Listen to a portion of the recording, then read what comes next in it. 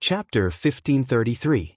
Since it's His Majesty's decree, the Academy is naturally duty-bound. I'll get someone to bring a telegraph machine. As for the candidate to operate the telegraph machine, do the three generals have any students in mind that you like? Yanhuang College, in the conference room on the first floor of Guanghua Building, Yan Silu and Mo Huai, who had rushed over after hearing the news, sat opposite Yuqi Jingda, Qing Yaojin, and Qin Xiong. Li Gang, the acting Yamacho, was recuperating in another courtyard. At this time, Yan Silu heard the three's intentions and nodded. He cupped his hands to Yuqi Jingda and the other two. Although the telegraph machine was considered Yanhuang College's top secret, Yanhuang College was still located in the Tang Empire. They still had to listen to His Majesty Li Er's decree. Besides, Yan Silu had learned from Li Tai that Li Zishuan was currently besieging Wuxia in the north according to Li Er's decree. Yuqi Jingda and the other two were leading the army north to help Li Zishuan, so of course Yan Silu was 100% willing to lend the telegraph machine to Yuqi Jingda. Hearing Yan Silu's question, Qing Yaojin grinned and said, "That Meng Wenhao.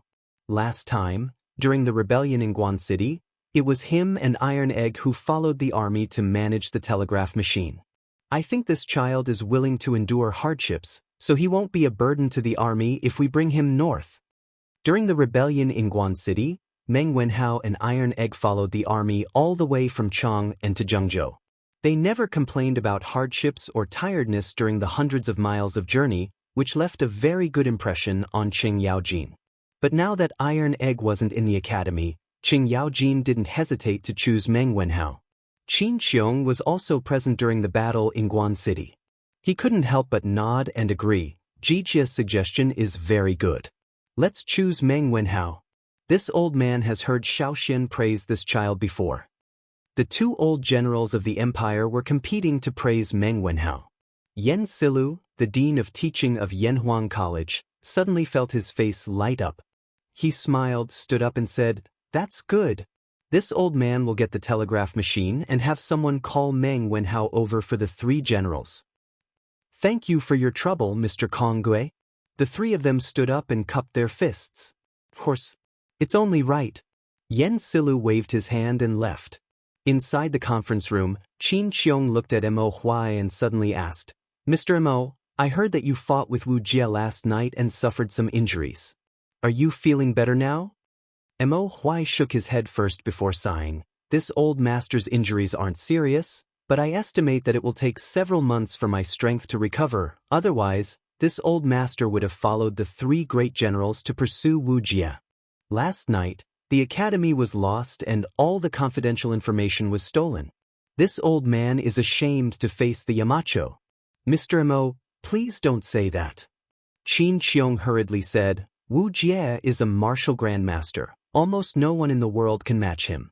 For the safety of the academy's teachers and students, Mr. Mo fought a martial grandmaster alone and did everything he could. In the end, although Wuxia still managed to steal the academy's information, that was not Mr. Mo's fault.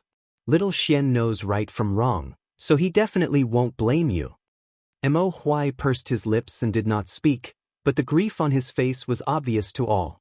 Qin Xiong also knew that he would not be able to persuade Mo Huai to change his mind with just a few words, so he did not continue to persuade him. Instead, after a moment of silence, he asked, "Of the four of us here, Mr. Mo is the only one who fought with Wuxia. I wonder if Mr. Mo can explain a thing or two to us. Know yourself and know your enemy, and you will be victorious in 100 battles." The three of them were about to lead an army to pursue the Turks, so Qin Xiong felt that it was necessary to understand Wuxia's specific strength in advance so that he could be mentally prepared. Hearing this, Qing Yaojin and Yuqi Jingda turned their eyes to Mo Huai. After a moment of silence, Mo Huai said, "Wuxia is extremely strong. First of all, he is the strongest person this old master has ever seen in terms of strength. In addition, this person's true qi is vigorous, and although he does not have many moves, each of his moves is filled with an indomitable domineering aura that sometimes makes one unable to even think of resisting. Of course, the strangest thing is that this person's true qi seems to contain a trace of the power of thunder and lightning. When fighting with him, the slightest carelessness will result in the power of thunder and lightning invading one's body. If one does not use their true qi to neutralize this thunder and lightning, it will only take a moment for one's arm to completely lose feeling. So, if 3 great generals fight with Wu Jie, you must be careful. The power of thunder and lightning? Hearing this, the 3 of them could not help frowning deeply, Qing Yaojin muttering, "This old Qing has never heard of a secret art in this world that can allow one's true qi to produce the power of thunder and lightning. Little brother Mo, are you sure you aren't mistaken?" This old fellow was also very friendly. Speaking of which, it was not certain who was older between him and Mo Huai, but he had directly called him Little Brother Mo Huai did not mind this and said firmly, "General Qing, this old man's feeling is definitely not wrong. Last night, if this Wu Jie's secret art was not strange, and his true qi contained the power of thunder and lightning, this old man would not have been defeated so quickly. Maybe in the end, the Academy's information would not have been stolen by him." Qin Xiong looked at Qing Yaojin and said in a low voice, "Jijie, just because we haven't heard of some things doesn't mean they don't exist. Moreover, the Tujue imperial teacher has always been mysterious and rarely shows his skills in front of the world, so it is normal that we don't know about this. But now that we know from Mr. Mo, we have to be more careful when fighting with him in the future." Cheng Yaojin had always been more convinced by Qin Xiong, so he nodded and said, "Of course. This old man has brought the telegraph and the students you wanted." At this time, Yen Silu's voice came from the door of the meeting room. Everyone followed the voice and saw Yen Silu and Meng Wenhao walking in one after another. Student Meng Wenhao greets Mr. Mo and the 3 generals. Meng Wenhao quickly cupped his hands and bowed to Mo Huai, Yuqi Jingda, and the others. The 4 of them waved their hands and said, "No need to be so polite." Qin Xiong looked at Meng Wenhao and said with a kind face, "Meng Wenhao, I believe Mr. Yen has already told you the reason we called you here today.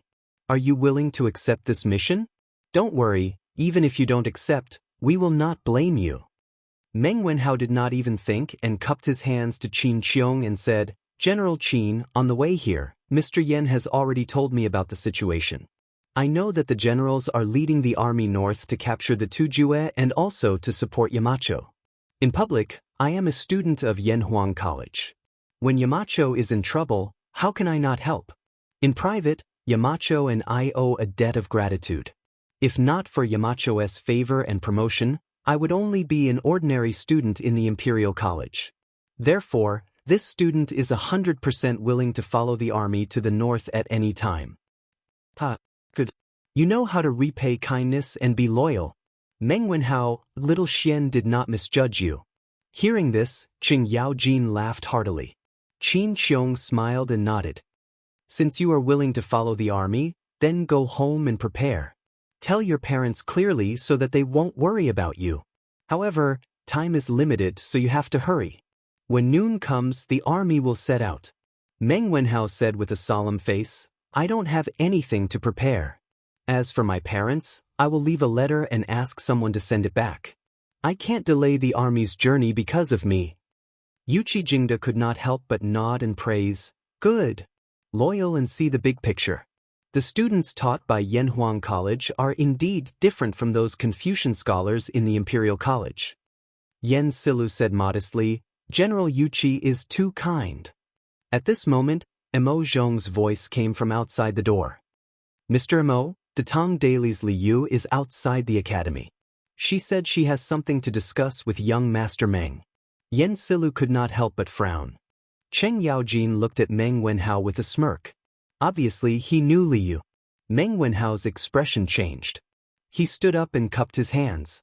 "Mr. Yen, this student will go and take a look. I will be back soon." Yen Silu nodded and said, "Yes. Go quickly. But don't delay the military situation." Meng Wenhao replied and hurried out of the meeting room. When he arrived at the mountain gate, he saw little Fishy, who was dressed in red, standing outside the gate of the academy.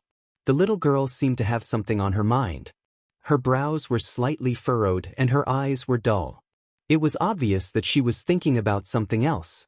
"Little you, Meng Wenhao walked out of the academy gate and came to Li Yu.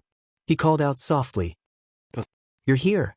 Little Yu's body trembled and she immediately came back to her senses. She smoothed the hair in front of her forehead and asked as calmly as possible, "Wenhao, I heard that teacher Wenji is sick. How is he now?" Meng Wenhao's expression darkened. He replied, "I'm not sure. I originally planned to visit teacher Wenji at noon, but now it seems that I might have to leave Yunshan in a while." Little Yu was stunned and quickly asked, "Leave Yunshan? Wenhao, where are you going? Are you going somewhere far away?" Meng Wenhao thought about it and felt that many people must have known that the imperial court had sent an army north. Moreover, Li Yu was a Tang and probably wouldn't do something like betraying the country. Thus, he gave a concise reply. "Yamacho has received orders from the emperor to mobilize the state's army in the north to intercept Wuxia. General Yuqi, General Cheng, and General Qin have been dispatched by His Majesty today to lead the army north to support Yamacho. In order to maintain contact with Yamacho, the three generals plan to bring a telegraph, and I will be the one controlling the telegraph. Wuxia is so powerful. Will teacher be in danger?" Little Yu frowned and asked worriedly. She was still used to calling Li Zishuan teacher and not Yamacho. Meng Wenhao said uncertainly, "Danger? Of course there will be. That's why I agreed to go north with the army without hesitation. Now that teacher Wenji is injured, I don't want to see anything happen to Yamacho." Li Yu softly replied. Then, her expression became somewhat conflicted. After hesitating for a long time, she gritted her teeth and asked tentatively, "Wenhao, I also want to go north with the army. Can you help me ask General Qin?" Meng Wenhao was startled. He widened his eyes and asked in surprise, "What? You also want to go north with the army? How can that be? Marching and fighting is a man's job. How can a girl like you go?" "So what if I'm a girl? Previously, Hua Mlan joined the army in place of her father. Why can't I, Li Yu, go north with the army to support teacher?" Seeing Meng Wenhao's exaggerated reaction, Li Yu could not help but stomp her feet and angrily ask. Meng Wenhao did not give in to her this time. Instead, he argued, "How can it be the same thing? Yamacho is indeed in danger right now, but I alone can control the telegraph. Little Yu, why do you have to go with me? You have to know that marching and fighting is very difficult. How can a weak girl like you endure it?" Chapter 1534. "Greetings, General Qin." Hearing a voice behind her, Little Yu panicked and hurriedly turned around. After a moment of hesitation, she bowed to Qin Xiong.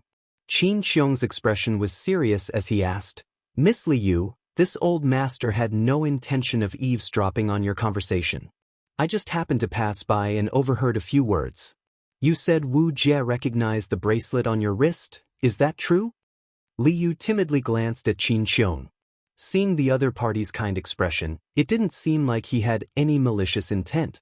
Besides, with her relationship with Li Zishuan, Qin Xiong shouldn't do anything to her. After hesitating for a moment, she bit her lip and nodded, "N. I remember that after Wu Jie saw the bracelet on my hand, his expression was obviously different from before, and he even asked me where I got this bracelet from. Senior Zhang San and Wenhao can testify to that, they both heard him ask."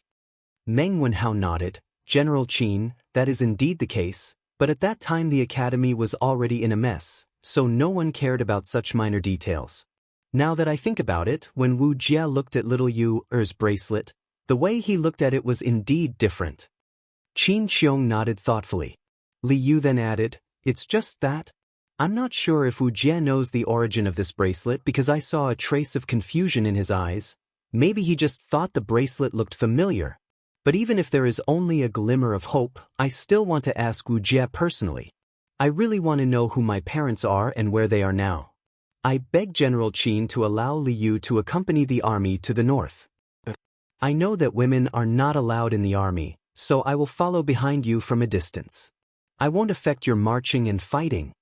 Qin Xiong, Yuqi Jingde, and Cheng Yaojin all frowned, not immediately replying to Little Yu's words. Seeing this, Meng Wenhao anxiously said, "General Qin, Little Yu has never seen her biological parents since she was a child.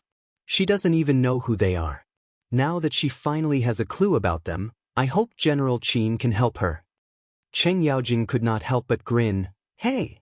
Brat of the Meng clan, your words are simple, but ever since my great Tang was founded, His Majesty has always ordered all generals to strictly manage the army.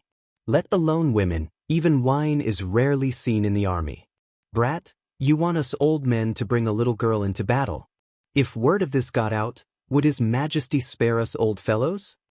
As soon as he finished speaking, Meng Wenhao and Li Yu couldn't help but become silent. Seeing the despair on little Yu's face, Qin Xiong couldn't bear it. He paused and said, "This is a serious matter, and we don't dare to act on our own. We need to report this to His Majesty. If His Majesty agrees, then we naturally won't object." Li Yu's eyes lit up, but then they dimmed again. She shook her head and said softly, "There's no need to trouble yourself. Li Yu is just a commoner. How could he make His Majesty change the rules for him? Moreover, Li Yu doesn't want General Qin to be caught in the middle. Let's drop this matter." Meng Wenhao couldn't help but be stunned. He hurriedly said, "Little fishy, you," without waiting for him to finish, Li Yu interrupted, "Wenhao, there's no need to say any more. You go with General Qin. Be careful on the road. I won't delay you any longer." Finished speaking, Li Yu bowed to Qin Xiong, Cheng Yaojin, and Yuqi Jingde, then turned and left. The little girl was very determined to leave. She didn't even look back. But under the sunlight, her frail figure really made one's heart ache. Meng Wenhao wanted to run over and pull Li Yu back, but he changed his mind. Even if he pulled her back, what could he do? Li Er wouldn't change the rules for a little girl like Li Yu. So he could only suppress the thought in his heart and stood there watching Li Yu leave. She's also a poor child. But if this old man can meet Wu Jie on this trip, I'll definitely help Miss Li Yu get to the bottom of this. Qin Xiong sighed and patted Meng Wenhao's shoulder. It's getting late. Let's return to Chang, and then prepare the army to set out. Meng Wenhao nodded with a complicated expression. I'll listen to General Qin's orders. Snake Spirit Mountain, Heavenly Dragon Sect's headquarters. Compared to a few days ago, the current Snake Spirit Mountain was filled with large and small thatched huts. In some open spaces, there were also some soldiers training. Obviously, this place had been turned into a secret military base. At this time, in the middle of the hut. Bastard! Why did the Tuju estate teacher choose to attack Yanhuang College at this time?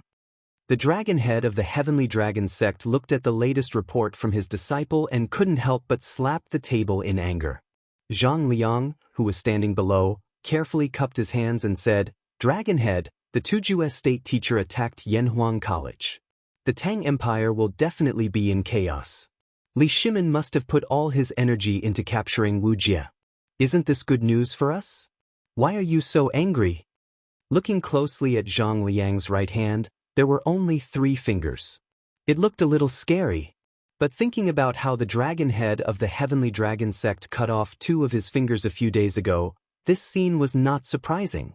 The dragon head of the Heavenly Dragon sect turned his gaze to Zhang Liang and snorted, "What do you know?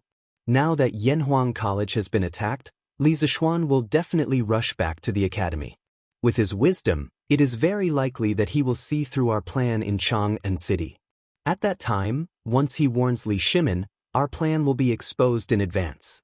This king has been preparing for a long time, and it is very likely that this king will completely fail."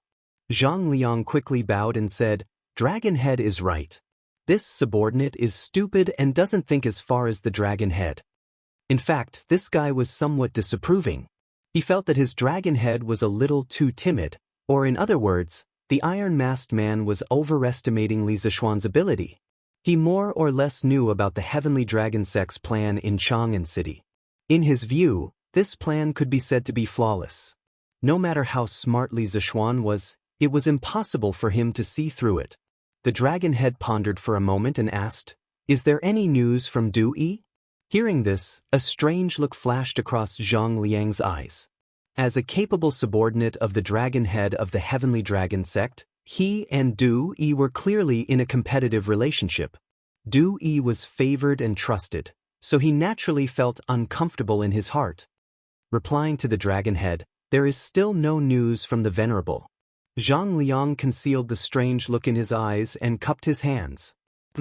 Investigate again.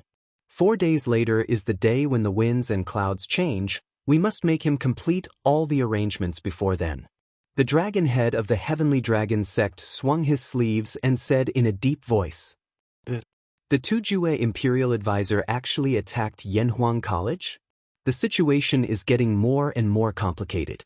The heavenly dragon sect, the Tujue, and the Great Tang are really facing internal and external troubles. I wonder how Yanhuang College is doing now. Also, what is the plan that the dragon head of the heavenly dragon sect was talking about? Why is he so afraid of the Marquis of Yong and returning early? Could it be that only the Marquis of Yong can solve the puzzle of the heavenly dragon sect?" On the western cliff of Serpent Spirit Mountain, Li Junxian crossed his arms as he looked down at the lush pine trees.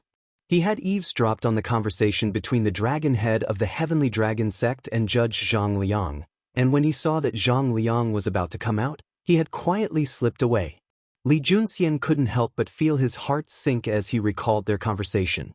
The fact that the Yanhuang Academy had been attacked by the Turkic imperial advisor had shocked him deeply, but the words of the dragon head of the heavenly dragon sect made him feel that the heavenly dragon sect was brewing a huge conspiracy. This conspiracy was enough to topple the Great Tang.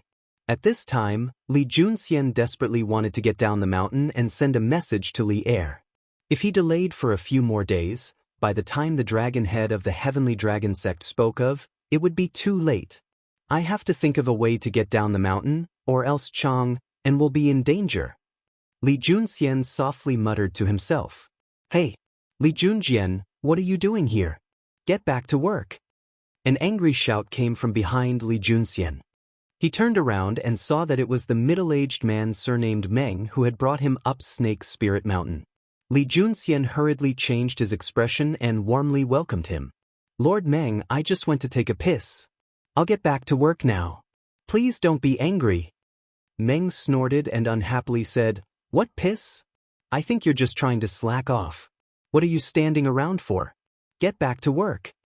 Li Junxian hastily replied, "Yes, yes, yes. I'll get back to work now." "Hiya, hiya." It was near noon, and a handsome young man wearing a white short robe and a Confucian hat was galloping down the official road of Lantian County on a black steed. This young man had a bundle on his back, and his complexion was extremely fair. If one looked carefully, one would find that he was even more beautiful than the average woman. "Since I can't go north with the army, I can only go find teacher. I heard from King Wei that teacher should be around Yusi or Taiyuan. I'll go to Taiyuan to try my luck."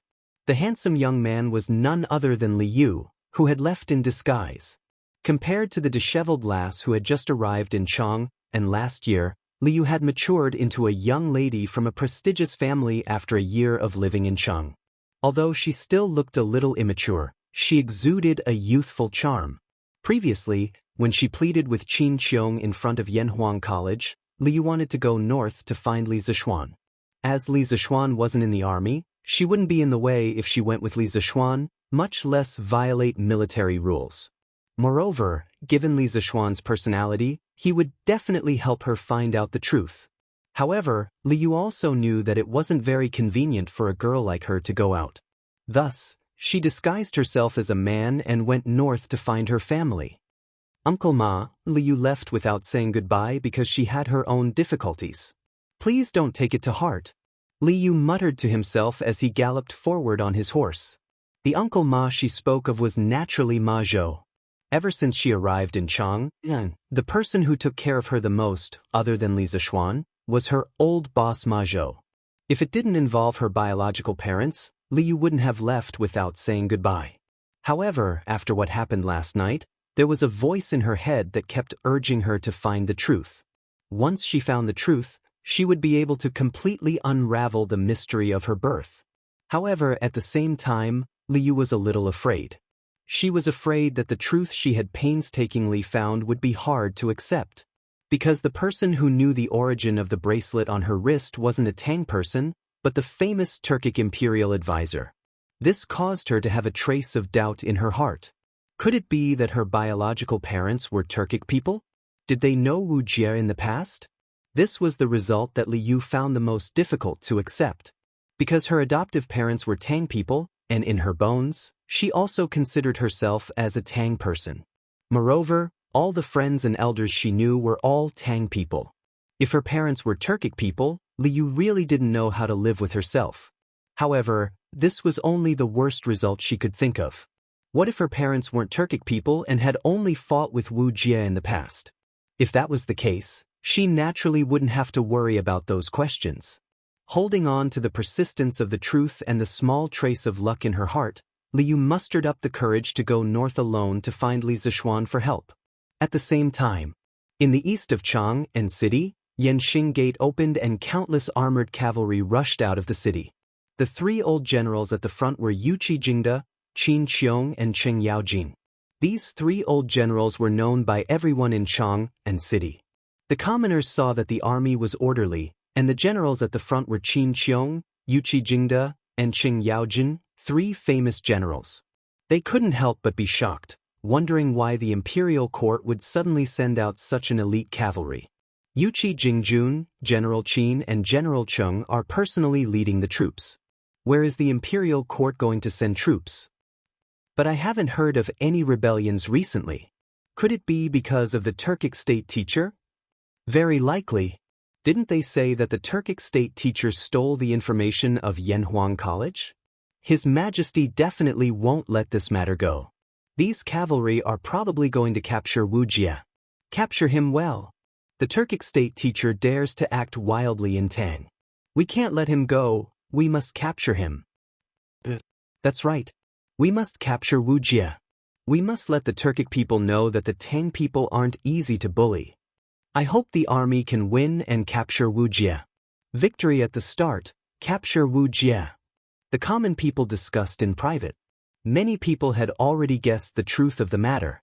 Thus, the common people became more and more agitated, shouting loudly in the back. They wanted to use this opportunity to encourage the 10,000-strong army that suddenly came out of the city. Chapter 1535. What? You want to go to that place? Impossible. I'm just a small assistant minister. I can't help you. In the west of Chang and city, in the study of a house, an old man in brown flicked his sleeves and said angrily. In front of him stood a man in a gray robe wearing a bamboo hat. The wide bamboo hat covered the man's face. The man snorted and said, "You dare to disobey the orders of His Majesty? Don't forget who gave you your position today." The old man in brown was stunned and said, "My position today was given by His Majesty. What does it have to do with you?" His Majesty? You're really ungrateful. The man in gray sneered, "You were just a poor scholar who had no connections in Chang'an City. You lived on the streets and were about to starve to death. Who promoted you and gave you an official position? It said that those who are loyal are the butchers and those who are unloyal are the scholars. Now it seems that this saying is true." The old man in brown was scolded by the man in gray until his face turned red. He pointed at the man in gray and said angrily, "Even if I am indebted to him, it's too. But he's no longer in this world. What does it have to do with you?" The man in gray laughed and then took out something wrapped in a handkerchief. He handed it over and said, "Take a look and see what this is."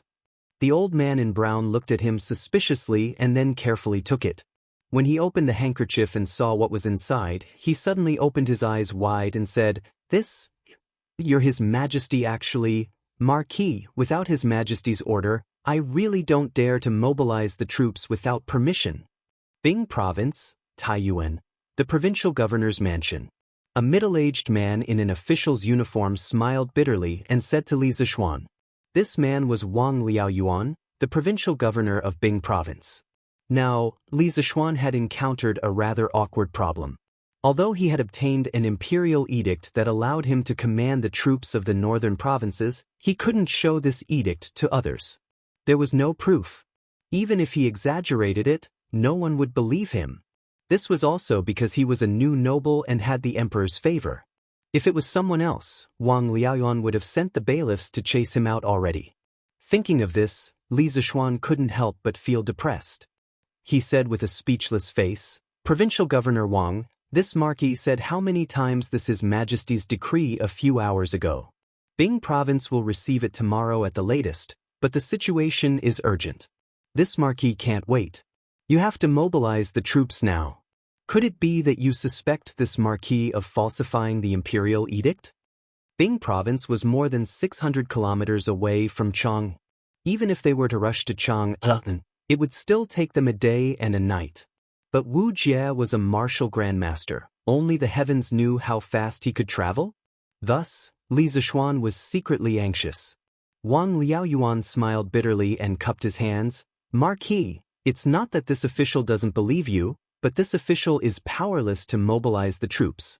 You don't have an imperial edict or a warrant from the governor. Even if this official goes to the Bing Province barracks, the generals there won't listen to this official's orders. Governor? Li Zishuan frowned and couldn't help but mutter in his heart. He realized that he seemed to have overlooked something and frantically searched through his memories. A moment later, he finally understood. Bing Province didn't only have a provincial governor's mansion, it also had a protector general's mansion. Bing Province, Taiyuan, was the place where the Great Tang rose. In addition, Bing Province was the largest city in the north and was relatively close to the Turks. It could be said to be an important military town. Thus, the imperial court set up a governor's mansion here and appointed a governor to oversee the military affairs of the 21 provinces of Hedong Province. During Xinguan's time, there were still 41 governors' mansions in the country. Under each governor's office, there were a few prefectures under their jurisdiction. During the Tang dynasty, there were 3 different types of military governors. They were the upper military governor, the middle military governor, and the lower military governor. The provinces and counties under each governor's mansion were of different grades and had different names. As for governors, they could directly govern other governors. The provinces under their jurisdiction had to be at least 10. The Bing Province governor's mansion had been established in the 7th year of Wu De's reign. It was similar to Li Ku's Province governor's mansion. It governed the military affairs of Jianan Circuit, and its power was at its peak. Unlike governors, the imperial court would normally only allow the princes of the imperial clan, such as Li Ku, or important officials of the court to hold the position of governor. This was because the position of governor was far too important. With so many soldiers under one's command, if there was a rebellion, the emperor would have to bear the consequences. However, because the princes of the imperial clan held the position of governor on a part-time basis, the ones who handled the affairs of the governor's mansion were these princes or important officials of the court. The position of head scribe was closer to that of an aide. They were good at handling practical affairs. Most head scribes didn't have a high status. However, the senior officials under the governor manor had a status equivalent to that of a provincial governor. They had real power and could even hold the position of Jidushi. Their status was extremely high. But then again, Li Zishuan really couldn't remember who the Bing Province viceroy was. After all, he didn't specialize in history in his previous life. But even if he did, he probably wouldn't know who the Bing Province viceroy was in the 2nd year of Xinguan. Governor Wang, who is this Bing Province's governor? This marquis will personally pay him a visit. Li Zishuan cupped his hands and said without blushing at all. Wang Liaoyuan choked. He paused for a moment before replying, Marquis, the current governor of Bing Province is Chao Guogong. I'm not in Bing Province right now. Chao Guogong, Li Ji. The current Li Ji wasn't duking yet. In the 2nd year of Wu De, Su Shiji was given the title of Right Marquis General by Li Yuan. He was also given the surname Li. It wasn't until the 11th year of Xinguan that he was given the title of Duke Ing by Li Er. In the 8th year of Wu De, the Tujue invaded Bing Province. The imperial court ordered Li Ji to be the general of the army and expel the Tujue at Taigu.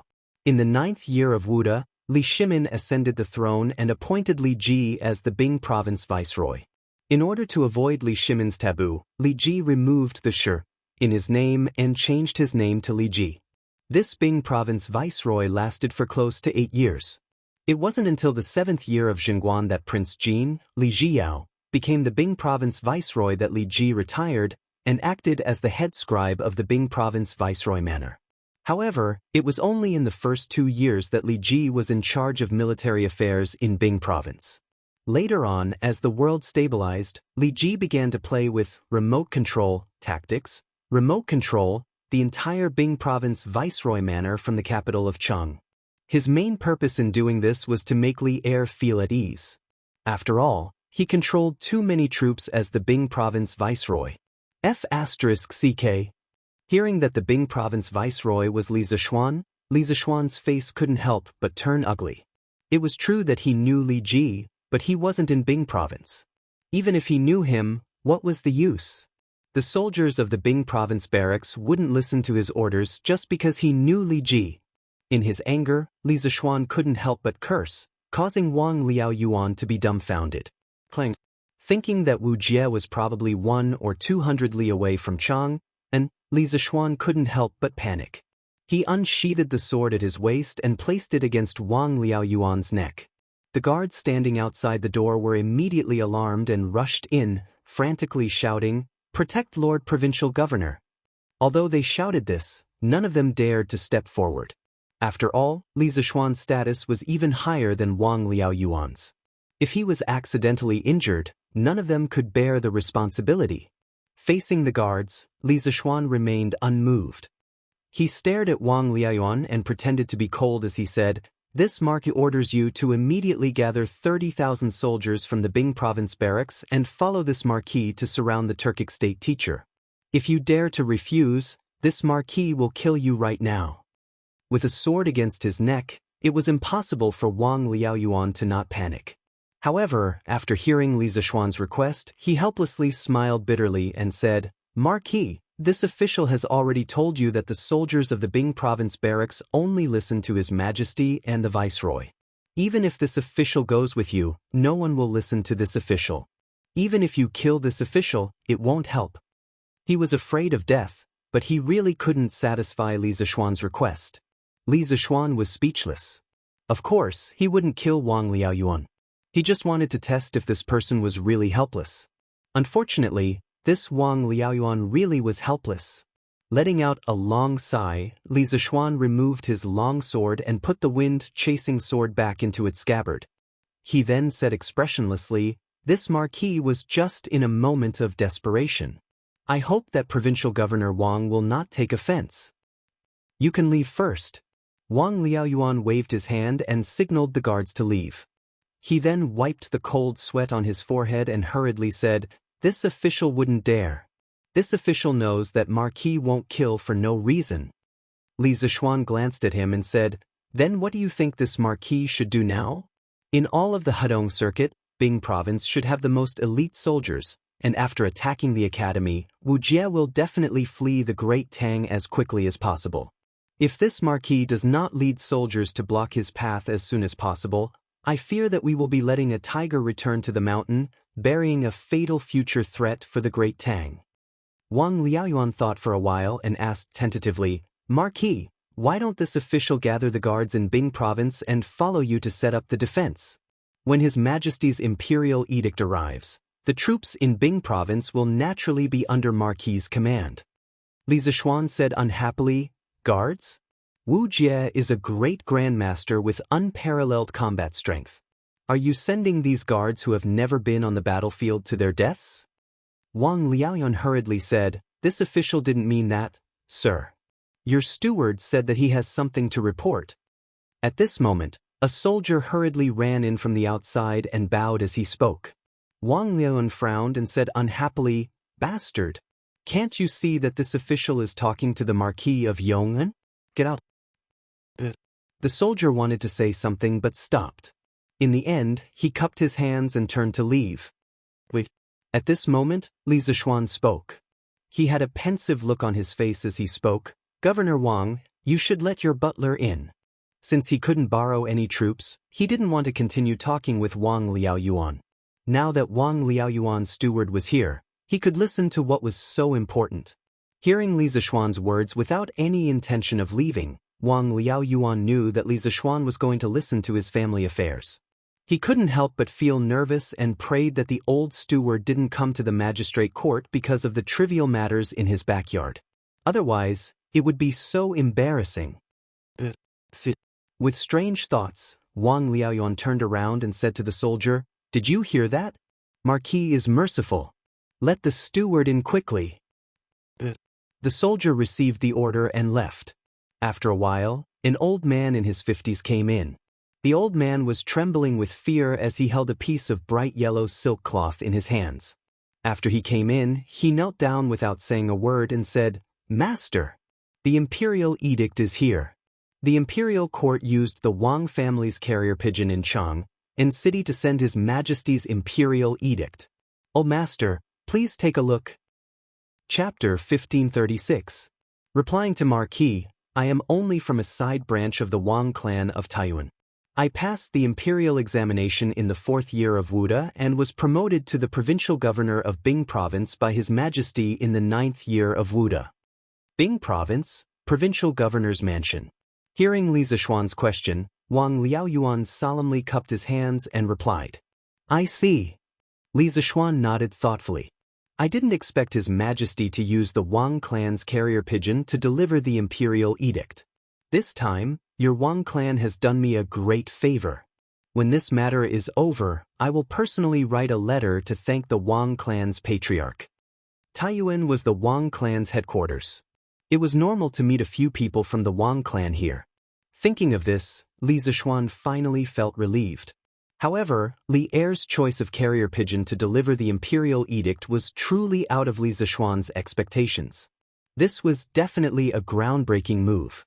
Looking at the history, there shouldn't be any emperor who thought of using carrier pigeon to deliver the imperial edict.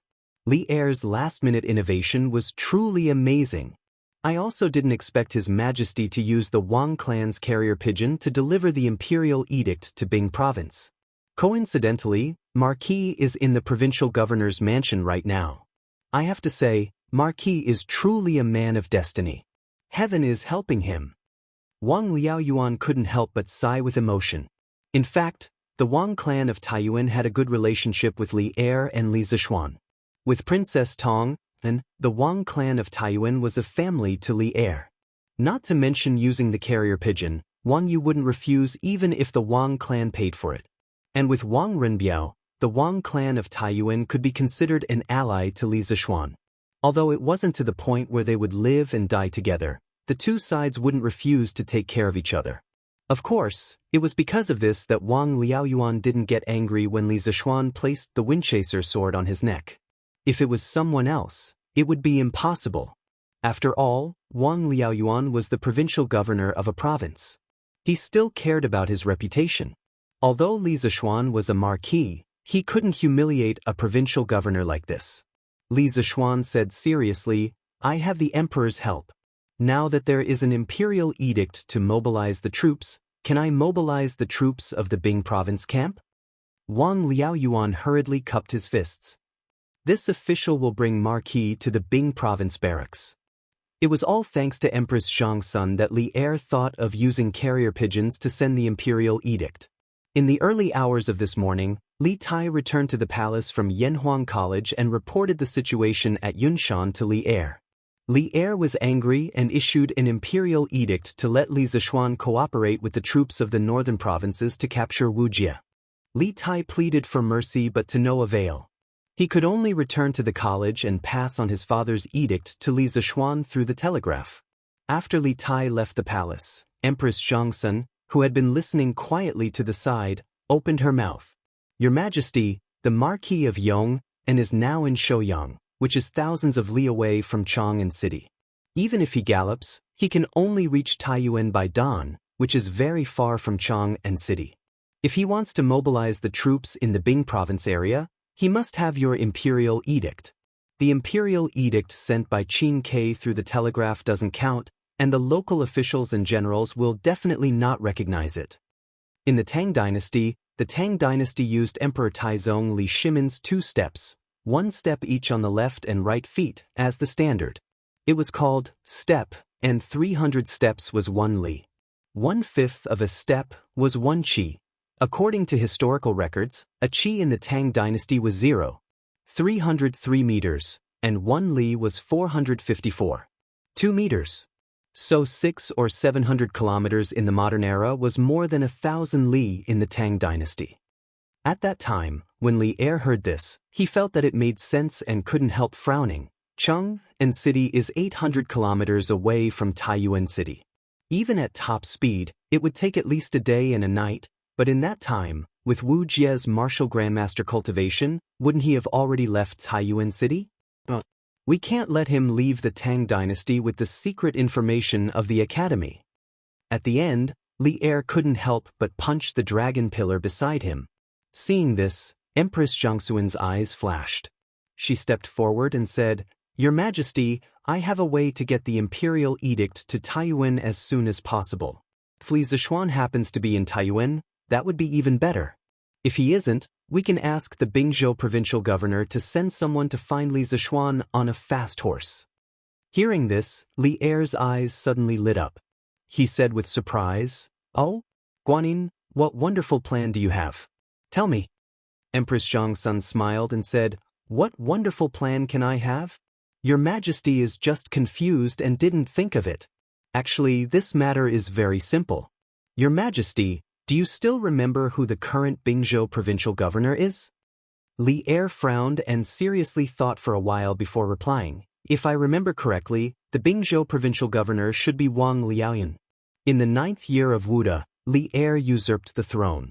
Wang Liaoyuan was made the Bingzhou provincial governor by Li Er that year, so Li Er had some impression of him." Empress Zhangsun smiled faintly and said, "That's right. Your Majesty, do you know that Wang Liaoyuan is from the Wang family of Taiyuan? The Wang family of Taiyuan has many carrier pigeons in their mansion in Cheng." Li Er was smart and instantly understood what Empress Zhangsun wanted to express. He raised his brows and said in surprise, "Guanyin wants me to use the Wang family's carrier pigeon to send the imperial decree to Bingzhou provincial governor Wang Liaoyuan and then have him pass it to Li Zishuan. Is that right?" Carrier pigeons were mainly used to send messages by the nature of carrier pigeons. They didn't return to their nests for the sake of sending messages. Therefore, they could only bring the pigeons out and release them to send messages back to their nests. The carrier pigeons of the Wang family of Chang and were brought out from the Wang family's contact points in the various provinces. It was because of this that Li Er could use carrier pigeons to quickly send the imperial edict to Wang Liaoyuan. "Your Majesty is wise." Empress Zhangsun nodded and said with a smile. Li Er couldn't help but laugh loudly. "Ha! Could use the carrier pigeons of the Wang family. Wu Jie probably never dreamed that I would prepare an inescapable trap for him at the border of the Tang Turks." Bang! In Qing province, on the official road outside Anhua County, a dirty little beggar ran too fast and accidentally bumped into a black-clothed man wearing a bamboo hat. Because the force was mutual, the little beggar was knocked to the ground by the reaction force. Then he rolled like a carp and stood up. With a face full of panic, he bowed and apologized to the black-clothed man. "Hero, spare me. Hero, spare me. I didn't mean to bump into you."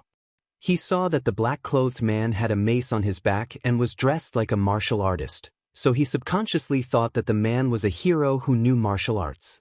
The black-clothed man stood still, and behind him stood 4 other men in black. After a moment of silence, the black-clothed man stretched out a hand and said, "Give me my money pouch and I'll spare your life." His voice was abnormally hoarse, like a demon from hell. The little beggar was frightened and couldn't help but take 2 steps back. He stuttered, What money pouch? You want to take advantage of the situation?" The black-clothed man coldly said, "I don't want to say it a second time." Although the little beggar's little action, when he bumped into him, was very subtle, how could it escape his eyes? He was a top martial artist in the world. Hearing this, the little beggar suddenly felt weak. He hesitantly took out a brown purse from his sleeve and handed it over.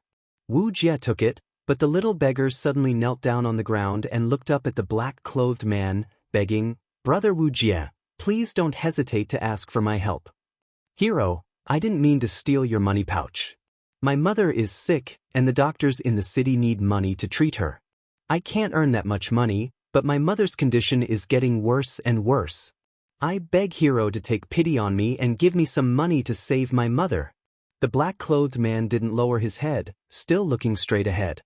After a long silence, he put his right hand into his money pouch and pulled out 2 soybean-sized golden beans. He bent down and patted the little beggar's palm, then said, "Scram."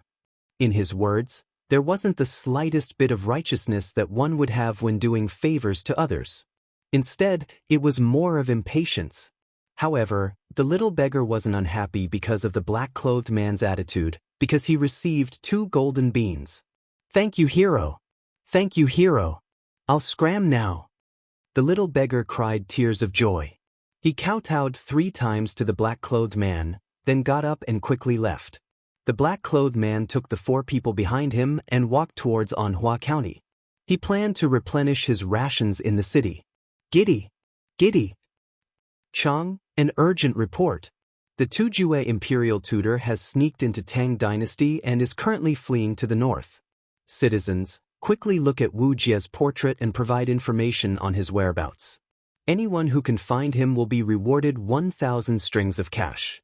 At this moment, a soldier suddenly rushed out from the south side of the official road. The soldier shouted as he galloped on his horse. By the time he finished speaking, the man and horse had already passed the black-clothed man's current position and were heading towards Anhua County. Reward 1,000 strings of cash? Is this real? Chang, and sent an urgent report. How can it be fake? Let's go take a look. We have to go take a look. What if I saw the Tujue imperial tutor? 1,000 strings of cash. With a great reward, there will be brave men. The reward of 1,000 strings of cash caused the citizens to go into an uproar. The pedestrians on the official road immediately rushed towards the city gates. But there was an exception. The black-clothed man stopped, and the man behind him whispered, "Imperial tutor, it seems like the Emperor of Tang Dynasty has already sent out wanted posters everywhere. We can't enter Anhua County. Not only can we not enter this county, we can't enter the other counties either." That's right. This black-clothed man was Wu Jie, who had escaped from Chang. The 4 people behind him were Turkic warriors who had followed him from the Turks to Tang Dynasty. That night, Wu Jie had not brought them into Cloud Mountain because he was confident in his own strength, and because bringing too many people would make it easier for them to be discovered. Moreover, retreating would be very troublesome. Wu Jie stood with his hands clasped behind his back, squinting his eyes as he looked outside the walls of Anhua County. A group of citizens had gathered there, and a wanted poster had just been posted on the walls. After a moment of silence, Wu Jie clenched his fists and said, "From now on, take the small roads and not the official roads. If we can't enter the county, we'll take a detour. Find the farmers in the villages to replenish our rations." Imperial tutor. The man behind Wu Jie quickly straightened his back and cupped his fists. His Majesty has given this marquis the authority to control the soldiers of the northern 32 provinces. This marquis wishes to transfer 30,000 elites from the Bing province barracks. General Su, do you have any objections? As noon approached, Li Zishuan, led by Wang Liaoyuan, finally arrived at the Bing province barracks outside the city. This barracks was very large, and the tents alone stretched for several dozen li. Li Zishuan conservatively estimated that this barracks could hold at least 100,000 soldiers. After patrolling the barracks, Li Zishuan asked a general beside him. This general was called Su Tingde, the commandant of the Bing province barracks. When Li Ji was not present, he was the boss of the barracks. Hearing this, Su Tingde hurriedly cupped his fists and said, "Marquis, with His Majesty's decree in hand, how could this general dare to disobey? Marquis wants 30,000 soldiers. This general will go and transfer them for you." Li Zishuan let out a sigh of relief and said, "Then I'll have to trouble General Su." Su Tingde cupped his fists and said, "Marquis is too polite." Dong dong dong. A moment later, the drums in the Bing province barracks were beaten. This was the sound of the drums to gather the soldiers. Not long later, countless of government soldiers headed towards the direction of the academy examination stage. Su Tingde wanted to gather the soldiers in front of Li Zishuan. After everyone stood still, Li Zishuan looked around and saw that the vast field was densely packed with people. There were at least 70 to 80,000 people. "Marquis, These are the 80,000 soldiers of the Bing province barracks. Among them, the A barracks is the most elite and the B barracks are slightly behind. Su Tingde turned his head and said to Li Zishuan. Chapter 1537. If Wu Jie wants to escape the Great Tang in the shortest time possible, the route he would take would be from Chang'an through Feng Province, Ning Province, Qing Province, Jiang Province, Shua Province, and then from Huayuan to the steppe.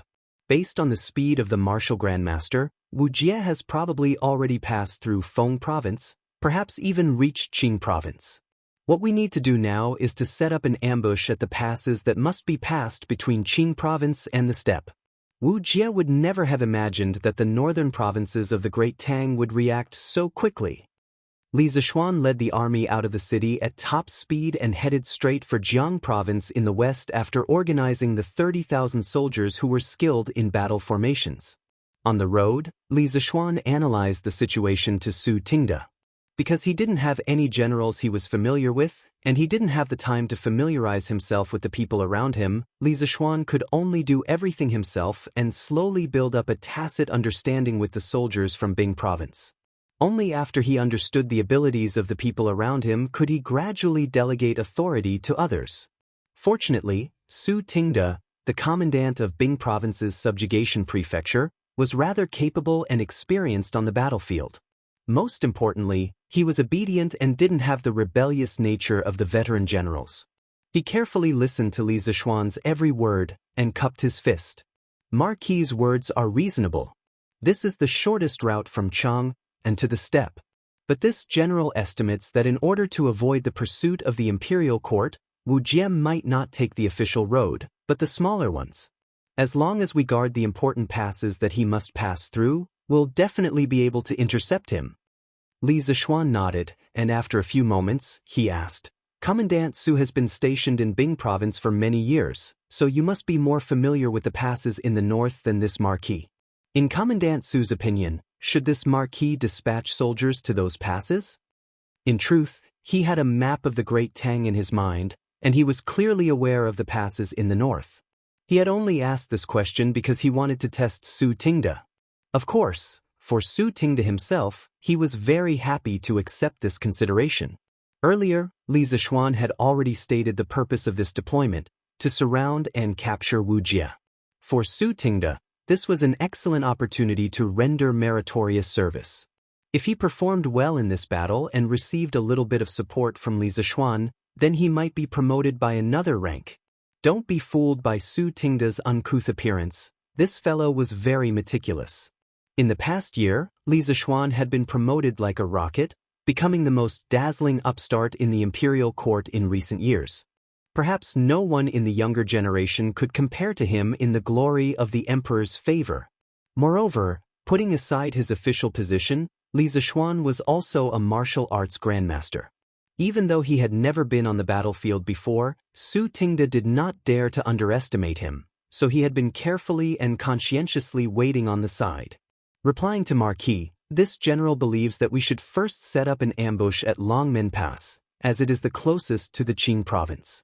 Secondly, we should dispatch a small number of troops to Longmen Pass, Yonghe Pass, and even Yanmen Pass. Firstly, we should prevent Wu Jie from passing through Longmen Pass. Secondly, if we fail to stop Wu Jie at Longmen Pass, the remaining 3 passes should be able to delay him for a while. Most importantly, these 4 passes have always been contested by military strategists since ancient times. They are the only passes on the way to the steppe, and they are also the only passes on the way to the Central Plains. If Wu Jie wants to go around them, he would have to travel at least 500 or 600 li, so he can't go around them. After thinking for a while, Su Tingde cupped his fists to Li Zishuan. In ancient times, there were many places that military strategists fought over. Some modern people might not understand why there were places that military strategists fought over, and why would they spend a huge amount of troops to capture these places? Couldn't they just go around them? In fact, these strategic locations were generally divided into 2 types. One was a pass, and the other was an important town. A pass was a strategic pass. Under normal circumstances, the terrain on both sides of the pass was mountainous, making it impossible to go around it. However, an important town could be bypassed, but if one didn't attack such an important town and instead went around it, it would make the entire military operation meaningless, and it would be easy to be caught in a pincer attack. The Longmen Pass, Longmen Pass, Longmen Pass, Yonghe Pass, and Yanmen Pass that Su Tingde mentioned all belonged to this type of strategic pass. Hearing this, Li Zishuan's face couldn't help showing a trace of praise, nodding with a smile. Good. In Wu Jie's opinion, the northern provinces of the Great Tang still hadn't received the news that he was wanted by the imperial court, so they hadn't effectively organized their forces to intercept him. Under these circumstances, it was even less likely that he would deliberately go around the pass. Since that's the case, this marquis will now take 10,000 soldiers to Longmen Pass. Commandant Su, you will take the remaining 20,000 soldiers and head north. Take this marquis order and the imperial edict to set up defenses at Longmen Pass, and Yanmen Pass. If necessary, you can have the soldiers of the nearby provinces assist you. This marquis will set up an inescapable net that will make it impossible for Wu Jie to escape. Through these considerations, Li Zishuan discovered that Su Tingde had some talent as a general. Although he hadn't heard of this person in the history books, in the 5,000 years of history of China, it was impossible for every capable person to leave their name in the annals of history, right? Those who were buried in the long river of history might not all be incapable people. It was precisely because of this consideration that Li Zishuan decided to have Su Tingde lead an army to set up defenses in the north. But then again, the only capable general by his side who could take charge of a region on his own was Su Tingde. If he didn't choose this person, who else could he choose? Su Tingde's heart suddenly shook, and a trace of excitement flashed in his eyes. He quickly cupped his fists and said, "Many thanks for Marquis trust. However, this general suggests that Marquis lead 20,000 soldiers to guard Longmen Pass, while this subordinate leads 10,000 elite soldiers to set up defenses in the north. After all, Wu Jie is most likely still in the Qing province region. Longmen Pass will soon usher in a fierce battle. In comparison, the 3 passes in the north are less likely to be in danger." He was worried that if he left too few soldiers behind, Li Zishuan might be in danger. Li Zishuan thought for a moment, but in the end he shook his head and said, "You don't need to worry about this marquis. Even if Wu Jie has yet to reach Longmen Pass, the 10,000 soldiers this marquis has brought are enough to guard Longmen Pass. I have you lead the remaining 20,000 soldiers to the northern passes not only to prevent Wu Jie from escaping, but also to prevent the Turkic army from the north." Su Tingde couldn't help but be shocked by these words, and he asked in shock, "Marquis, you mean that the Turks will send an army to invade the borders of our Great Tang?" This was big news. Although the Great Tang and the Turks occasionally had friction, those were only small skirmishes. Once the Turks officially invaded the heartland of the Great Tang, it would mean that the two countries were about to go to war. The Wei River Alliance in the 9th year of Wuda was because the Great Tang had just experienced internal strife and didn't have the strength to take on such a tough battle, so it chose to compromise. But now, the Great Tang was unprecedentedly strong, and anyone who understood the situation could see that within 3 years, the Great Tang would definitely take revenge for the siege of their city. Now that he heard Li Zishuan say that the Turks might attack the passes in the north, Su Tingde instantly felt that a national war was about to descend. Li Zishuan thoughtfully nodded and said, "Very likely. Do you know what Wu Jie stole from the Great Tang? He stole the most important batch of confidential information from Yanhuang College. As long as the Turks learn what is in there, in less than a year, the Turks will be at least twice as strong as they are now. At that time, the Great Tang will have no power to fight back against the Turks. With such an important item, do you think that Xieli will not send soldiers to receive Wu Jie?" His expression turned solemn as he cupped his fists and said, "Mari, don't worry. This general will definitely guard the passes in the north and will definitely not let the Turks enter the Great Tang's territory." Li Zishuan nodded and said, That's for the best.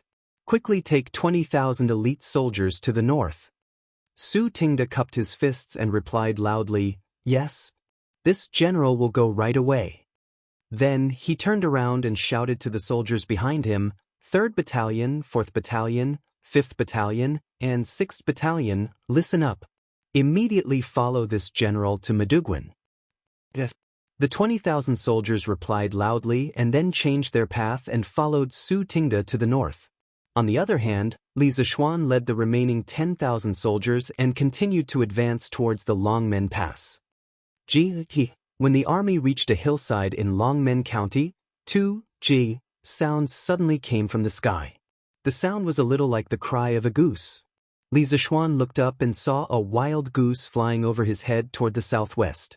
But at this moment, a xiao sound was heard, and a sharp arrow shot out from the forest on the hillside, heading straight for the wild goose. No, to be precise, it was heading straight for the wild goose's mouth. The arrow pierced into the wild goose's body and it let out a sad cry. It immediately fell from the sky and coincidentally landed 3 feet in front of Li Zishuan. Shoots! Li Zishuan quickly reined in Big White. Seeing this, the soldiers behind him also stopped in their tracks. The soldiers beside Li Zishuan thought that they had encountered an ambush and quickly shouted, "Assassins! Quickly protect Mark!" Swish, swish, swish. The soldiers all drew the modeo from their waists and scattered around Li Zishuan. They stared at the hillsides on both sides with vigilance. Li Zishuan waved his hand helplessly and said, "Everyone back down." In his opinion, this was probably someone shooting wild geese on the hillside. What did it have to do with assassins? These people were a little too nervous. Everyone looked at each other and could only put away their modeo. At this moment, Li Zishuan jumped down from Dabai's back and walked in front of the wild goose. Upon closer inspection, he was shocked to find that the arrow from just now had coincidentally shot into the wild goose's mouth. The hunter who had yet to show himself actually took advantage of the moment the wild goose opened its mouth and accurately shot the arrow into the wild goose's mouth. This kind of control over timing and arm strength was definitely not something an ordinary person could do. An expert. Li Zishuan didn't expect that he would encounter an expert of this level in this remote and desolate place. He could not help but become serious and shouted to the hillside on the right, "Which warrior shot the wild goose? Quickly take it back." However, the forest was silent and no one responded. The hunters on the hillside were probably too scared to come out after seeing such a scene at the foot of the hill.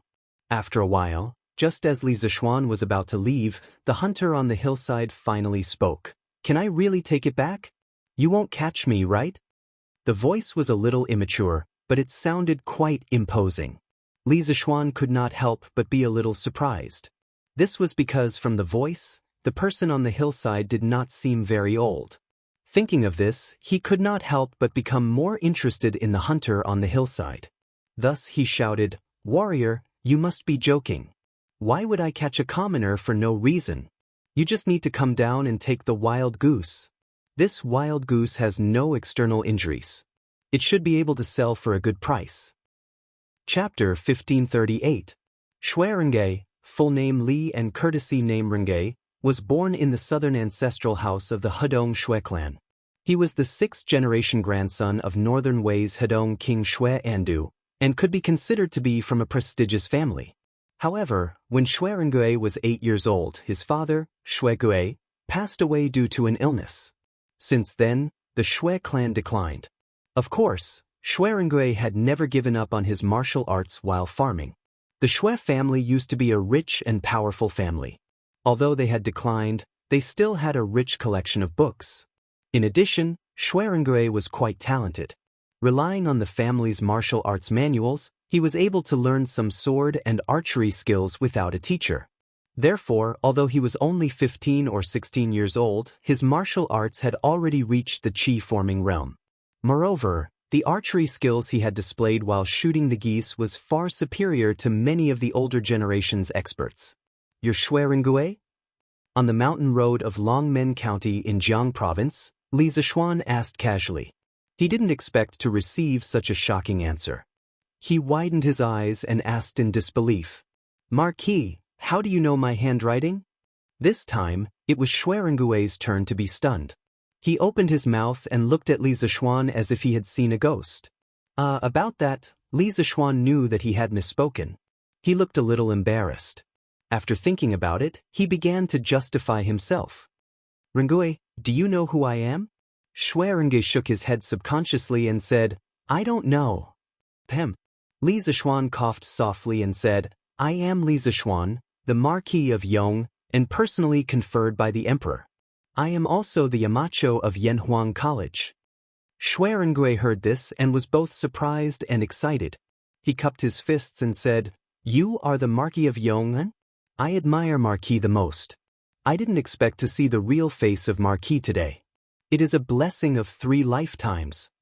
With that, he bowed to Li Zishuan with a sincere expression. At this time, he had already forgotten to ask Li Zishuan how he knew his name was Shuerenge. Li Zishuan raised his hands and laughed. I didn't think that my name would spread all the way to Hedong Road. Rengui, you don't need to be polite. Please rise. Shuerenge straightened up and said seriously, Marquis built the curved plow, the water wheel, the academy, and the industrial school. Now, he is leading the children of the fief to destroy the plague of locusts. He has long been famous. How can I not know the name of Marquis?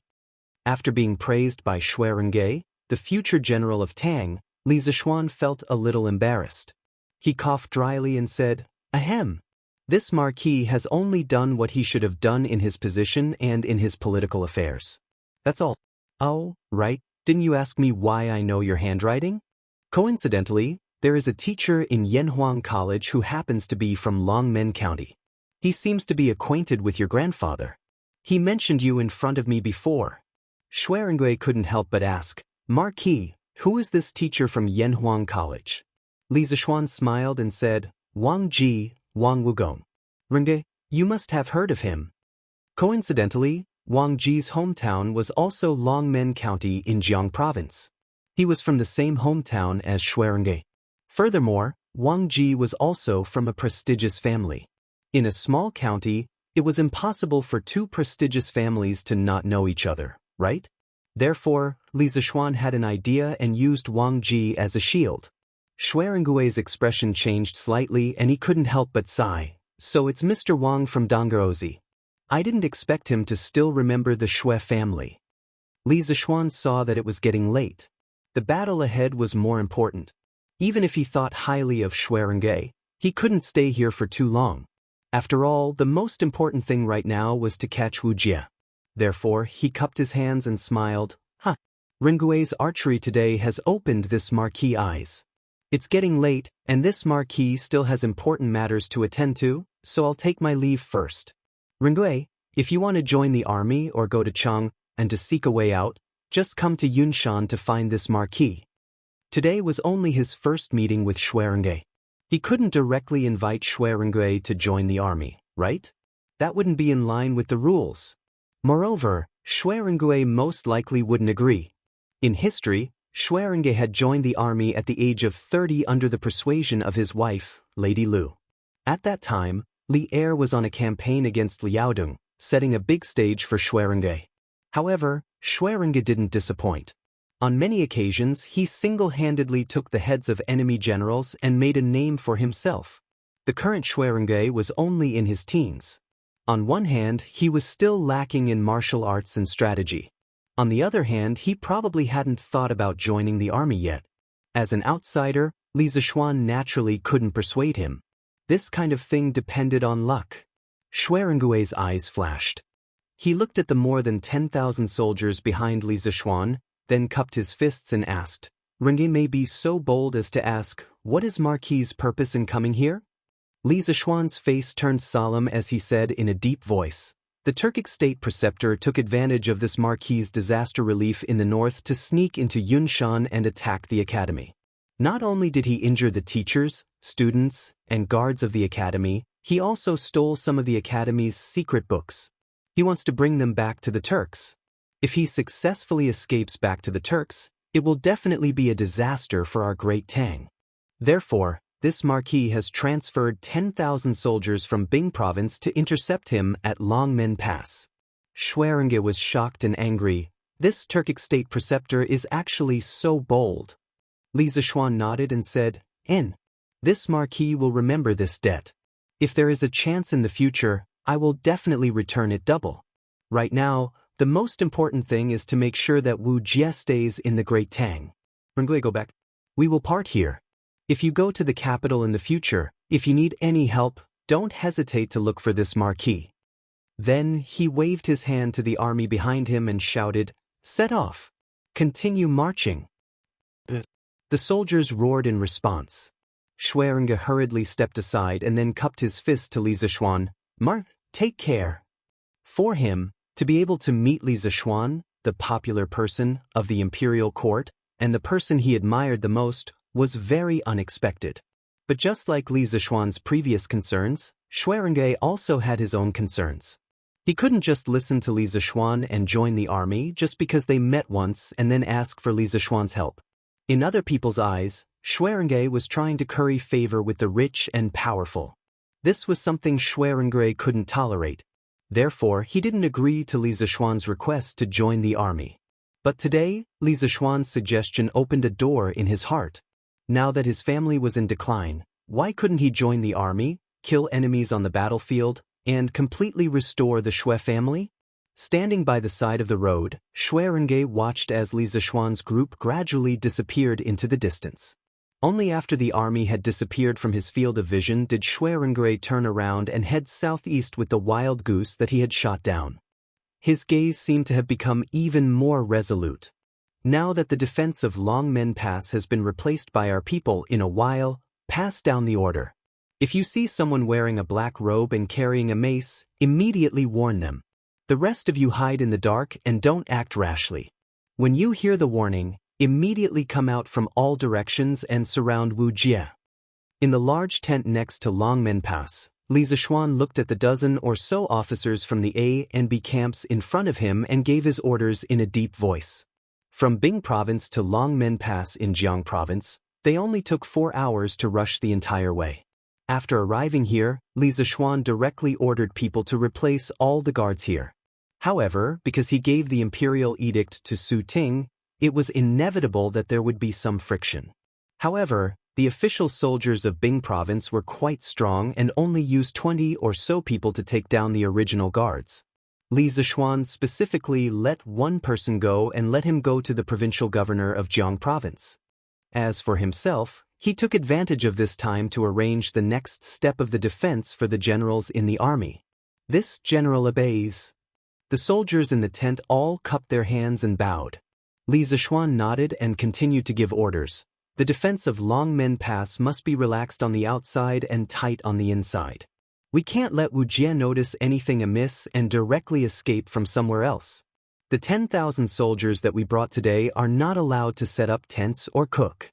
They can only lie in ambush at the prearranged location. If anyone dares to alert the enemy, don't blame this marquis for being impolite. At this point, Li Zishuan's face began to turn cold. One of the officers couldn't help but ask, "Marquis, if we can't cook, what will the soldiers eat?" Li Zishuan said indifferently, "Dry rations. Provincial Governor Wang will soon send over a batch of dry rations for the soldiers to distribute to each camp. Everyone will suffer for the next 2 days, but when we capture Wuxia, all the suffering you've suffered today will be worth it." The officer paused for a moment, then cupped his fists and replied, "Marquis is wise." "Marquis, the provincial governor of Jiang Province, Lord Hong, requests an audience." Right at this moment, a soldier walked in quickly and bowed as he spoke. Li Zishuan nodded and said, "Let him in." Then he looked at the officers in front of him and said, "Everyone, go back and quickly set up the defense according to this marquis's instructions." The officers cupped their fists and bowed before leaving. "Teacher Wenji, how do you feel now? Do you feel any discomfort?" Yunshan Courtyard. During lunchtime, Li Tai brought the others from dormitory 001 to Sun Simiao's courtyard to visit the seriously ill Li Gang. Sun Simiao went to the Tang Alliance Medical Center early in the morning because Li Gang's condition was under control. Hu Jing was enough to take care of the courtyard, so he didn't need to waste time here. Seeing the haggard Li Gang lying on the bed in the room, Li Tai couldn't help but feel sad and hurriedly asked, "Qin Ke, Bao Lin, Huayu, Zifan, you're here. Sit down." Li Gang's eyes were originally closed, but when he saw Li Tai and the others come in, he opened his eyes and said with relief. Chapter 1539. Miss Jing, how is Teacher Wenji? Cloud Mountain, Sun Simiao's courtyard. Hu Jing was brought into the room by Yuqi Baolin. After taking Li Gang's pulse for a while, she put down Li Gang's wrist with a heavy expression. At this time, Li Tai hurriedly asked. The others also looked nervously at Hu Meng. Hu Meng was silent for a moment before he finally said softly, Teacher Wenji said too much to you guys just now. His body can't take it anymore and he has already fainted. When Master comes back at noon, he will give Teacher Wenji acupuncture. His condition should be better. Teacher Wenji is already very old, and last night he was injured. Those injuries may only be minor injuries to ordinary people and will be healed in 2 days, but for Teacher Wenji, they can take his life. This morning, I heard someone say that although Teacher Wenji was injured last night, he was still fearless in front of Wuxia, and even righteously denounced Wuxia as a barbarian martial artist. Teacher Wenji must have been holding on for the sake of the academy. However, he has consumed a great deal of his life potential. Elder's pulse and aura of life are getting weaker and weaker. What Master and I can do is to keep him alive and try our best to keep him alive for a few more days. What? Hearing this, Li Tai, Qin Huayu, and the others all opened their eyes in shock. Sun Zifan anxiously said, Miss Jing, is there really no other way? As long as we can cure Teacher Wenji, we will find any rare herbs for you. Li Tai's eyes lit up and he quickly nodded, yes. Zifan is right, Miss Jing. If you need any herbs, just tell me. If I remember correctly, there should be a ginseng that is nearly 1,000 years old in the palace. Do you think it will be useful for Teacher Wenji? 1,000-year-old ginseng? Who actually opened her small mouth in surprise, then she frowned and pondered for a moment, then said, Ginseng is a great supplement to the vitality, it can heal the meridians and stabilize the broken bones. In order to save people in danger, the effect of the 1,000-year-old ginseng is even stronger. Just a root can also save Teacher Wenji's life. This 1,000-year-old ginseng does have some use, but Teacher Wenji is already at the end of his life. Even if we have the elixir, I'm afraid there's nothing we can do to save him. Hearing this, Li Tai and the other 3 couldn't help but reveal a deep sadness on their faces. At this time, they couldn't help but think of the kind smile that Li Gang had revealed in the academy in the past, and last night when the academy was facing a great enemy, Li Gang, as a scholar, had stepped forward without hesitation to stand in front of all the students and let out a deafening cry. They would never forget this scene for the rest of their lives. Miss, please take care of Teacher Wenji. Even if it can only increase Teacher Wenji's life by a few days, I will go back to the palace and ask Father for the elixir. Li Tai's eyes were a little wet. He quickly turned his back and wiped his eyes with his sleeve. Then he turned around and solemnly saluted Hu. Hu hurriedly returned the salute and said, Don't worry, Your Highness. I will take good care of Teacher Wenji. But Li Tai nodded, then waved to the other 3 and said, Huayu, Bao Lin, Zifan, let's go. Don't disturb Teacher Wenji's rest. But the 3 of them nodded and said their goodbyes. Then, they followed Li Tai out of the room. Your Majesty, His Highness Prince Wei requests an audience. At noon, Li Er took a nap in the Suite Du Hall. As soon as he woke up, a chamberlain came in and bowed. Li Er frowned and said in a deep voice, Let him in. The chamberlain cupped his hands and left. After a while, Li Tai walked in quickly. Just as he was about to salute, Li Er waved his hand and said, No need to be so polite. Did Li Zishuan send you any news? Subconsciously, Li Er thought that Li Tai had come to the palace because he had received a telegram about the front line. Li Tai was startled at first, then he shook his head and said, Father, Yamacho has not sent back any new news. I am here today to ask Father for a medicinal herb. Medicinal herb? What kind of herb? Li Er was a little disappointed at first, but when he heard that Li Tai was here to ask for a medicinal herb, he couldn't help but be curious. Li Tai bowed deeply and said, I heard that there is a ginseng that is almost 1,000 years old in the palace's warehouse. I beg Father to give me one of the roots of this ginseng. Li Er couldn't help but raise his eyebrows and asked in a deep voice, What do you want 1,000 years old ginseng for? There was indeed 1,000 years old ginseng in the palace, but Li Er had prepared it for himself. After all, ginseng of this age was really hard to come by. No matter how rich or powerful you were, you might not be able to get it. This thing could save one's life at a critical moment. For Li Er, it couldn't be measured by money.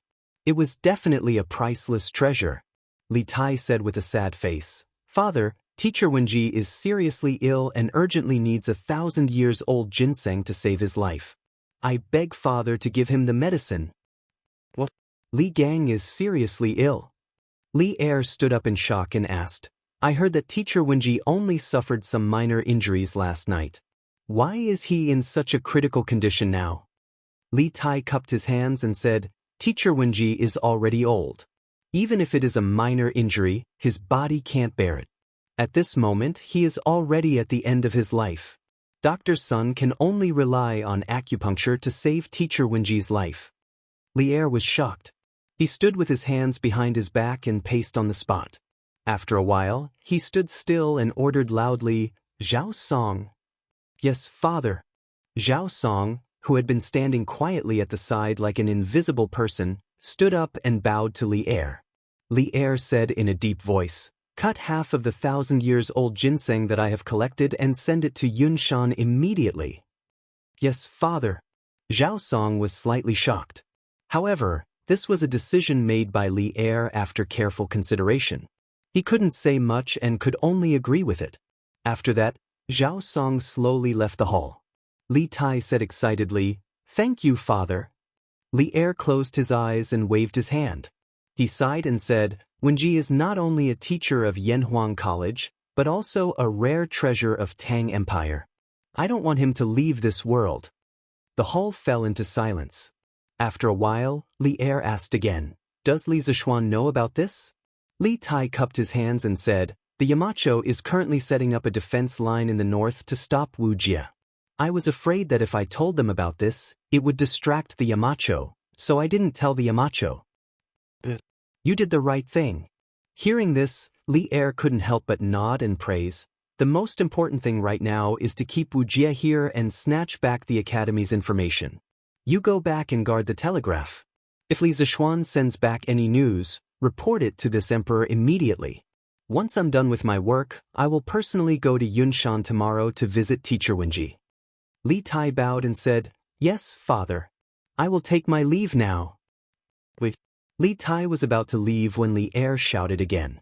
Li Tai quickly stopped and heard Li Er say, "Qing Ke, bring some guards with you when you go out in the future. Cheng and City has not been peaceful recently." These words had a deeper meaning. Hearing this, Li Tai couldn't help but be puzzled. "Father, Cheng and City is under the emperor's rule. How can it not be peaceful?" Li Er looked at him and said, "Where there is sunlight, there will be darkness. You can't go wrong by being careful." Li Tai didn't understand, but he still replied, "Yes, Father." Imperial Teacher, the Tang Empire's Dragon Gate is not far ahead. After the Dragon Gate, we are only 600 li away from the grasslands. I wonder if the Tang Empire's Imperial Court's arrest warrant has been sent to Jiang Province. On the main road to the west of Jiang Province, a black-robed man and 4 other warriors were hurriedly riding their horses towards the north. It was Wu Jie's group.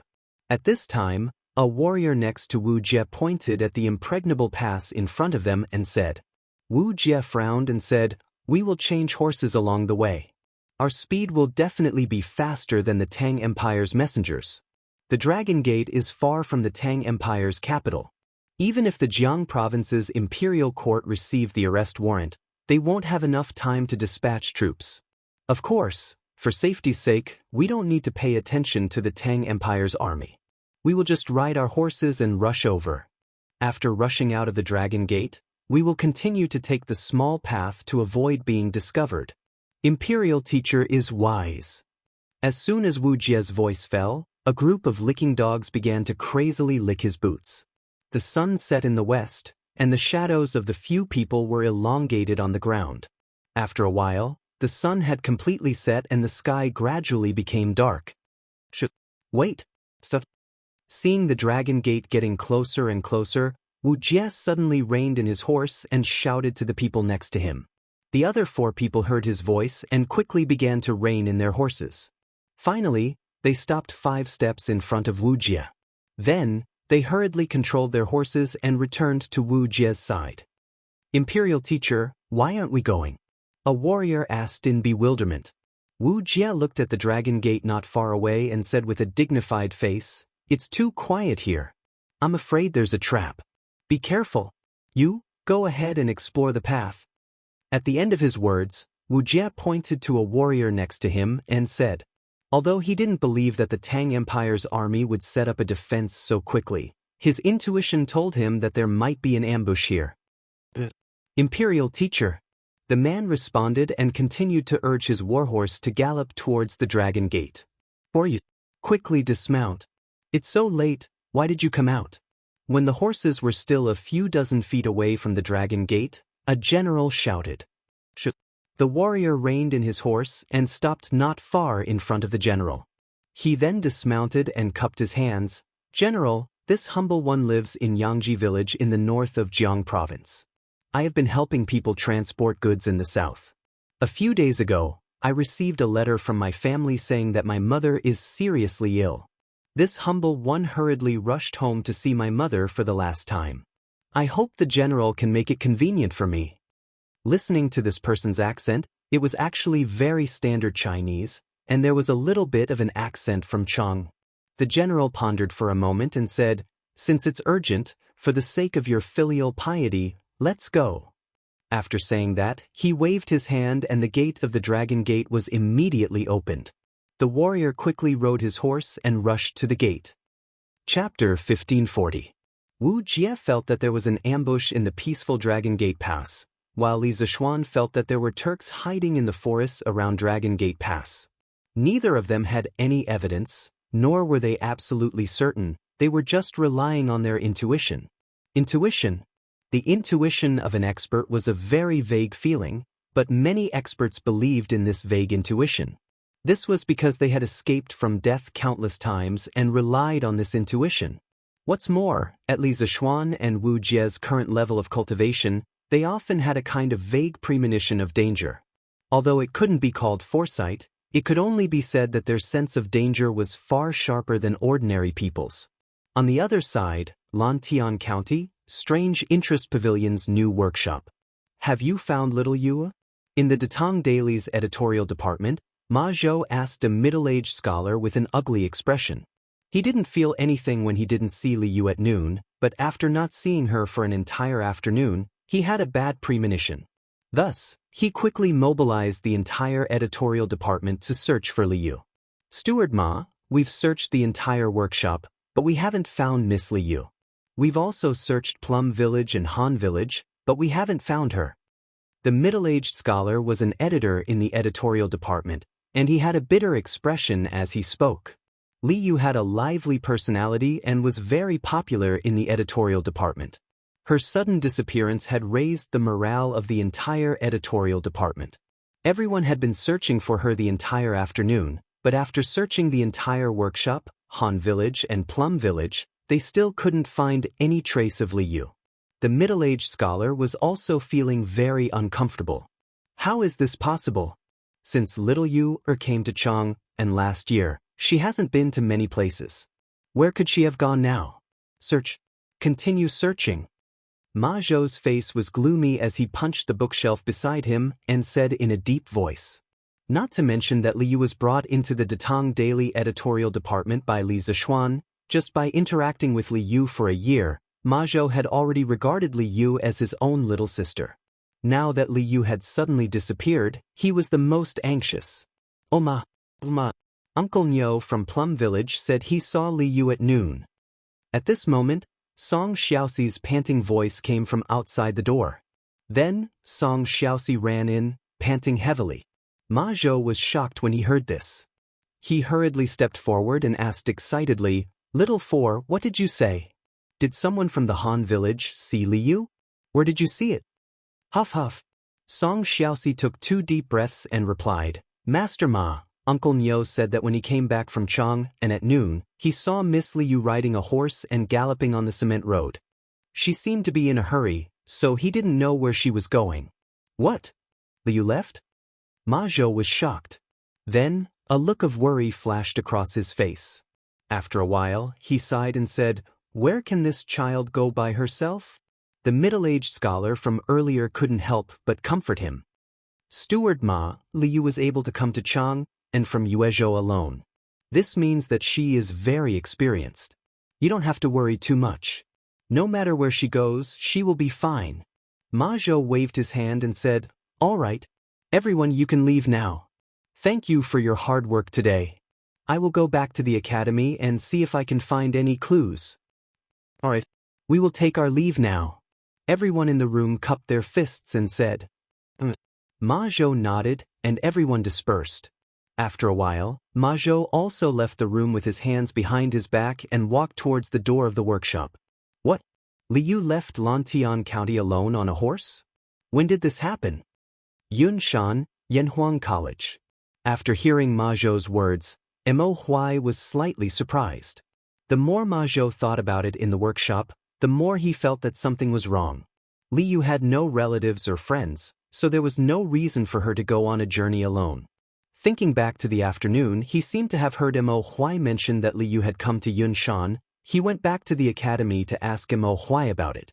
At noon, a villager from the Han family village saw Liu galloping on a horse on the cement road from Yunshan to Chang. "Mr. Mo, I heard you say that Liu came to the academy. What did she come for?" Ma Zhou replied and then asked hurriedly. Mo Huai frowned for a moment before muttering. Liu claimed that Wu Jie recognized the jade bracelet on her wrist and likely knew the whereabouts of her parents, so she wanted to go north with the imperial court's army, but General Qin refused, so she left. Ma Zhou was shocked. "Mr. Mo, you mean that Liu pleaded with General Qin but failed, so she went north alone to find Wu Jie?"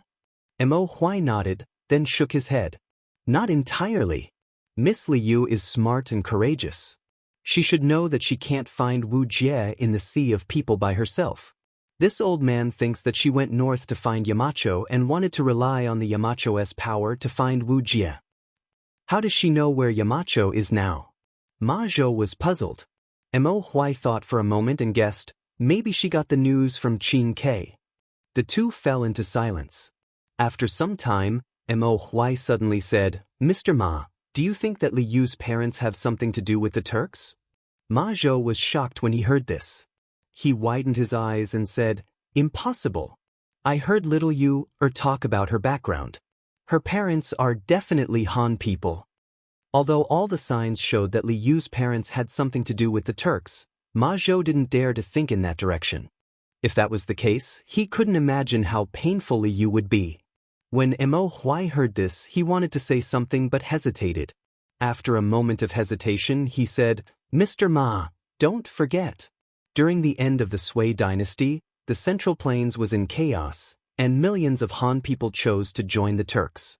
Based on Miss Liu's age, she was born at a time when the world's heroes were rising."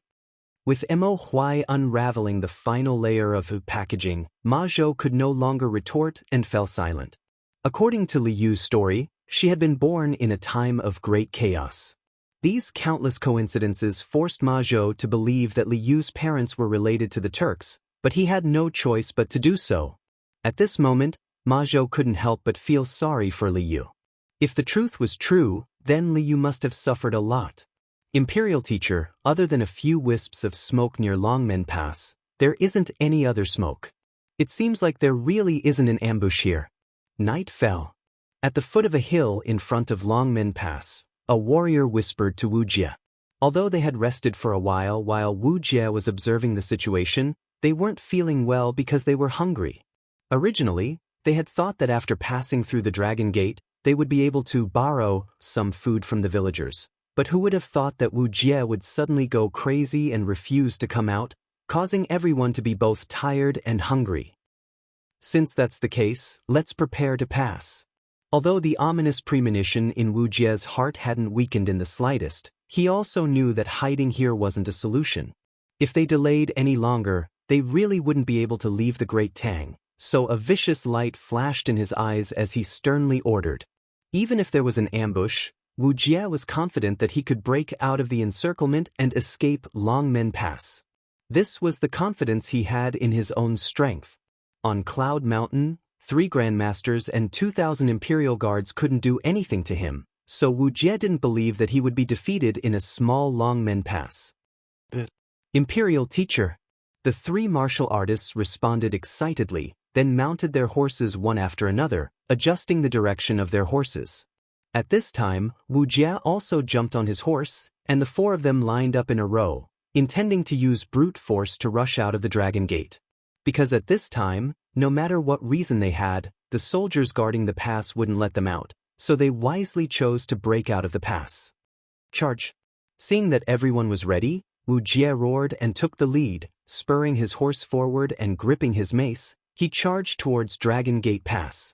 Charge!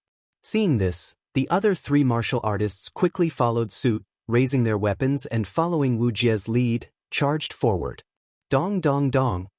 The rapid sound of horse hooves suddenly exploded on the official road, and the soldiers guarding Longmen Pass soon heard the abnormal movement here. They secretly sent someone to report to Li Zishuan, then shouted in a panic, "Who is it? This is the Dragon Gate Pass. Get off your horses quickly." But the 4 people on the opposite side didn't seem to hear their warning and continued to rush toward them. Enemy attack! Enemy attack! Seeing that their warning was useless, the guards at Longmen Pass began to shout at the top of their lungs.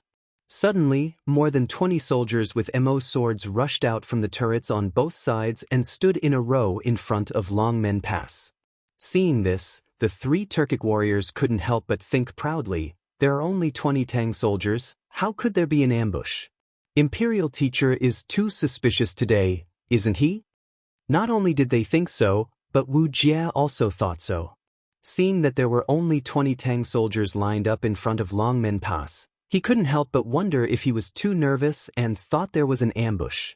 But at this moment, it was useless to think about it. The most important thing now was to get rid of all the Tang soldiers in front of them and rush out of Longmen Pass as soon as possible. Therefore, Wu Jie clenched the mace in his hand. He wanted to use this blood-stained mace to break a big hole in the fragile defense line of the Tang soldiers. Chapter 1541. Dugu 9 Swords. When Wu Jie raised his mace and swung it towards Li Zishuan's head, Li Zishuan subconsciously chose to use the Dugu 9 Swords broken spear style. It wasn't because the Taishan 9 Swords and Taiji Sword weren't strong, but because facing Wu Jie's mace, Li Zishuan felt that the best choice was still the Dugu 9 Swords broken spear style. Because the broken spear style was a natural counter to the mace. Compared to Dugu Exen, Li Zishuan's cultivation was higher, his true qi was richer, and his understanding of martial arts was deeper. Therefore, in the blink of an eye, the Dugu 9 Swords broken spear style had been condensed. The wind-chasing sword and the mace collided in the air. Although the broken spear style had a natural suppressive effect on the mace, the gap between the martial scholar intermediate stage and martial grandmaster stage was too great. Li Zishuan suddenly felt a huge force pass through his wind-chasing sword, and what was strange was that in addition to the huge force, Li Zishuan also felt an electric current pass through his sword, causing his hand to feel numb. Regarding Wu Jie's true qi faintly containing the power of lightning, Li Tai had mentioned it before in the telegram, but after facing it for real, Li Zishuan was still surprised by Wu Jie's ability. He quickly tried to use his true qi to neutralize the huge force and the electric current passing through his sword hilt, because if his arm was electrocuted, it was likely that it would become completely numb and he wouldn't even be able to hold his sword. Seeing that his first attack had failed, Wu Jie quickly changed his stance, changing from a vertical slash to a horizontal sweep, intending to send Li Zishuan flying with his mace. However, the Dugu 9 Swords broken spear style's power lay here. Based on the opponent's instantaneous movements, the user could quickly predict the opponent's next move and make the best response, achieving the goal of defeating the enemy first. Although the Dugu 9 Swords wasn't Li Zishuan's signature move, with Li Zishuan's superb talent in martial arts, Li Zishuan's Dugu 9 Swords was much better than Dugu Xianxia's. Therefore, just as Wu Jie was about to change from a slash to a sweep, Li Zishuan had already made a response. Li Zishuan's long sword moved slightly to the left. His chasing wind-chasing sword drew a perfect arc in the air. Li's powerful broken spear style's sword, spear style's mace's broken spear style was instantly neutralized by this 9 Swords, riding wind sword, S's, S sword instantly sword swords sword sword sword sword first sword riding the wind riding sword, sword sword sword wind sword. Sword sword, S, sword sword sword, S. The situation had changed too quickly. The surrounding soldiers had just seen Li Zishuan being suppressed by Wu Jie, but in the next moment, Li Zishuan had launched a counterattack. A youth who had just turned 20 years old had actually launched a counterattack against a martial grandmaster who had been famous for a long time. What was wrong with this world? Everyone couldn't help but have such a question in their hearts. In fact, it wasn't just the soldiers who had doubts in their hearts. Wu Jie was even more confused. At the moment when he fought with Li Zishuan, he felt that he was not fighting with one person, but three masters at the Grand Master middle stage at the same time. Li Zishuan had used 3 different sword intents at almost the same time, and each sword intent had been so pure. What's more, the 3 sword intents were seamlessly linked together. Wu Jie felt like he was facing 3 people who were using 3 different sword intents. In fact, this was mainly due to Li Zishuan's 9 Taishin swords, Taiji sword, and Dugu 9 swords. Using the Dugu 9 swords to counter the enemy's first move, he could predict the enemy's next move, then use the Taiji sword to resolve the enemy's attack, and finally use the 9 Taishin swords to switch from defense to offense. With these 3 sword intents, Li Zishuan was far more powerful than an ordinary martial grandmaster. To some extent, his strength was comparable to a peak martial grandmaster. Good. Facing Li Zishuan's attack, Wu Jie didn't show the slightest fear. Laughing loudly, he patted his horse's back with one hand, and with the force of the recoil, his whole body soared into the sky. Thunder Overlord Mace! Wu Jie shouted as he flew through the air, holding the mace in his hand as he spun rapidly. Lightning flashed across the mace's surface, and from a distance, it looked like a spinning wheel as it flew towards Li Zishuan. Facing such a strange attack from Wu Jie, the surrounding 10,000 soldiers were scared out of their wits, because in their eyes, how could a mortal control lightning? At this moment, Wu Jie was like a god of war descending from the heavens, insufferably arrogant and invincible. Although their hearts were all on Li Zishuan's side, none of them believed that Li Zishuan could block Wu Jie's strange attack. King! Peng! The wind-chasing sword and the wolf-tooth mace clashed. The wind-chasing sword let out an extremely loud sword cry, which cut through the entire night sky. Immediately after, the two collided with a loud bang. The violent zheng-qi that scattered in all directions not only swept up the sand and stones on the ground, but also shook all the nearby soldiers back by more than 10 steps. Qis! Wu Jie's reaction was very fast, and his true qi was extremely vigorous. Li Zishuan was sent flying by Wu Jie's attack, and in order to stabilize his body, he quickly stabbed the wind-chasing sword into the ground. After sliding back 3 steps, Li Zishuan finally stabilized his body. At the same time, the lightning energy several times stronger than before entered his meridians through his palms, causing his breathing to become unstable and causing him to suffer a cultivation deviation on the spot. This was the gap between a martial scholar middle stage and a martial grandmaster. Not just a little bit, but a huge chasm. Old monster. In Li Zishuan's mind, these 3 words couldn't help but appear. The Wu Jie in front of him was indeed worthy of the title Old Monster, because he was stronger than all the masters Li Zishuan had encountered before. Worthy of being the disciple of spiritual master Ling Su. With this talent, in another 10 years, the whole world will be under your controls. Wu Jie didn't pursue the victory. Instead, he stood in place in his black robe, looking at Li Zishuan and using his hoarse voice to praise him. Don't pretend to be so righteous here. The dignified Tujue imperial teacher actually took advantage of this marquee absence to sneak into the academy and commit theft. Even if you win today, you will be despised by the world. Li Zishuan clenched his teeth, forcibly calming the chaotic true qi in his body, then stood up and looked at Wu Jie, mocking him without fear. When Li Zishuan left Longtime County and brought the Sky Pheasant Brigade north to help the disaster-stricken areas clear out the locusts, he thought that when he wasn't in Longtime County, there would be Jianghu thieves who would take advantage of the academy's weak defense to cause trouble, so he left all his guards behind. But he never imagined that the dignified Tujue imperial teacher, a martial grandmaster-level super expert, would personally sneak into Yanhuang College, effortlessly destroy all the academy's defenses, and steal most of the academy's confidential information. This made Li Zishuan's heart burn with a nameless fire, and now that he finally had the chance to scold Wu Jie, how could he let it go?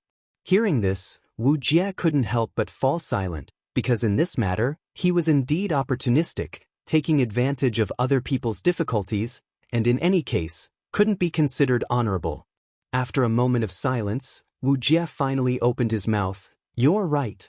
This time, this imperial teacher sneaked into Yanhuang College because Yunshan, which originally had 3 martial grandmasters, only has 1 martial grandmaster left. But this imperial teacher isn't afraid of you 3, he just doesn't want any trouble." Taking advantage of other people's difficulties was taking advantage of other people's difficulties, and Wu Jie didn't try to hide it for the sake of face, instead openly admitting it. From this point alone, this old man could be seen as a straightforward person. Hearing this, Li Zishuan couldn't help but look at Wu Jie in surprise. He hadn't expected Wu Jie to admit it so easily, making him unable to say the words he had prepared just now. "It's not that this marquis looks down on you Turks, but the Academy's confidential books, even if you brought them back to the Turks, no one would be able to understand them. Moreover, your actions are tantamount to starting a war between the Great Tang and the Turks.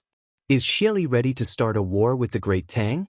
Hand over the books you're carrying today, and this marquis can spare your life."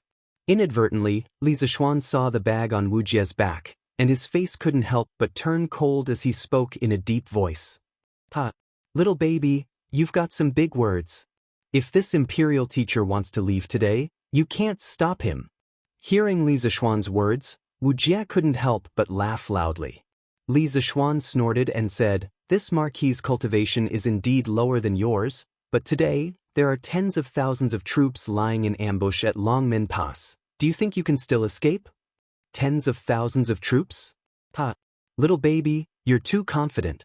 Once this imperial teacher finishes you off, what can these tens of thousands of troops do to me?"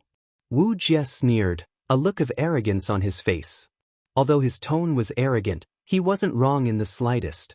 Li Zishuan was the strongest in this army, and if he was defeated, no one would be able to pin down Wu Jie, and the main force wouldn't have the time to effectively encircle and suppress Wu Jie. He could rely on his lightness skills to escape from the army at any time. Saying so, Wu Jie raised his mace and leapt into the air again. The mace flashed with cold lightning as it once again smashed towards Li Zishuan's head. Last night, when he was dealing with Duge Xen, Duging, and Mo Huai, Wu Jie's favorite move was this. 9 Taishan swords, second form, graceful grace. Li Zishuan let out a low roar, instantly activating the second form of the 9 Taishan swords. Like a giant dragon soaring through the sky, Li Zishuan shot towards Wu Jie at full speed. At the same time, in the northern part of the Great Tang Empire, Yanmen Pass, Su Tingde led the 20,000 Bing province soldiers and the imperial edict that Li Er had given to Li Zishuan. They rushed all the way to Yanmen Pass before nightfall and took the initiative to take on the task of guarding Yanmen Pass. After half a day of rushing, the soldiers and horses were already tired. After Su Tingde arranged for night patrols, the rest of the soldiers returned to their tents to sleep. But what they didn't know was that a life and death crisis was approaching them. Closer and closer. "General, the Tang army that arrived in the evening has already set up camp. Now is the time when their men and horses are tired. Should we send out the army now and directly take down the Tang army at Yanmen Pass?" In the grass outside Yanmen Pass, a dense group of Turkic soldiers were hidden, each of them accompanied by a warhorse. But at this time, all the warhorses were kneeling in the grass. This way, even if someone passed by, they wouldn't notice the army hidden in the grass. Chapter 1542. Su Tingde's 20,000 soldiers had only reached Yanmen Pass in the evening. No, to be more precise, it was 10,000 soldiers. This was because Su Tingde had left 5,000 men behind at Madu Pass and Yonga Pass. Now, he only had 10,000 men left. Moreover, after half a day of rapid marching, the soldiers were all extremely tired, and many of them were already asleep. Su Tingda felt that the Turks had chosen this time to attack, and his 10,000 men were completely incapable of stopping them. The most frightening thing was that he was holding the imperial decree that Li Erfa had given to Li Zishuan. However, he had only just arrived in the evening. Originally, he wanted to rest and reorganize for the night before transferring troops to the nearby prefectures.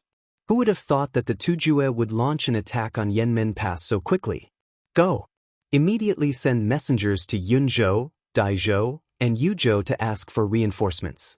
Tell them that Yanmen Pass might fall. Su Tingda's expression changed several times. At this time, he could also faintly hear the chaotic sound of horse hooves not far away.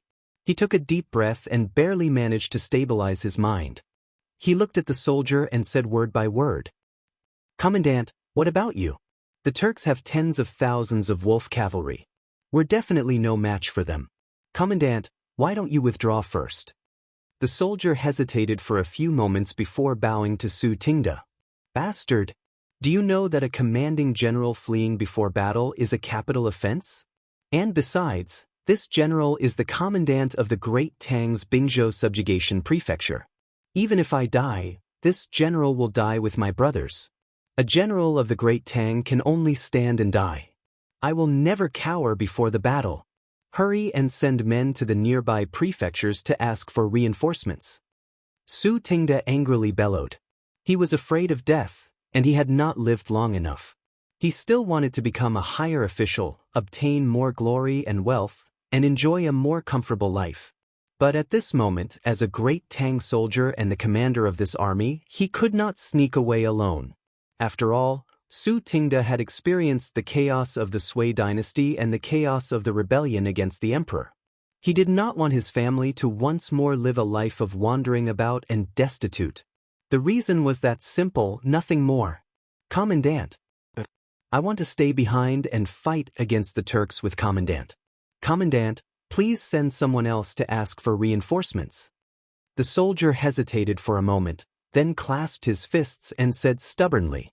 Su Tingda was touched, but his face turned cold. He said coldly, "Zheng Hong, you dare to disobey a military order?" The soldier trembled and hurriedly said, "This general doesn't dare." Su Tingda snorted and shouted, "Then why aren't you sending the order?"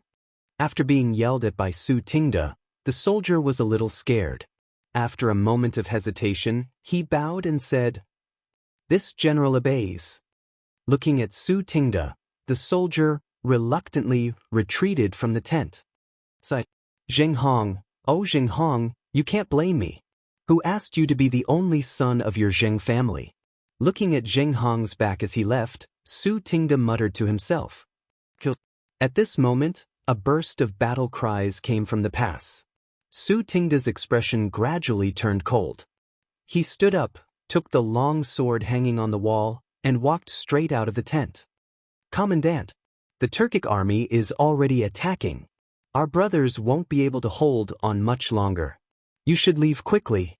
Su Tingda had just walked out of the big tent when a soldier hurriedly ran over and said, "How many enemies are there? Who's the leader?" Su Tingda frowned and asked. The soldier cupped his fists and said, "There are about 50,000 enemies, and the leader is the Turkic Khan, Ashina Shur. Commandant, Ashina Shur brought all the Turkic elites. We definitely won't be able to hold on. Please retreat as soon as possible." "It's him?" Hearing that, Su Tingda was stunned at first. Then, he said coldly, "We have to hold on even if we can't. Whoever dares to flee tonight will be killed without mercy. Yanmen Pass terrain is narrow. Even if we use a pile of orders, we have to completely block the pass. Quickly beat the drum and summon all the soldiers to kill the enemy with me. I've already sent people to the nearby prefectures to ask for help. We only need to hold on for 2 hours, and there will definitely be reinforcements coming to save us." "Commandant." Seeing that Su Tingda was so confident, a fighting spirit rose in the soldier's heart. He swallowed his saliva and cupped his fists. Dong dong. A moment later, a series of drumbeats sounded from the south of Yanmen Pass. As time passed, the drumbeats became louder and more frequent. At this time, Su Tingda had already climbed up the tower of Yanmen Pass. Although the Turkic people were not good at sieges, Yanmen Pass was far from being a city. This was because Yanmen Pass was situated on the official road in the middle. The horizontal width of the city walls was only a few hundred feet. As such, the number of soldiers that could be accommodated on the city walls was extremely limited.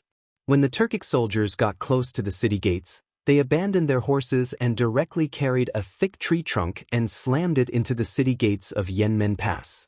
Naturally, Su Tingda would not let the Turkic people crash into the city gates of Yanmen Pass just like that. He quickly shouted, "Release the arrows! Release the arrows!" Whoosh whoosh whoosh. Hundreds of arrows were released in an instant, shooting at the Turkic soldiers charging at the city gates. After a round of arrows, dozens of Turkic soldiers fell to the ground in an instant.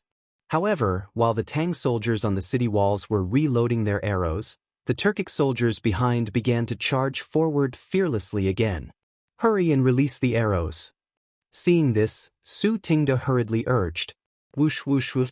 Another volley of arrows was fired, but the results were somewhat worse this time. Only 30-some Turkic soldiers fell to the ground, but the Turkic soldiers behind them were still charging at the city gates like a tide. Su Tingda inwardly frowned. First of all, the Turkic soldiers outnumbered the Tang soldiers by 4 to 5 times. At this rate, they probably wouldn't be able to kill all the Turks even if they spent the entire night. Moreover, the light at night was poor, so the accuracy of the archers was definitely not as good as during the day. Many of the arrows would miss. Most importantly, in order to maintain the speed of the march, Su Tingda's army had not brought many arrows, only 10-some thousand. Based on the current accuracy, it would be good enough if they could kill 1,000 Turkic soldiers. But the Turks had 50,000 soldiers. How was he going to fight the Turks with this? Rolling logs and stones? There were some remaining rolling logs and stones on the walls of Yanmen Pass, but there were not many of them, and they would not be able to withstand the assault of 40 to 50,000 Turkic soldiers. Should they use sabers or swords? But if they did so, their advantage as defenders would be gone, and in the end, they would still be unable to avoid defeat. Just as Su Tingda was deep in thought, the sound of something tearing through the air suddenly rang out. Su Tingda focused his eyes and saw a metal arrowhead shining with a cold light in front of him. It was easy to dodge a spear in the open, but difficult to defend against a hidden arrow. Su Tingda felt that he couldn't dodge this hidden arrow. "Commandant, watch out!" At this critical moment, a soldier at Su Tingda's side leaped up and tackled Su Tingda to the ground.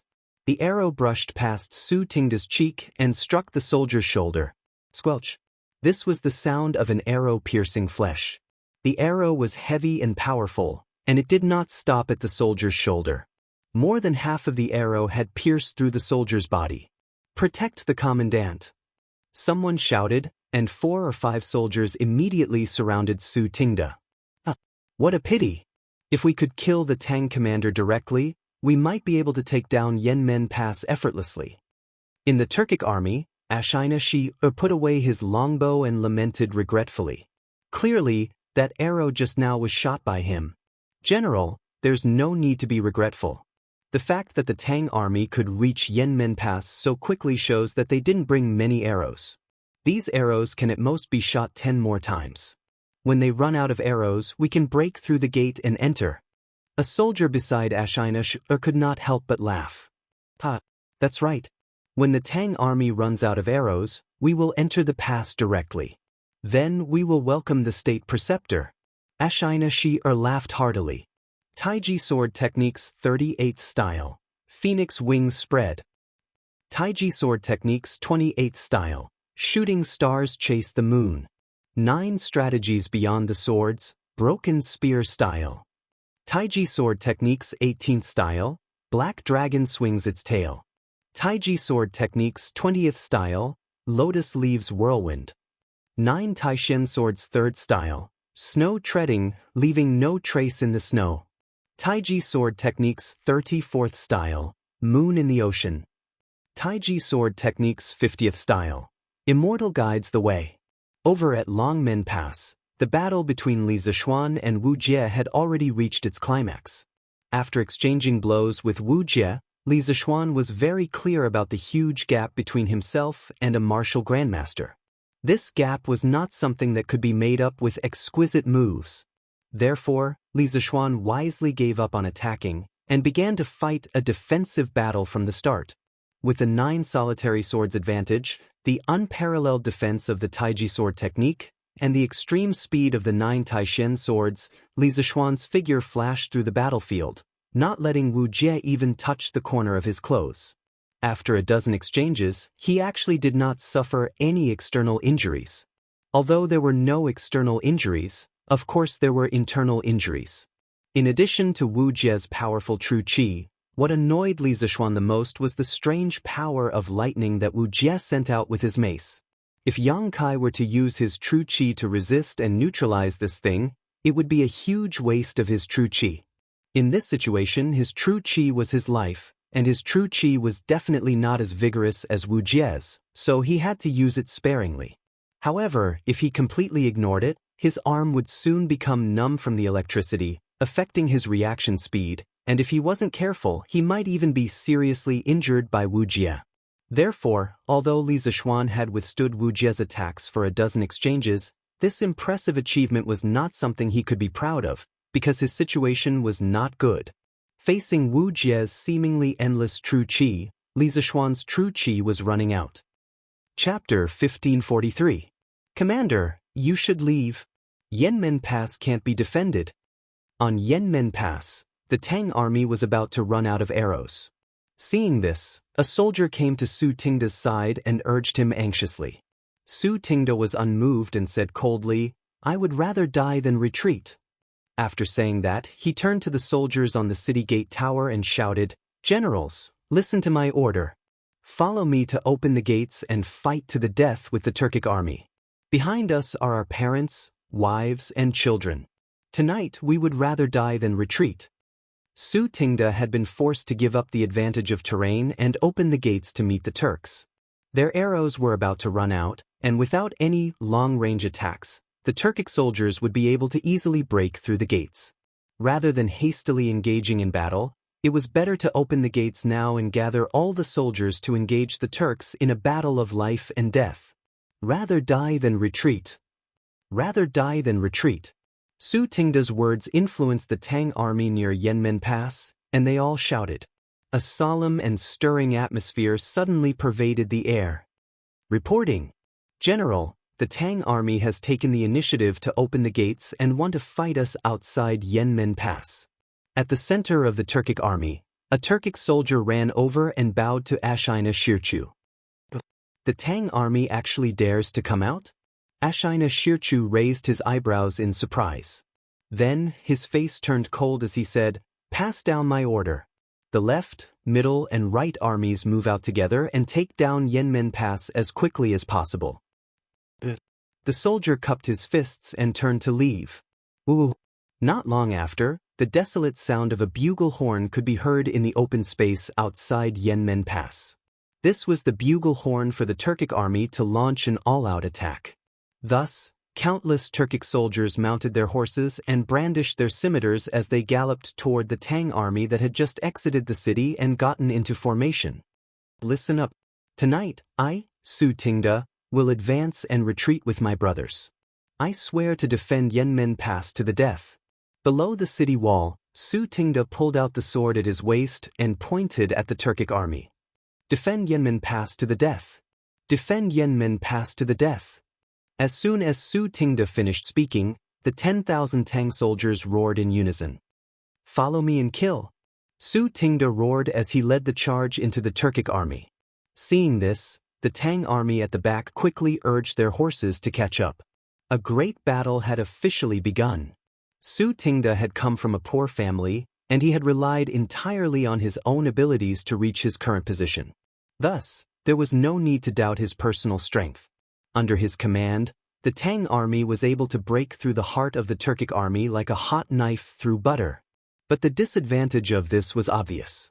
They would be easily surrounded by the Turkic army. After all, the Turkic army outnumbered them by 4 to 5 times. Get out of the way. Wait for me to meet him. Seeing that Su Tingda was unstoppable in the army, taking down several dozen Turkic soldiers in just a few moments, Wuxia and Xianxia finally couldn't stand it any longer and roared. Hearing this, the Turkic soldiers around Su Tingda immediately scattered, creating an empty space. Su Tingda's eyes focused as he looked at Wuxia and Xianxia approaching on horseback. After a moment's hesitation, he raised his right palm to the Tang soldiers behind him and said, "All of you, withdraw as well." A general duel. In the blink of an eye, a large-scale group battle had transformed into a one-on-one duel between generals. In ancient war dramas like The Romance of the Three Kingdoms, it was common to see the commanders of two sides fighting one-on-one, and the one with superior martial strength would emerge victorious. Many people would be confused. Was there really such a phenomenon in history of generals fighting generals?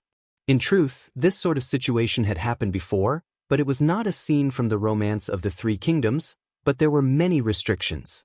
First, generals fighting generals had already appeared in the spring and autumn period. At that time, it was called Jishur, and after the Han Dynasty, it was called Duan General. Both had the same meaning. In the middle of the spring and autumn period, there were records of the Great War between the Jin and Chu states. At that time, King Zhuang of Chu led an army to attack Handan and met the Jin general Zhao Cheng. Zhao Cheng was unable to resist and abandoned his carriage to escape. In the end, Zhao Cheng threw away his clothes and armor, as the armor would affect his speed. This was the first time in history that a general fought a general. This was because King Zhuang of Chu's physical strength was exceptional, and he was considered one of the strongest amongst all the emperors. During the Warring States period, such a phenomenon rarely occurred.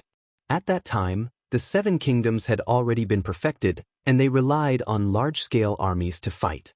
During the Han Dynasty, when Hua Zubing and Li Guang were repelling the Xiongnu, they also fought with enemy generals. However, this was a battle between the soldiers of the Central Plains and the nomadic enemies. It was somewhat similar to the current situation between Su Tingda and Wuxia and Xianxia. During the War of Chu and Han, Xiang Yu and Liu Bang fought, and such a phenomenon also occurred. However, when Liu Bang sent his own general to challenge the overlord, he was defeated by Xiang Yu in 3 moves. The end of the Eastern Han Dynasty was also the Three Kingdoms period. It was recorded that Sun Tzu and Taisher Ci fought at Shunting Ridge, and Sun Tzu accepted Taisher Ci as a fierce general. There was also a duel between Ma Chao and Chao Wei. Other than that, there were no other records in the Three Kingdoms period. Generally speaking, there were situations where generals fought before a battle, but it was not as common as in ancient dramas. After all, the generals of ancient times were all well-versed in military books, and they understood the principle of a good man destroys schemes. Thus, the purpose of these generals in battle was to win. Unless they were at the end of their rope and wanted to fight to the death, they would not engage in a direct confrontation with the enemy generals. And now, to Su Tingda, he was indeed at the end of his rope. Although he had killed many Turkic soldiers, his subordinates had also suffered many casualties. If this continued, in less than an hour, the 10,000 Tang soldiers would be defeated by the Turkic army. You are called Su Tingda? Good. If this general wins against you today, you will have all the Tang soldiers retreat.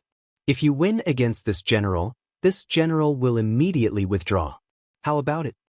Wuxia and Xianxia stared at Su Tingda and spoke in a booming voice. Even if you win against this Su, the army behind this Su will not retreat even half a step tonight. The soldiers of the Great Tang can only die standing, not kneel and drag out an ignoble existence. Su Tingda said with a cold expression. Hearing this, Wuxia and Xianxia's face sank. He had proposed a duel with Su Tingda partly because he wanted to reduce the number of casualties on his side, and partly because he wanted to save time. After all, Wu Jia was still waiting for them. Since that's the case, this general will kill you first. Let's see if these Tang soldiers will do as you say and hold their ground. Wuxia and Xianxia coldly snorted. He knocked an arrow on his bow and shot 3 arrows at Su Tingda's forehead, neck, and heart. General, be careful. Many soldiers in the Tang army cried out in alarm. Su Tingda was lying on his back. The 3 arrows missed his body and brushed past the bridge of his nose. But on the other side, Wuxia and Xianxia took advantage of the moment when Su Tingda was dodging the arrows to rush forward and slash at Su Tingda's neck with a slender sword. This person was actually proficient in both long-range and close combat. Moreover, the speed of these two attacks was as fast as lightning, making it impossible to guard against. For a moment, Su Tingda was caught off guard. He hurriedly brandished his sword to block Wuxia and Xianxia's killing blow. However, Wuxia and Xianxia was a grandmaster. The speed of his sword was astonishingly fast. How could Su Tingda's hasty sword block it? King. Peng. First, there was the sound of metal clashing. Then, Su Tingda was sent flying by the powerful internal energy attached to Wuxia and Xianxia's sword and fell to the ground. In just one round, the chief general of the Tang army was knocked off his horse. The surrounding soldiers were shocked and rushed to Su Tingda like a swarm of bees, trying to protect him. But someone was faster than them. After Wuxia and Xianxia knocked Su Tingda back, he dashed forward and stabbed his sword at Su Tingda's throat. Su Tingda was alarmed as he hurriedly raised his sword to block in front of him. Wuxia and Xianxia's sword stabbed into Su Tingda's sword.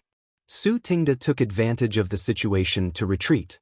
With this force, he finally stood up from the ground. Under the illumination of the torches, the sword flashed and the two of them fought again. However, although Su Tingda was not weak, he was still not a grandmaster. Wuxia and Xianxia was not only at a higher level than him, but he also fought in close combat, took 3 steps back, and drew his bow in one breath. With such a combination of long-range and close-range attacks, Su Tingda could not withstand it. After a few rounds, it was obvious that he was going to lose. Charge! Protect Commandant Su! When the surrounding soldiers saw this, they understood that Su Tingda wouldn't be able to hold on for much longer.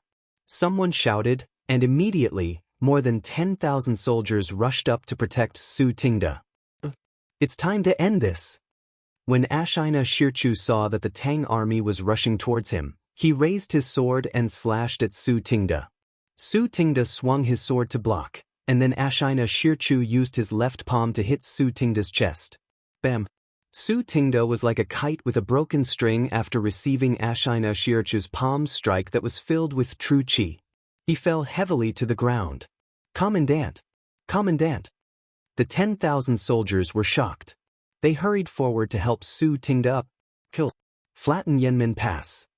Wuxia and Xianxia guessed that Su Tingda was not going to live. He waved his hand and ordered the Turkic soldiers beside him. Charge! Bam! Bam! Bam! Hearing the order, the 50,000 Turkic soldiers immediately charged at the Tang army. What was worse was that the Tang army's commander-in-chief had been severely injured by Wuxia and Xianxia, and the 10,000 soldiers were in a desperate situation without their commander-in-chief. Chapter 1544. Pooh! Li Zishuan was heavily injured by Wu Jie and fell to the ground. Just now, Wu Jie's berserk true qi had been transmitted into his body through his sword, crazily wreaking havoc in his meridians, causing Li Zishuan, who was already in a weakened state, to the point where he couldn't help but spit out a mouthful of blood. The blood was also mixed with blood, clearly showing that Li Zishuan's internal organs had also been injured. But this wasn't the worst part. The worst part was that when Li Zishuan's sword had struck Wu Jie's chaotic thunder body had transmitted a considerable amount of lightning energy to Li Zishuan, causing Li Zishuan to feel as if he had been struck by lightning. His entire body was numb, and he couldn't even move a finger. This was because he didn't have any true qi in his body to neutralize this lightning. Peng peng peng! On the battlefield, seeing Li Zishuan heavily injured by Wu Jie, the 10,000 soldiers from Bing province charged towards Wu Jie without fear of death. But at this moment, Wu Jie was abnormally strong. None of the Tang army soldiers who got close to him could withstand a single blow from him. All of them were sent flying by his mace. In an instant, the Tang army's formation was in chaos. Seeing this, Wu Jie very wisely chose to fight while retreating. Because of the battle with Li Zishuan just now, although Li Zishuan hadn't been able to injure him, he had paid a heavy price. At this moment, he only had less than 40% of his true qi left. If he continued to fight with the Tang army, Wu Jie believed that there would only be one end for him, and that was death from exhaustion. As for the heavily injured Li Zishuan, Wu Jie didn't think of taking advantage of the situation to kill him, because he was very clear on his goal, which was to escape back to the Turks with the confidential information of Yanhuang College. As a result, under his brute force, the surrounding Tang army was quickly torn apart. Wu Jie resisted the attacks of the Tang army while relying on his lightness kung fu to gradually close in on the northern opening. It was worth mentioning that Wu Jie's lightness kung fu was also quite good. Without a master like Li Zishuan holding him back, he was like a bolt of lightning in the night, able to go wherever he wanted. Seeing Wu Jie trying to escape the encirclement, the soldiers became even crazier, rushing towards Wu Jie without any regard for their own lives. But now that they had lost their formation, and with no one to command them, they were like a swarm of bees, running around randomly, unable to pose the slightest threat to Wu Jie, who was constantly dodging left and right. Quick! Formation! Stop Wu Jie! Jiang Provincial Governor Hong Wenxing saw Li Zhan sitting motionless on the ground healing wounds, completely unable to pay attention to the battle situation, so he quickly stood and shouted to the soldiers. Formation, formation, formation.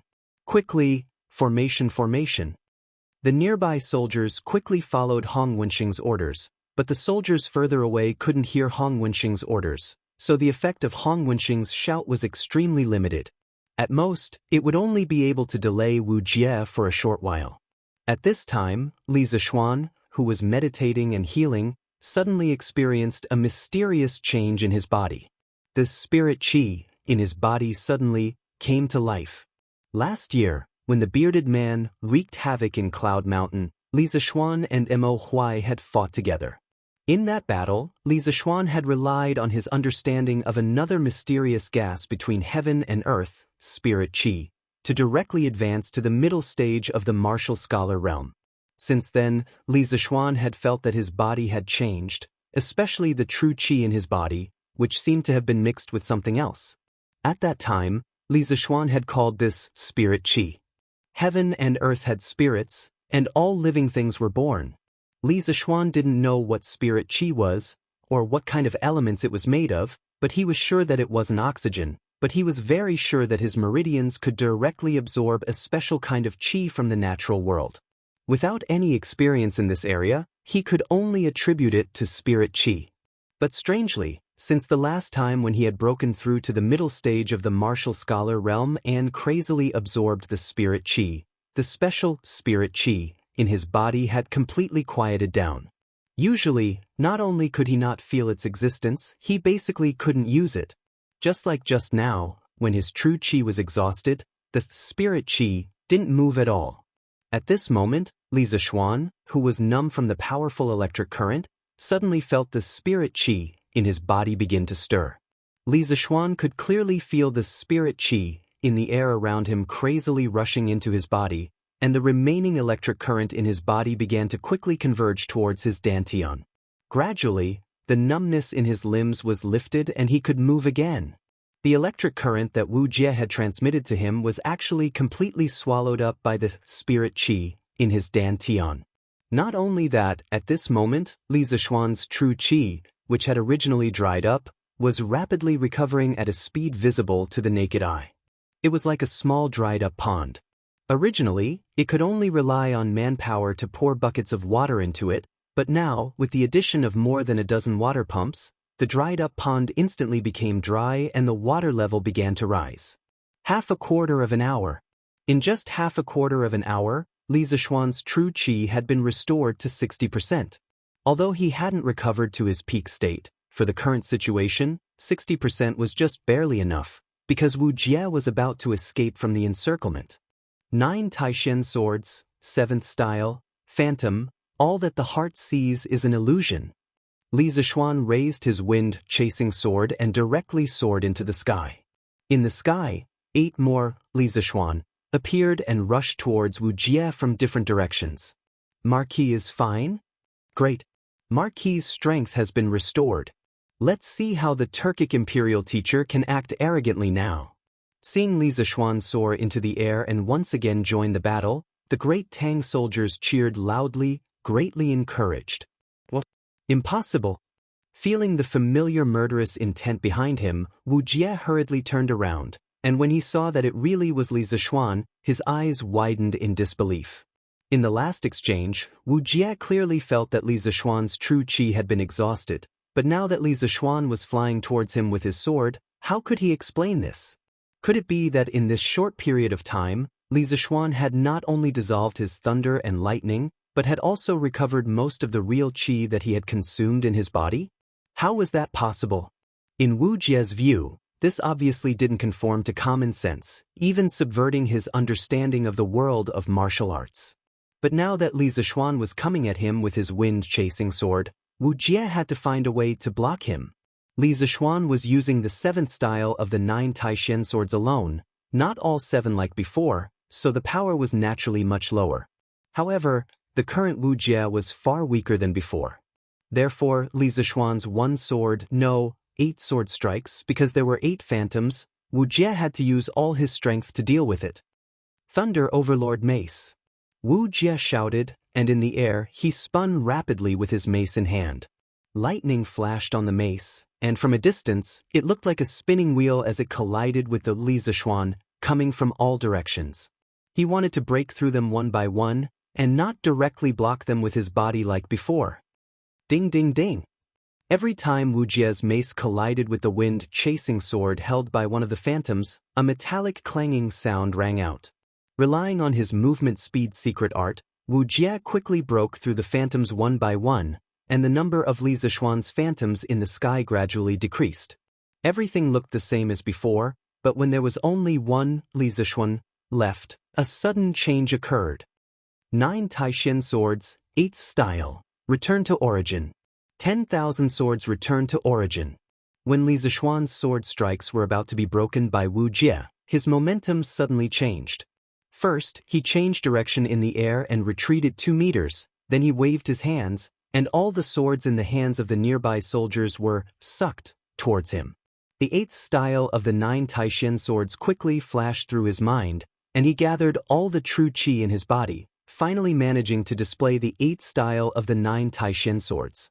In fact, it was completely impossible to perform the 8th move of the 9 Taishen swords in the Supreme Power middle stage, but Li Zixuan had already stepped into the threshold of the Supreme Power late stage, so he could finally perform the 8th move. More than 20 swords floated in front of Li Zixuan, and Li Zixuan's long hair fluttered without any wind.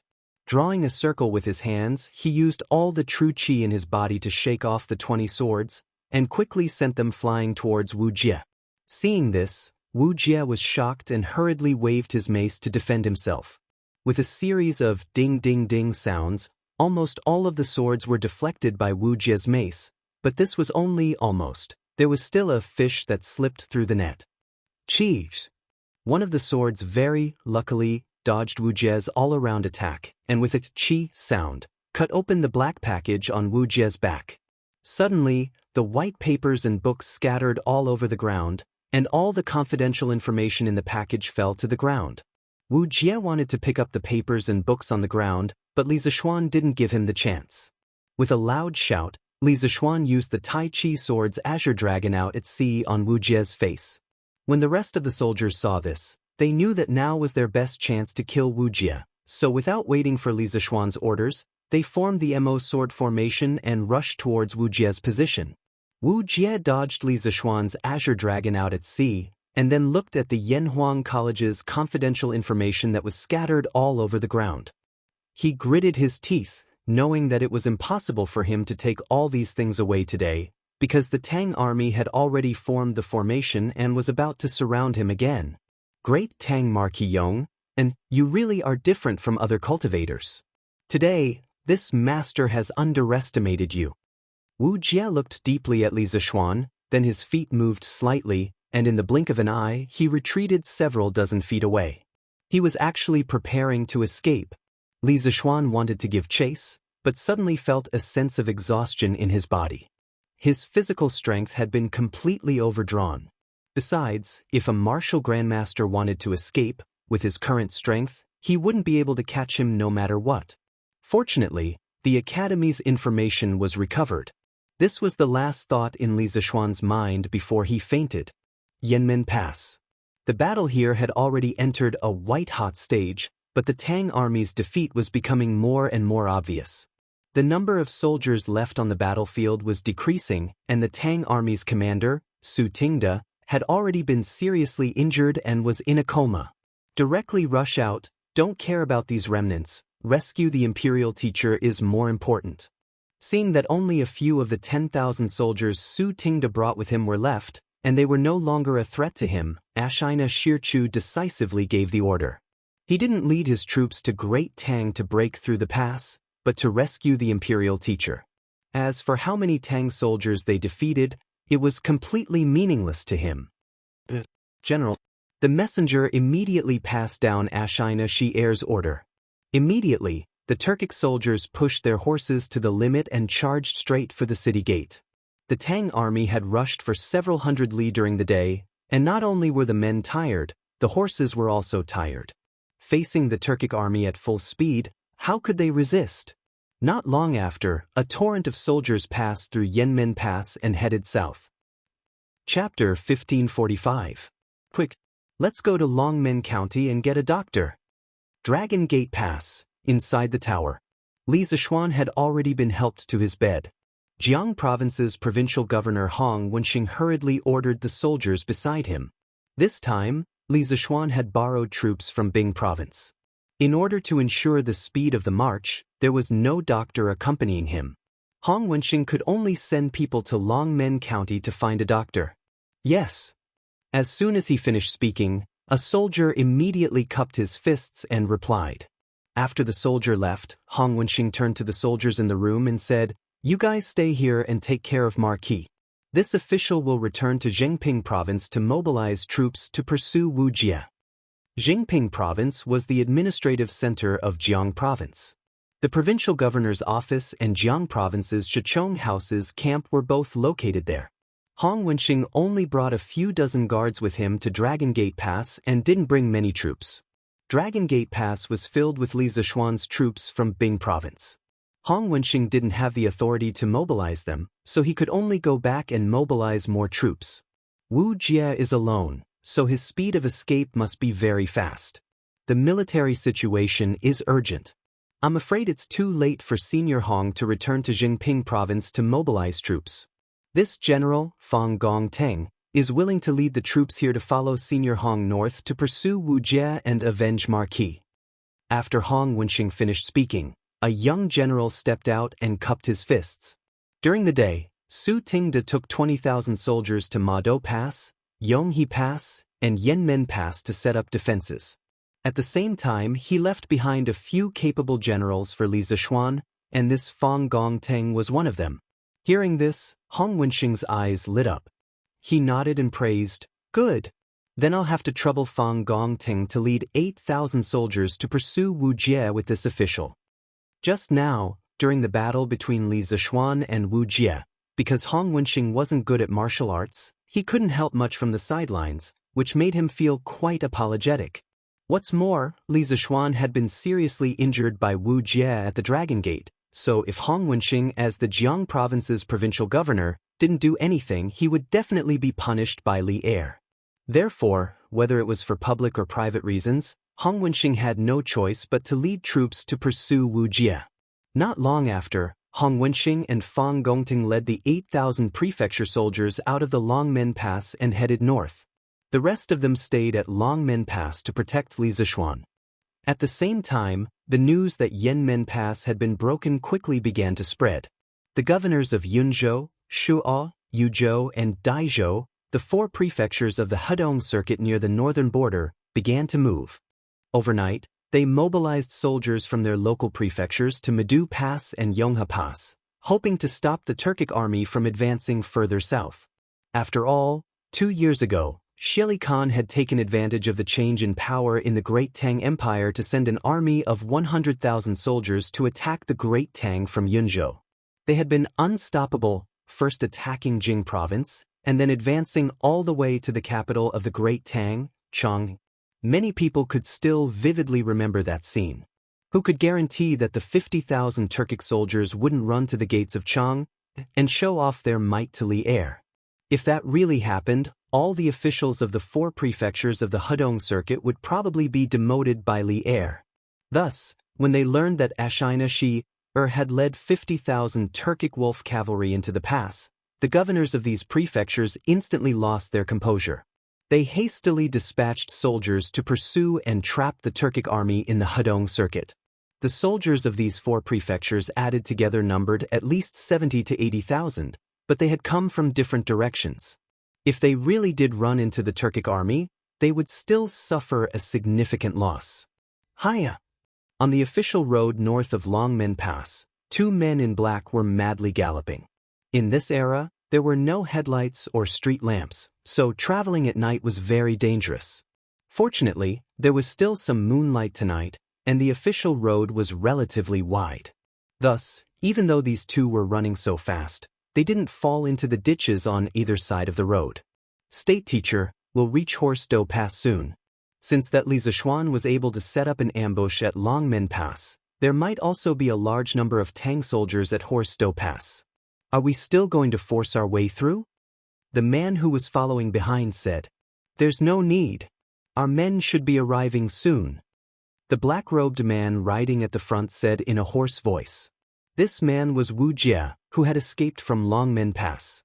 The other man was an experimental subject that Wu Jie had released at the beginning to see if there was an ambush at Longmen Pass. Wu Jie hadn't expected that the experimental subject would successfully escape while the other 3 Turkic warriors were left behind in the Tang army camp at Longmen Pass. The warrior in black couldn't help but be alarmed by these words. He couldn't help but whisper, "Our men? Did the Khan send people to the Tang Empire to pick us up?" Wu Jie didn't respond. It wasn't that he didn't hear it, but that he wasn't in the mood to answer this question.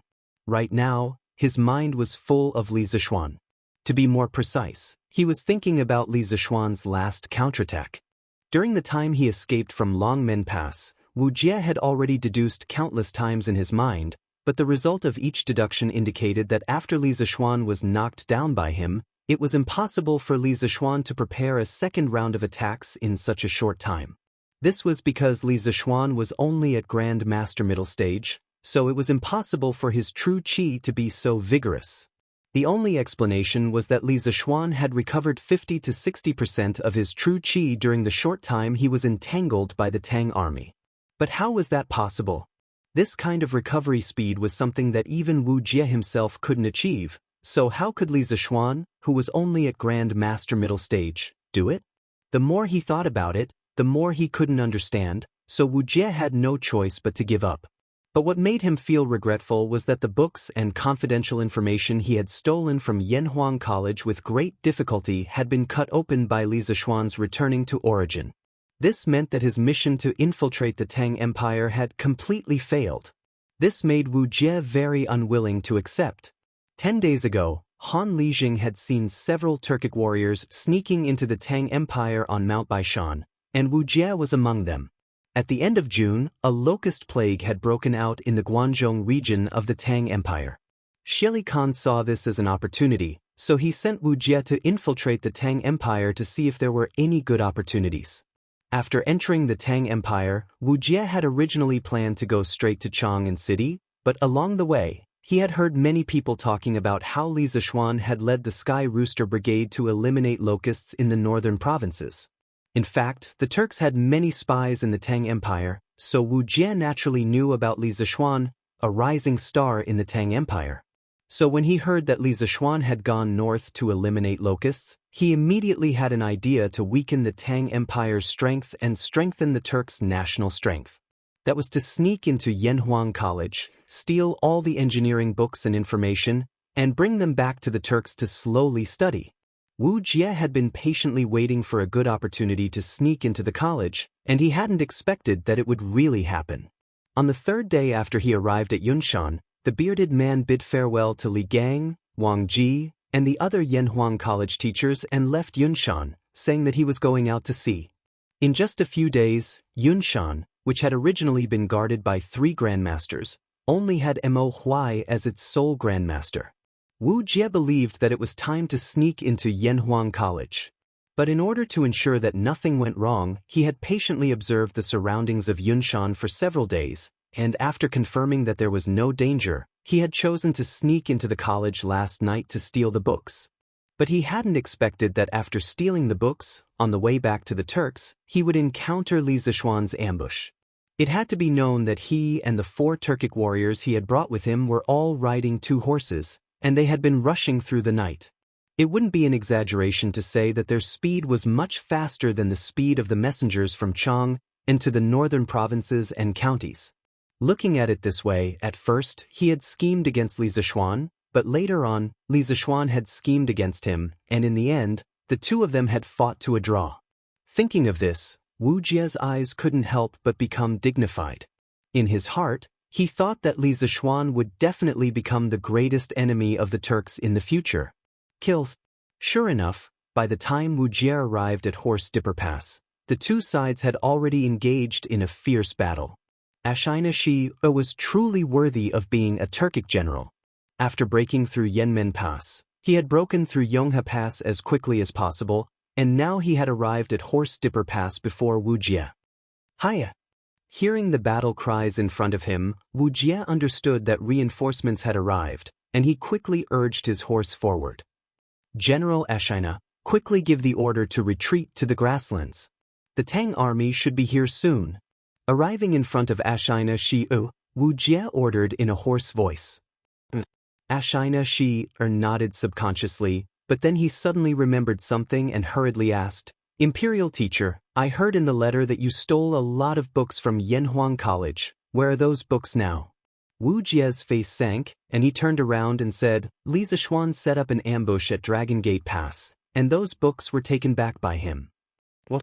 Xianxia was shocked when he heard this, and he asked in disbelief, why would Li Zishuan set up an ambush at Dragon Gate Pass? Shouldn't he be fighting locusts in the north of the Great Tang Empire? Wu Jie sullenly said, how did this king know about this? Losing the books was a very shameful matter for Wu Jie, and now he was being questioned by Xianxia, so how could he be happy? He was the imperial teacher of the Turks, second only to one person. Hearing the unfriendly tone in Wu Jie's voice, Xianxia couldn't help but be startled, and then he wiped his nose and asked as calmly as possible, dare I ask, Imperial teacher, how many people did Li Zishuan set up at Dragon Gate Pass? Wu Jie lightly said, about 10,000 people. Li Zishuan was seriously injured by this king, and the Great Tang army should also have 700 to 800 people injured. Only 10,000 people? And Li Zishuan is seriously injured? Xianxia's eyes lit up when he heard this, and after hesitating for a moment he said, Imperial teacher, why don't we give Li Zishuan a surprise attack and take back those books from Li Zishuan? Chapter 1546. Something happened? We gave him the authority to mobilize the soldiers of the northern 32 provinces. What could possibly happen to him? Within the Sweet Dew Hall, Li Er couldn't help but speak out after hearing Li Tai's words that were filled with worry. In Li Er's view, no matter how powerful Wu Jie was, how could he threaten Li Zishuan, who had so many soldiers under his command? A martial grandmaster was still a human, not a god. Li Tai was slightly relieved to hear this, but then his brow furrowed again. Imperial father, Wu Jie suddenly sneaking into the Great Tang, was it Khan Xieli who ordered him to do so? And could Khan Xieli still have a backup plan? For example, he might have hidden a large number of soldiers on the northern border of the Great Tang. Once Wu Jie succeeds, the Turkic army will enter the pass to receive him? Li Er's expression suddenly turned grim. After a moment of silence, he nodded. Qingke, your analysis is correct.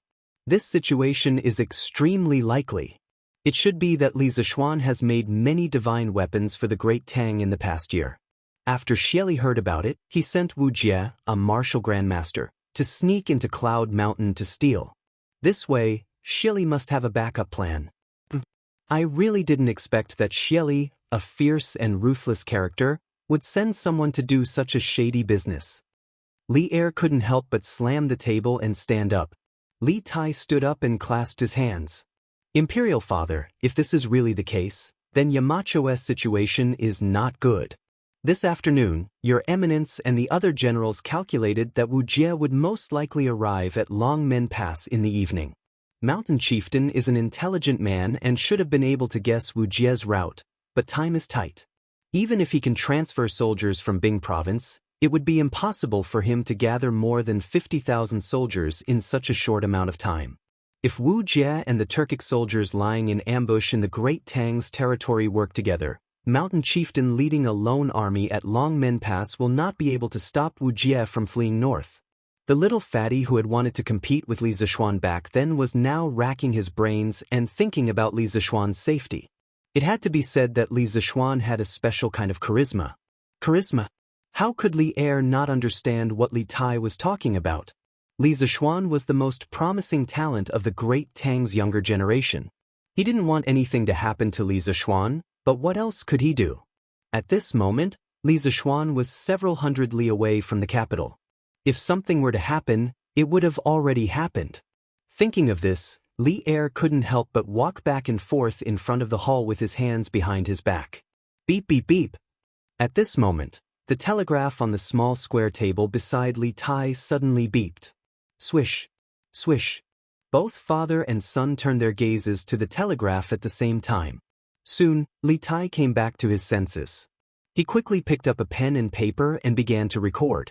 A moment later, the telegraph stopped beeping. Li Er quickly asked, "How is it? Is it from Li Zishuan?" "Father, it's not a telegram from Yamacho." Unexpectedly, Li Tai shook his head. Seeing the doubt in Li Er's eyes, he quickly explained, "It's from Meng Wenhao." As he spoke, Li Tai had already sent out a string of codes to indicate that he was beside the telegraph. "Is it news about Shu Bao, Jijie, and the others?" Li Er's eyes narrowed as he asked in a deep voice. Li Tai nodded and said, "It should be." Beep beep beep beep. As soon as he finished speaking, the telegraph beeped again. This time, the telegraph beeped for a long time. Li Er looked on anxiously from the side. The main reason was that he couldn't understand this non-human language, so he felt that time passed very slowly. After some time, the telegraph finally stopped beeping. Li Er knew that Li Tai was going to start translating the codes, so he didn't say anything to disturb him.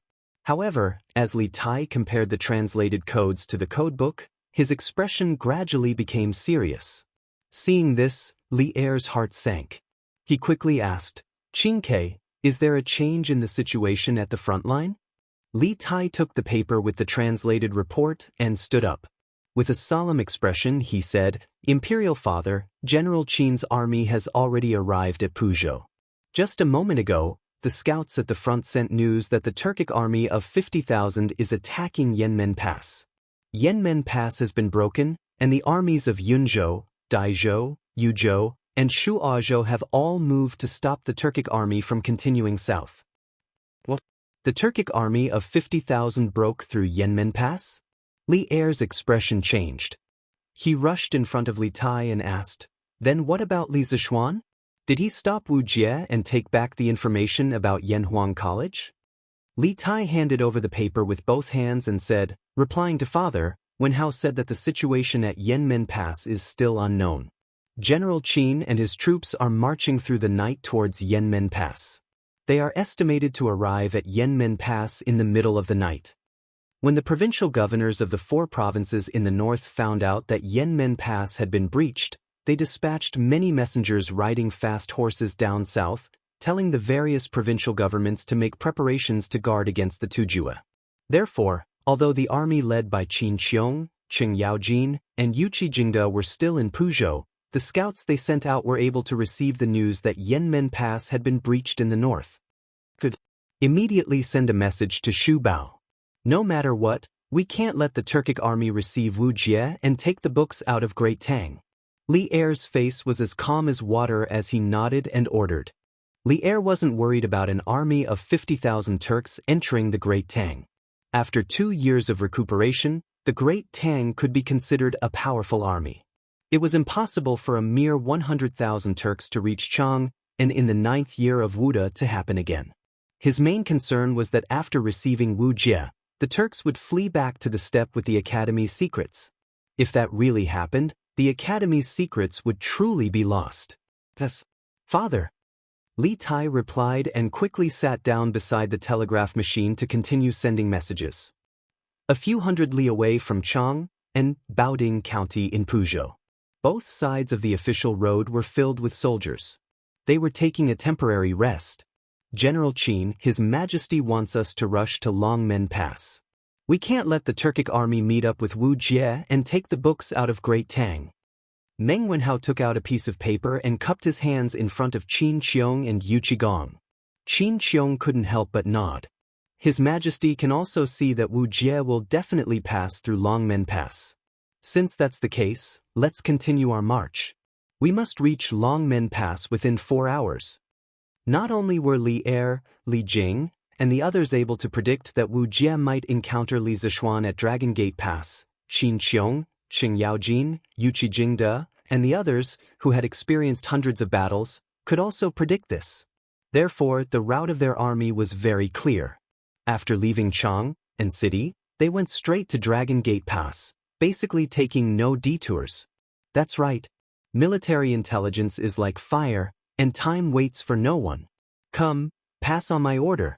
All soldiers of the 3 armies are to immediately mount and continue marching. Yu Qijingde shouted loudly, instructing. Yes. A few moments later, the 10,000 elite soldiers mounted once more and galloped forward under Qin Qiong's lead. This time, Qin Qiong was leading all light cavalry, and their specialty was their mobility and speed. In addition, Meng Wenhao had followed the army to Zhengzhou and was quite proficient in riding. Otherwise, he would have suffered a lot on this expedition. Marquis's internal organs were injured, and then he forced himself to circulate his energy. This is damaging his vitality. This old man doesn't know martial arts, so I can only give Marquis a calming and nourishing medicine. As for when Marquis will wake up, that's hard to say. Longmen Pass, inside the turret. 2 soldiers finally kidnapped a famous doctor from Longmen County to treat Li Zishuan. After the old doctor checked Li Zishuan's pulse, he couldn't help but shake his head with a heavy expression. What do you mean? Dr. Liu, aren't you the best doctor in Longmen County? Why can't you treat Marquis? One of the soldiers who brought the old doctor to Longmen Pass asked anxiously. The other 3 soldiers in the room also looked at Dr. Liu with red eyes. The white-bearded old man suddenly looked troubled. He sighed and said, I don't know martial arts, and I'm only good at treating external injuries. However, Marquis has internal injuries, and I can't do anything about it. Please find someone else. I'll give Marquis a prescription. Perhaps it can slightly reduce Marquis's injury. After that, he ignored the angry stares of the people in the room and started writing the prescription. No. You have to save Marquis. Marquis is a good person. Longmen County was also affected by the locust plague. If it weren't for His Highness, Prince of Shu, who led Marquis's Sky Pheasant Brigade to eliminate the locust plague, Longmen County would definitely be in famine this year. If you don't cure Marquis, how can you live with your conscience? A soldier with a big beard stood out and said unwillingly to the old man. In fact, not only did Li Ku's team eliminate the locust plague in Longmen County, but many counties in Bing Province also received the favor of Li Ku and Li Zishuan. Therefore, when they saw that Li Zishuan was unconscious, many soldiers who followed Li Zishuan to Longmen Pass were secretly anxious. They wished they could take his place. This was the will of the people. This was what it meant to be repaid with kindness. When the old man heard that, he couldn't help but pause. He slowly straightened his body and said with a pained expression, How can I not know that Marquis is a good person? How can I not know that the locust plague in Longmen County was eliminated because of Marquis's Sky Pheasant Brigade? It's just that I really can't do anything. If possible, I'm willing to exchange my life for Marquis. But I can't. If you want Marquis to wake up as soon as possible, you have to find an inner force expert who is proficient in the art of healing. According to what I know, I'm afraid only Dr. Sun is qualified to do it. Dr. Sun? Dr. Sun should still be in Chang. How can he make it in time? The soldier with the big beard couldn't help but ask. Lieutenant Liu, this is bad. A large number of cavalrymen with torches have been spotted 20 miles to the north. They are rushing towards Longmen Pass. At this moment, a soldier ran in quickly and bowed to the bearded soldier with cupped fists. It turned out that this guy was a lieutenant of the Bing province barracks. What? A large number of cavalrymen are approaching Longmen Pass? Are they soldiers from other places? The bearded lieutenant's eyes widened. His heart skipped a beat, and he suddenly changed his expression.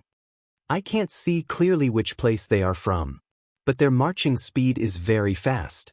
It won't be long before they reach Longmen Pass. The soldier cupped his fists and replied. The bearded lieutenant's face darkened. He said, "Let's go. Follow me to the city tower to take a look." Then he remembered the white-haired old man beside him. He said, "Dr. Liu, you don't have to worry. After you finish writing the prescription, someone will send you back to the county. Even if they are the enemy, they won't be able to hurt you." The old man shook his head and said calmly, "Lieutenant Liu, you can go. I've lived to this age. What's there to be afraid of?" The bearded lieutenant couldn't help but nod. He secretly thought that this old man was a good person. He must pay more for the consultation fee later. At that moment, the bearded lieutenant led 2 mansion soldiers out of the door. Chapter 1547. If the other party is really the Turkic army, how can the 1,000 soldiers here be their opponent? It's no secret that the Turkic state preceptor covets Marquis's knowledge. If he sees that Marquis is unconscious, not only will he take away all the books in Yanhuang College, he might even capture Marquis and bring him back to the Turkic Empire. At that time, Marquis will still not be able to escape death. After listening to Dr. Liu's words, the bearded lieutenant's eyes widened and he said anxiously. When Dr. Liu heard this, he suddenly had a difficult expression. Lieutenant Liu, Marquis's current situation is definitely not able to withstand the bumpy journey. This place is at least a dozen miles away from Longmen County. If you send Marquis back to the county, if you go too fast, Marquis might directly lose his life on the way. If you go too slow, the Turkic army will most likely catch up with Marquis. The result is the same. This old man has said everything.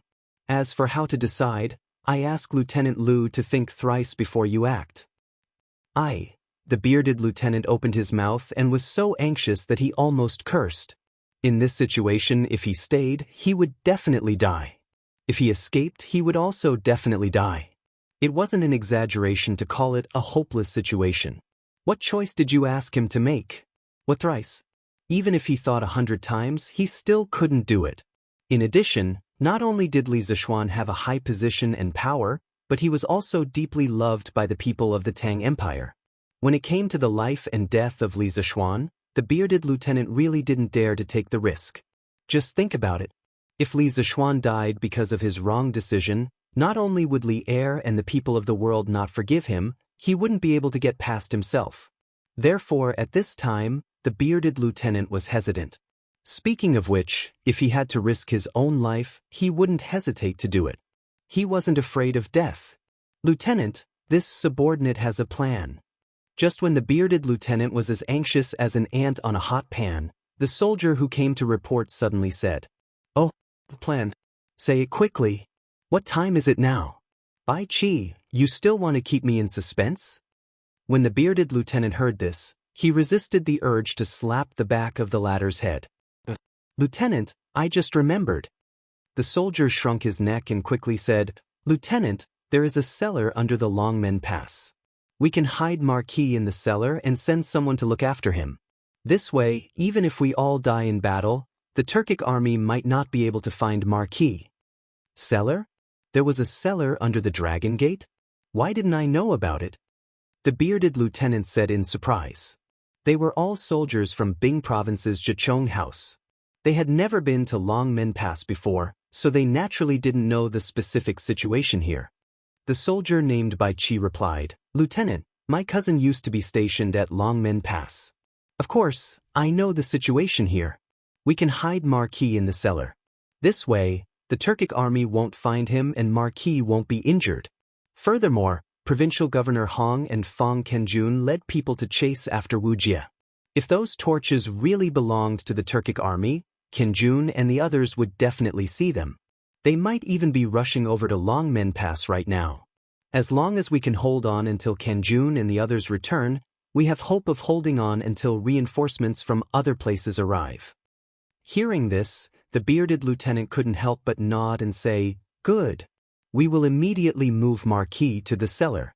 Remember, you are not allowed to mention this to anyone else. Violators will be punished according to military law." This matter concerned Li Zishuan's life, so the bearded lieutenant had to be careful. He felt that the fewer people who knew about Li Zishuan's hiding place, the better.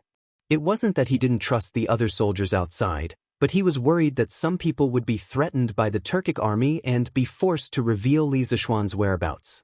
Hiding Marquis in the cellar isn't a bad idea. This old man is willing to stay in the cellar and take care of Marquis. At this time, Dr. Lu said. Previously, he had planned to write 2 prescriptions for Li Zishuan to ease his injuries, but with the army at the border, even if he wrote the prescriptions, he wouldn't have time to get the medicine. Instead, he might as well stay by Li Zishuan's side. If anything happened, he would be able to treat him immediately. The bearded lieutenant couldn't help but look at Dr. Lu in surprise. After hesitating for a moment, he said, "Dr. Lu, Lu Xianda, won't hide it from you. Tonight, Longmen Pass is likely to be flooded with blood. Are you sure you want to stay?" Dr. Lu waved his hand and said, "How could this old man not know this? But Marquis's life is in danger.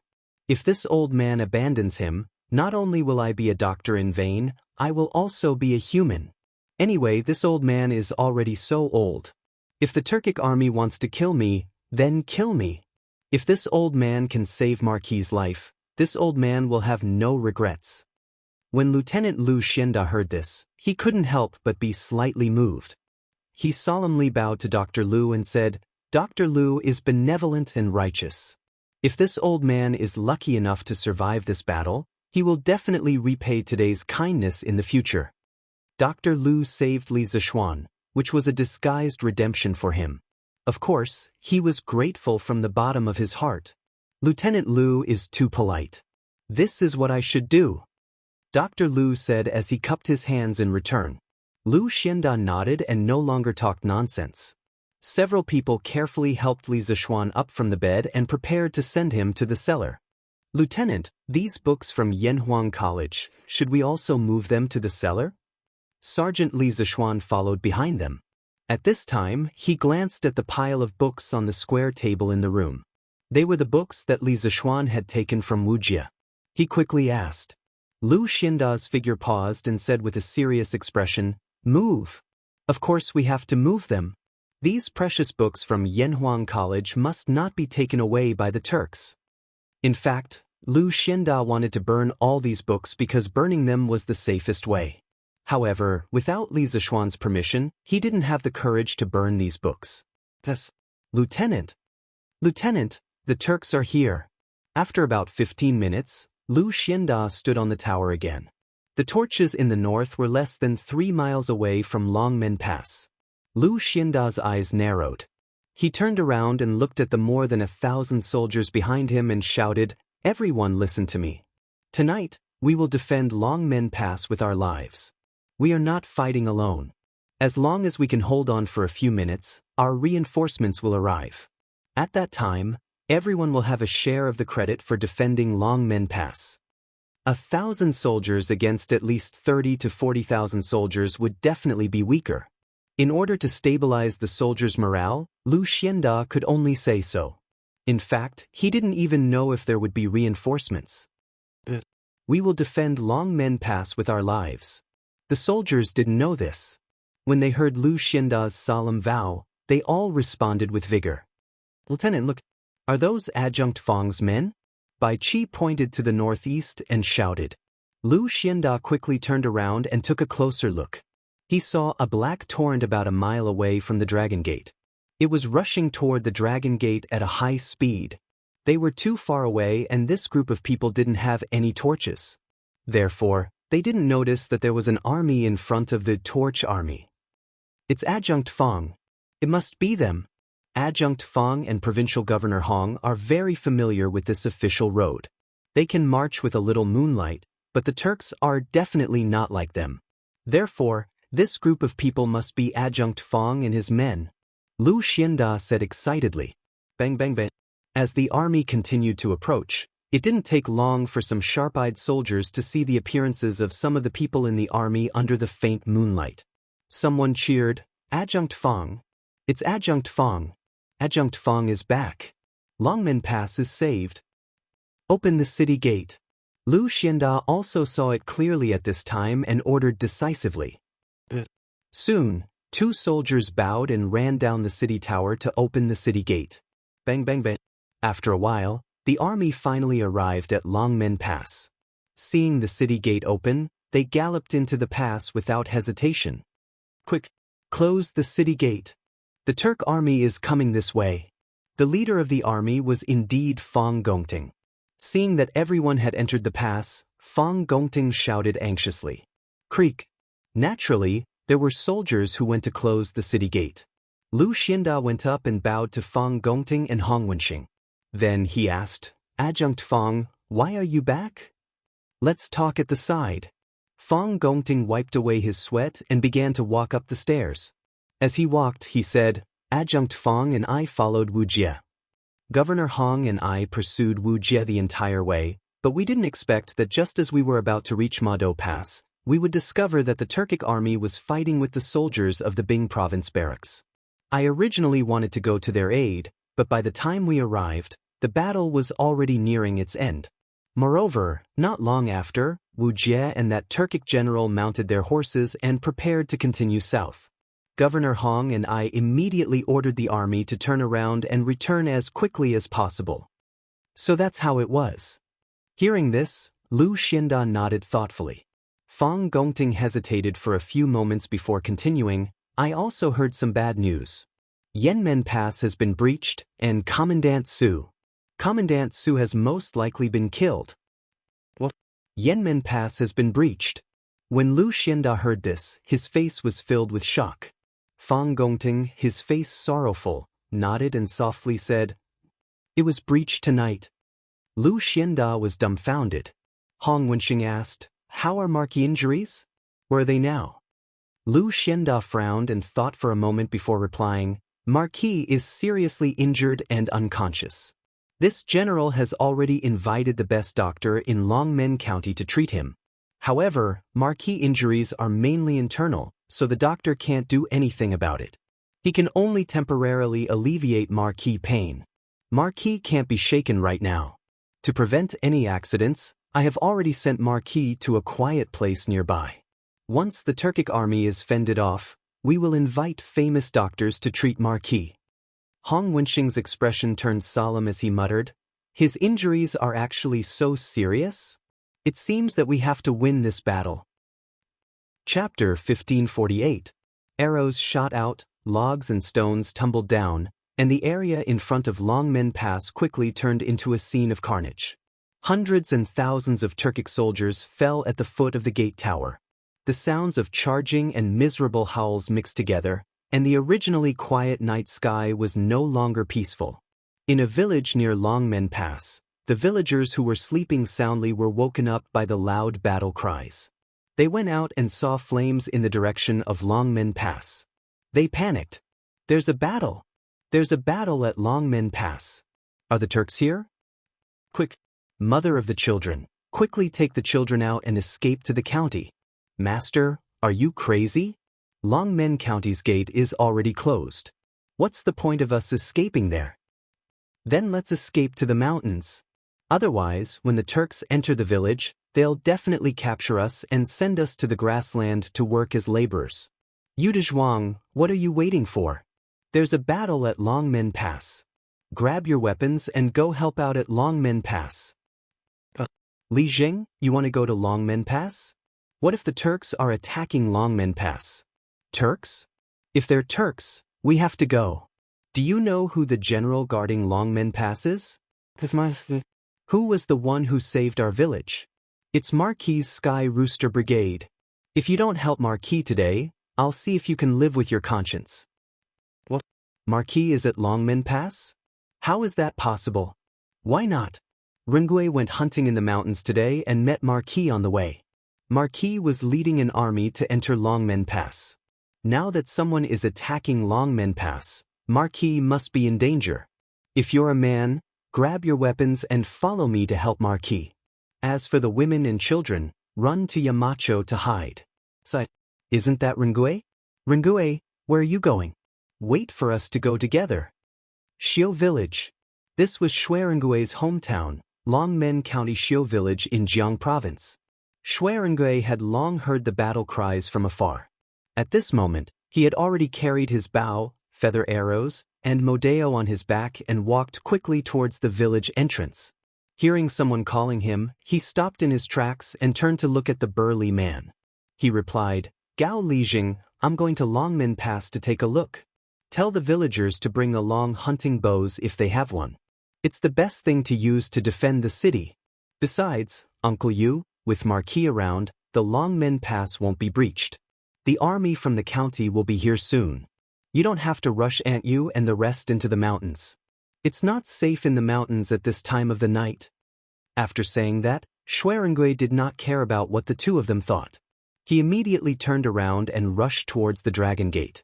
Sighed, Rengue, just you wait, be careful. The big man surnamed Gao stood on his tiptoes and looked at Shui Rengue's back anxiously. Seeing that Shui Rengue had run far away, he helplessly turned around and said, Did you hear that, Yu Dezhuang? Quickly grab your weapons and call the rest of the villagers. Follow me to save Market. Let the women and children in the village hide at home. Don't go to the mountains. What if they encounter a pack of wolves? Quick. Yu Dezhuang had already woken up. He quickly replied, Okay, Li Zheng. I'll go inform the rest of the villagers. The children's mother, take the children and hide at home. Don't come out. I'll be back soon with Li Zheng. After saying that, Yu Dezhuang quickly walked towards a small courtyard of a farmer's house in the east. If Li Zishuan was not at Longmen Pass, Yu Dezhuang would never have the guts to fight with the Turkic army. Now, no matter how brave the Turkic people were, he had to go because Li Zishuan was the benefactor of the entire Longmen County. He had to repay him for saving his life. Moreover, if they could block the Turkic army outside Longmen Pass, they would have saved his family. The woman behind him shouted worriedly, Husband, you have to be careful. Because many villagers had already been awakened by the battle cries in the direction of Longmen Pass, it didn't take long for 40 to 50 youths with wooden bows, sickles, and shovels to gather at the entrance of Xiu village. Under the leadership of Gao Li Zheng, this small group quickly headed towards Longmen Pass. Moreover, the other villagers of Xiu village were also informing the other villages. It wouldn't be long before the other villages also sent a group of youths to support Longmen Pass. I didn't expect the Tang army to prepare rolling stones and logs in advance. We can't go on like this. The Tang army behind us is about to arrive. I wonder if the state teacher has a good idea? In front of Longmen Pass, under the Turkic army's flag, Ashina Shi'er turned his head and asked Wu Jie. At this moment, Wu Jie was sitting cross-legged on his horse with his eyes closed, seizing the time to recover his internal strength. After all, a great grandmaster was also a human. From last night until now, not only did he not sleep for a moment, he also fought with several experts and thousands of Tang soldiers.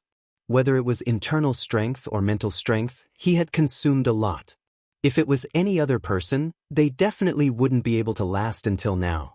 Hearing Ashina Shi'er's question, Wu Jie opened his eyes and said, The Tang army has been guarding the gate for so long, but Li Zishuan hasn't come out. This means that Li Zishuan has completely lost his ability to fight. In the Tang army, there are no experts who can fight against this state teacher. At this moment, I have recovered 60% of my strength. Perhaps I can help you break the gate.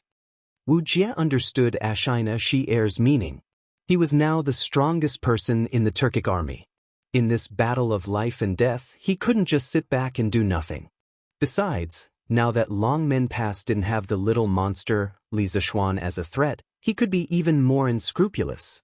Hearing this, Ashina Shi'er's face lit up with excitement. He laughed heartily and said, With state teacher's words, this general can rest assured.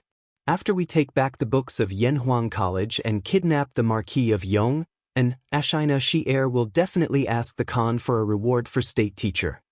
Wu Jie didn't respond. He changed from sitting cross-legged on his horse to riding. No one could see his face under the black robe, and no one could tell whether he was happy or angry at this moment. A moment later, he stretched out his hand and said in a hoarse voice, "Bring this state teacher's mace over." Previously, he had been sitting cross-legged on his horse to heal, so he naturally didn't carry the heavy mace on his back. Although he didn't care about the weight, it would inevitably affect his healing. Yes. The two Turkic soldiers carried Wuxia's mace over, and from their expressions, it was clear that this mace was extremely heavy, at least 100 or 200 jin. But Wuxia stretched out his arm and easily grabbed the mace. Then he lightly said, "This state teacher will go and break the gate. You take the elite wolf cavalry and follow behind." His tone didn't allow anyone to object. Clearly, he was the one who had the final say here. Xianxia's face didn't show any displeasure. Instead, he respectfully cupped his fists and said, "State teacher can rest assured. This general will definitely not fall behind." Wu Jie imperceptibly nodded. Then he stroked the mane of his warhorse and muttered meaningfully, "What a pity for such a good horse." Saying so, he no longer hesitated. He kicked the horse's belly and shouted, "Hiya! Pung ping pung!" Soon, Wu Jie's warhorse began to crazily accelerate, becoming faster and faster until it couldn't distinguish between friend and foe. The Turkic soldiers in front of Wu Jie who were attacking the gate were all sent flying by his warhorse. Wu Jie rode alone, wielding his mace, like an unparalleled war god, rapidly charging towards the gate. "It's Wu Jie. What does he want to do?"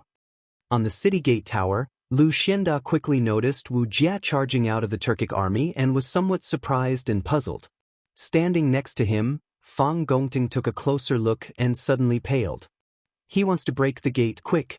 Everyone, quickly fire arrows in that direction." The Dragon Gate Pass was different from the Yanmen Pass. The walls here were much wider, with a width of nearly 300 feet. It was more than enough to accommodate 1,000 or 2,000 archers standing in 2 rows. Under Lu Xianda's command, the first batch of archers on the gate tower changed their target, shooting in Wu Jie's direction. Afterwards, the first row of archers crouched down to reload their arrows, while the second row of archers continued to shoot in Wu Jie's direction. Xiu xiu xiu. A sky full of arrows rained down on Wu Jie, but Wu Jie showed no fear. He didn't slow down his horse at all. With one hand holding the reins and the other holding the mace, he waved it in front of him. The powerful true qi in his body spread out through the mace, quickly forming a true qi cover in front of him. All the arrows that came within 3 feet of him were all sent flying. In this way, the Turkic soldiers around Wu Jie were completely out of luck. Wu Jie could block the sky full of arrows, but they couldn't. After 3 volleys of arrows, there wasn't a single Turkic soldier standing next to Wu Jie. Of course, this wasn't necessarily a bad thing for Wu Jie, because this meant that there was no one in front of him to block his path. Thus, his warhorse once again sped up, leaving behind no one in the dust. 50 zhang, 40 zhang, 30 zhang, 20 zhang. In the blink of an eye, Wu Jie was only 20 zhang away from the gate. On the city gate tower, Han Wenxing and Fang Gongting saw Wu Jie's brave and invincible stance and couldn't help but feel a sense of powerlessness. Facing a martial grandmaster-level Turkic wolf cavalry as the vanguard, defending the city had become very difficult. They were already in a weak position, and with the addition of a martial grandmaster-level Wu Jie, they were even more powerless. This was somewhat similar to the words Xiang Yu had said when he committed suicide in the Wu River. "Now that I am trapped here, the death of the heavens is not my fault." Not my fault. If the Dragon Gate really fell tonight, it wouldn't be because there was a problem with their command, but rather because Wu Jie's personal strength was too strong. One man could fight against 1,000 soldiers. On top of the city gate tower, the archers were frantically firing arrows in Wu Jie's direction, but none of them seemed to be of any use. The rain of arrows didn't seem to be able to harm Wu Jie in the slightest. When he was about 15 meters away from the city gate, Wu Jie slapped his horse's back and leapt off. Taking advantage of the super speed he had gained from riding his horse, Wu Jie kicked his horse's head with all his might, gaining another burst of speed. Grabbing his mace, he flew towards the city gate at an even faster speed. The warhorse was hit by Wu Jie's kick in the air and immediately let out a mournful whine, blood gushing out of its head as it collapsed to the ground. At this moment, Wuxia was still in the air, swinging his mace to block the incoming arrows while secretly accumulating his strength. Once he reached the gate, he would use his strongest attack and blow the gate open. At this moment, a young man climbed up the stairs from the side of the city gate tower. The soldiers who saw him were stunned at first, but quickly stepped forward to stop him. However, the young man didn't have time to explain and directly jumped up, stepping on the shoulders of the soldiers, and quickly flew towards the edge of the city wall. After seeing Wu Jie rapidly approaching, the young man didn't hesitate.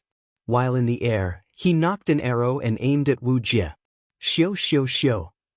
The youth shot out like a bolt of lightning, releasing 3 arrows in quick succession. Bolstered by the youth's true qi, the 3 arrows flew towards Wu Jie's chest and ribs in a triangular formation. The speed of the arrows was so fast that they actually created 3 sonic booms as they flew through the air. Wu Jie, who was flying towards the gate, suddenly felt a sense of crisis. Looking up, he saw 3 arrows flying towards him at an extraordinary speed. Danger! These 3 arrows had the ability to pierce through his true qi defense. Almost in an instant, Wu Jie made such a judgment in his heart. Thus, he quickly raised his mace and swung it in the direction of the 3 arrows. Ding ding ding! The 3 arrows collided with Wu Jie's mace one after another, but in the end, the 3 ants were unable to shake the elephant. Wu Jie wasn't injured by the young man's 3 arrows, but because he had to block the 3 arrows, his speed had slowed down a notch. However, he still had to break through the dragon gate tonight. Wu Jie faintly glanced in the direction of the young man's battle, then ignored him and continued to fly towards the city gate. Because after a few more meters, because of the angle, the people on the city wall wouldn't be able to shoot arrows at him. At that time, he would be able to use the strength he had accumulated for so long to break through the gate. Xuerengui? You're the Xuerengui who hunted in the mountains during the day? The sudden appearance of the 3 arrows not only disrupted Wu Jie's rhythm, but also shocked Fang Gongting and Lu Xianda, who were commanding the battle from the city tower. During the day, when the army had been marching, Li Zishuan had greatly praised Xuerengui's archery skills. At that time, all of them had been present. Now, seeing Xuerengui suddenly climb up the city tower and decisively shoot arrows at Wu Jie, Fang Gongting and Lu Xianda were both surprised and stunned. 2 generals, where is Marquis? Xuerengui didn't have time to exchange pleasantries with the 2 of them. Once again, he knocked another arrow and aimed at Wu Jie, instantly releasing another 3 arrows. After that, he let out a sigh of relief. Not bothering to look at the results, he directly asked Fang Gongting and Lu Xianda. Chapter 1549. Xuerengui was only at the peak of qi transforming stage, so he knew that even if he was skilled in archery, he wouldn't be able to withstand the attacks of the black-robed, mace-wielding Turkic master. According to his estimation, this person was at least at the peak of martial scholar realm, and only Li Zishuan had a chance of stopping him, which was why he asked. Marquis is seriously injured and unconscious. He is currently recuperating in a quiet place. Lu Xianda replied in a low voice. Xuerengui's heart sank. On one hand, he was worried about Li Zishuan's injuries, but on the other hand, he was worried about the city's defense. Obviously, he didn't think that this seemingly tall and heavy city gate could withstand Wu Jie's full-force attack. Below the city gate tower, Wu Jie once again deflected Xuerengui's 3 arrows, and although his speed was a bit slower, he was already within 5 zhang of the city gate. From this position, it would be very difficult for the archers on the city gate tower to hit him. 5 zhang, 4 zhang, 3 zhang, 2 zhang, 1 zhang. In just a few breaths of time, Wu Jie finally arrived in front of the city gate. The majestic true qi that had been accumulating in his arms suddenly erupted, and the mace once again flashed with lightning. Wu Jie gripped the end of the mace with both hands, raised it above his head, and with his previous speed, swung it down at the city gate. Peng! The mace collided with the thick iron gate, creating a deafening sound that seemed to pierce through the night sky. At the same time, a powerful recoil was transmitted through the mace to Wu Jie, sending him flying backwards.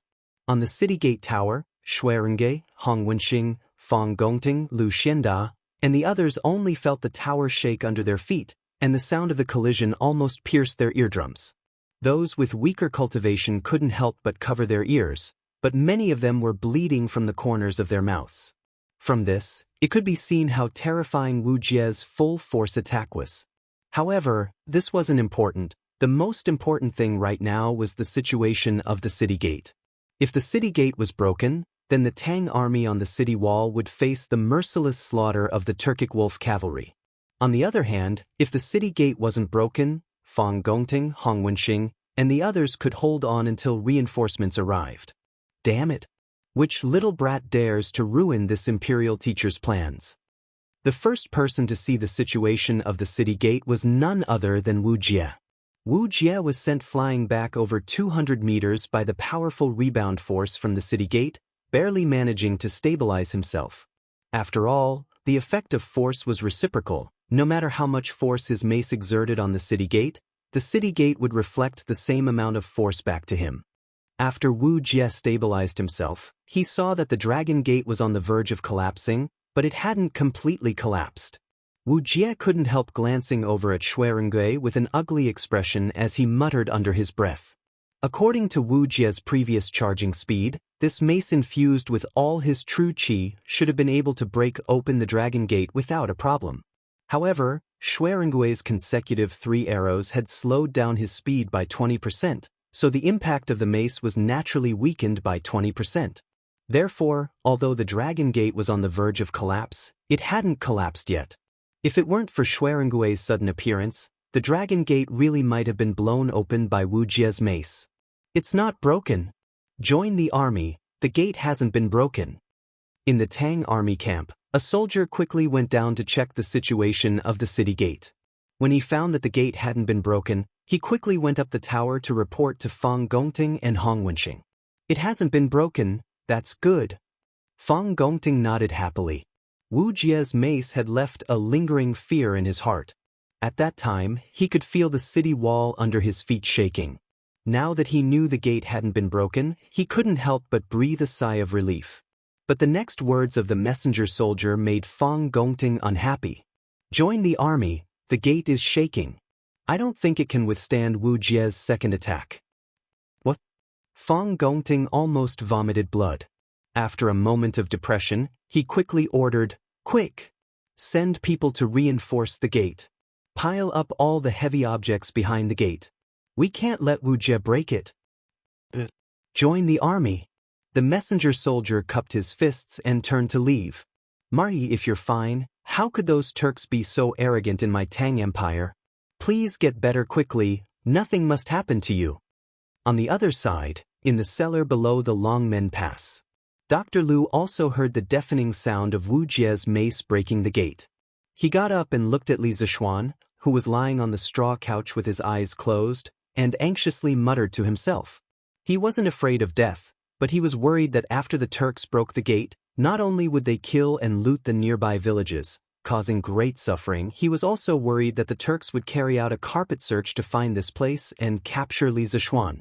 At this time, Li Zixuan could be said to be powerless. If he was found by the Turks, he wouldn't have the slightest ability to resist. Thus, Dr. Lu was secretly worried. As for Li Zixuan at this time, his situation wasn't very good. During the battle with Wu Jie, his body had undergone a strange change, and in a very short time, he had recovered 60% of his true qi. However, this was only the recovery of his true qi, and the injuries caused by Wu Jie's powerful lightning energy had not healed. Moreover, when he used the origin-returning sword on Wu Jie, not only had he exhausted the little bit of true qi he had just recovered, he had also aggravated his internal injuries. Because of Wu Jie's powerful true qi, Yang Kai's internal organs had been displaced, and the residual lightning energy in his meridians had taken advantage of the opportunity to wreak havoc in his meridians, causing his current situation to become even worse. The strand of spiritual qi of heaven and earth in his body was no longer able to create a miracle. Instead, it had completely quieted down and did not move at all. However, Li Zixuan wasn't completely unconscious. He could hear the situation outside, but he couldn't open his eyes or mouth. He was like a living dead with only a little bit of consciousness left. Li Zishuan knew that the Turks were attacking the Dragon Gate, and he also knew that the Dragon Gate wouldn't be able to hold on for much longer. He knew all of this, and he was very anxious in his heart, but he couldn't do anything. He used all of his strength, but he couldn't even move a finger, let alone open his eyes or get out of bed to fight. At this time, if only Sun Simiao was here. Because Old Sun was not only a divine doctor, but also had a pure Daoist qi in his body, which was extremely beneficial for healing his internal injuries. Not good. Wu Jie is coming again. On the city gate tower, Xuerengui's face changed, and he anxiously shouted. It was Wu Jie, who was below the city gate tower, who had mounted a warhorse and was planning to use the same trick to attack the city gate again. Release the arrows.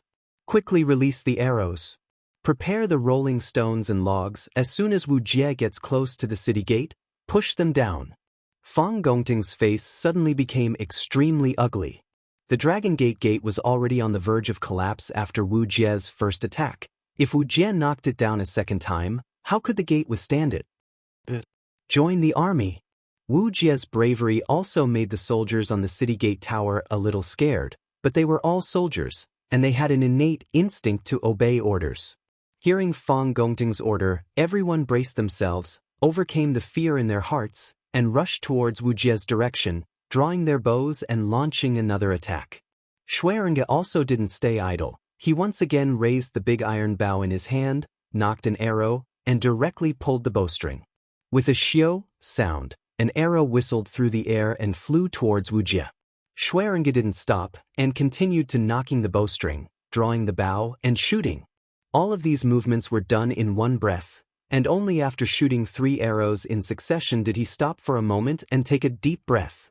Although these 3 arrows seemed easy to shoot, only he knew how much true chi it took for a chi transformation junior like him to shoot these 3 arrows.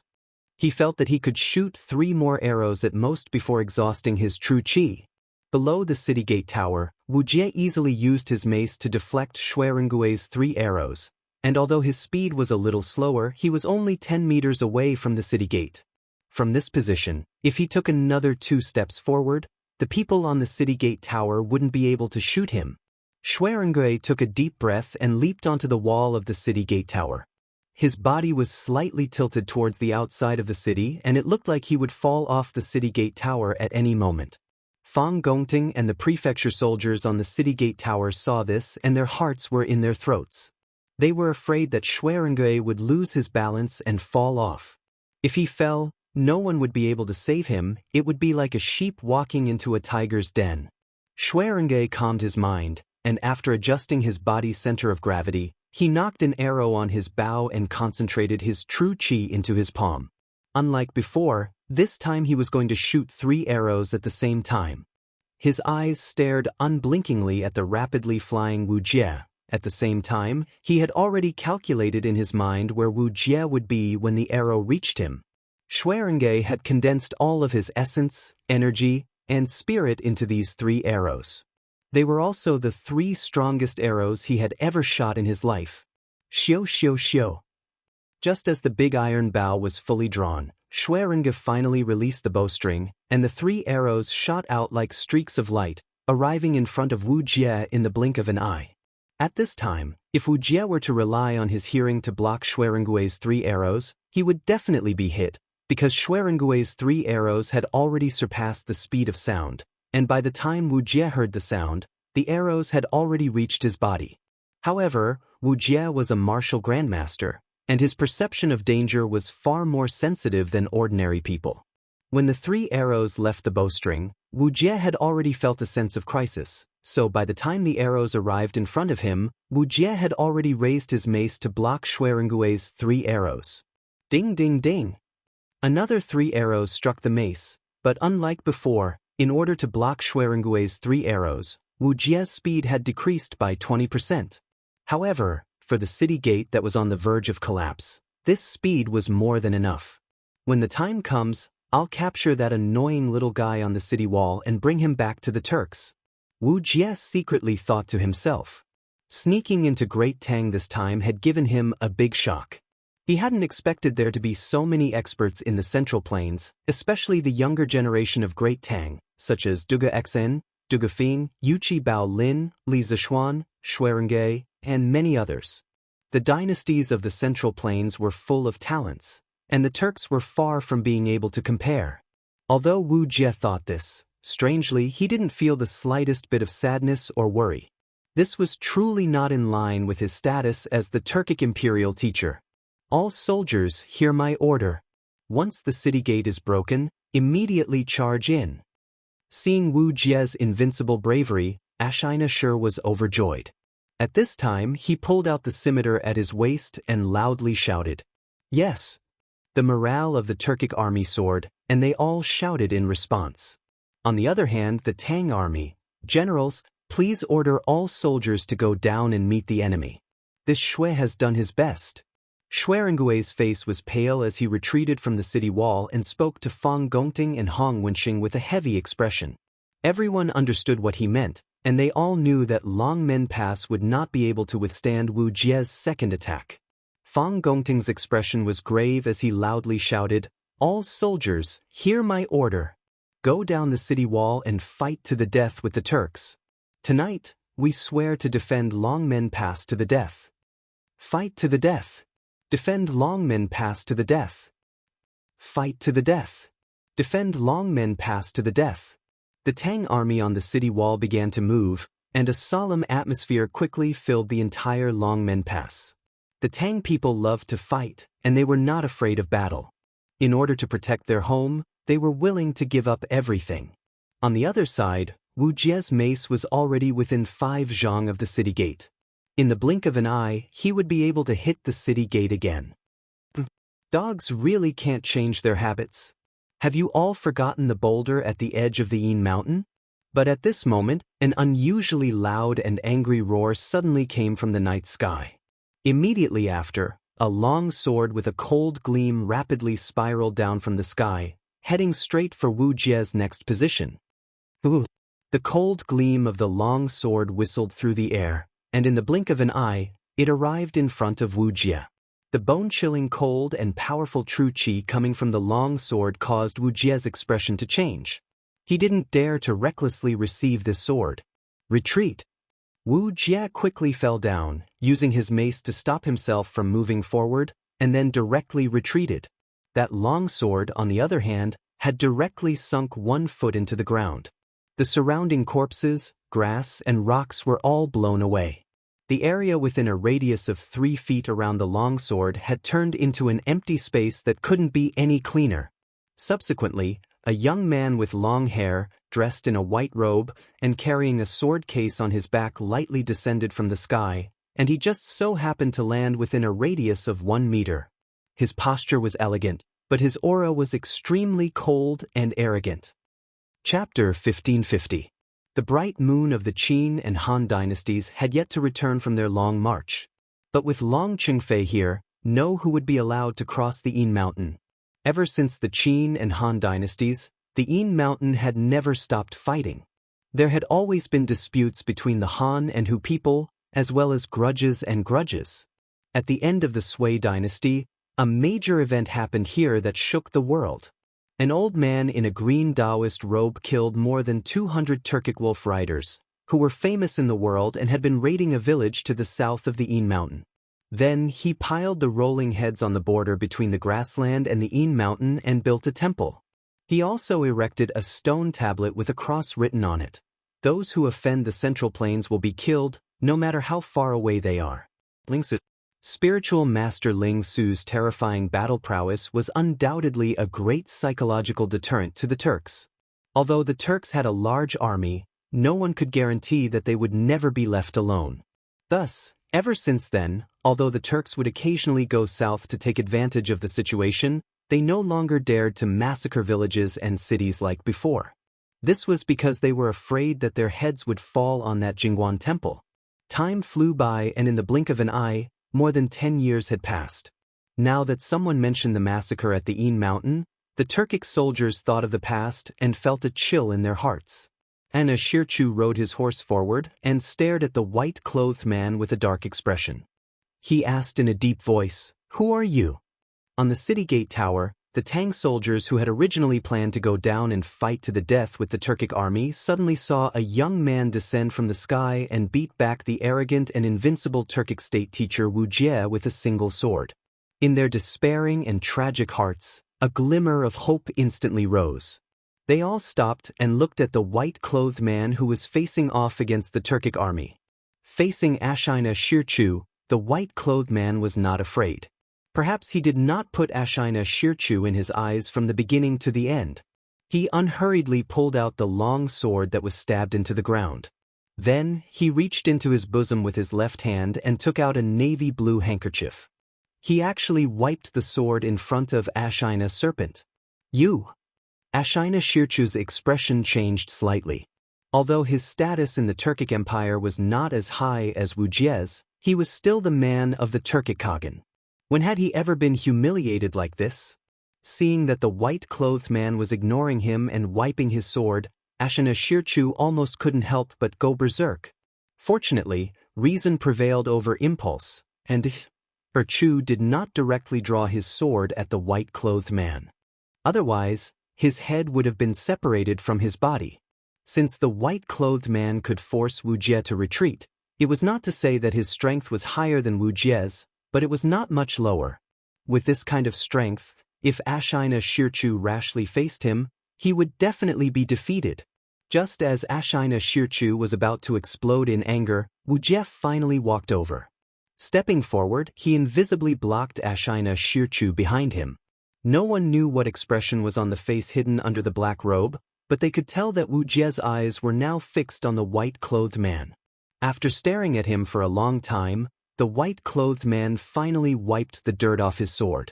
The long sword reflected the moonlight and gave off a cold light, faintly giving people the illusion that the moonlight was like water, and so was the sword.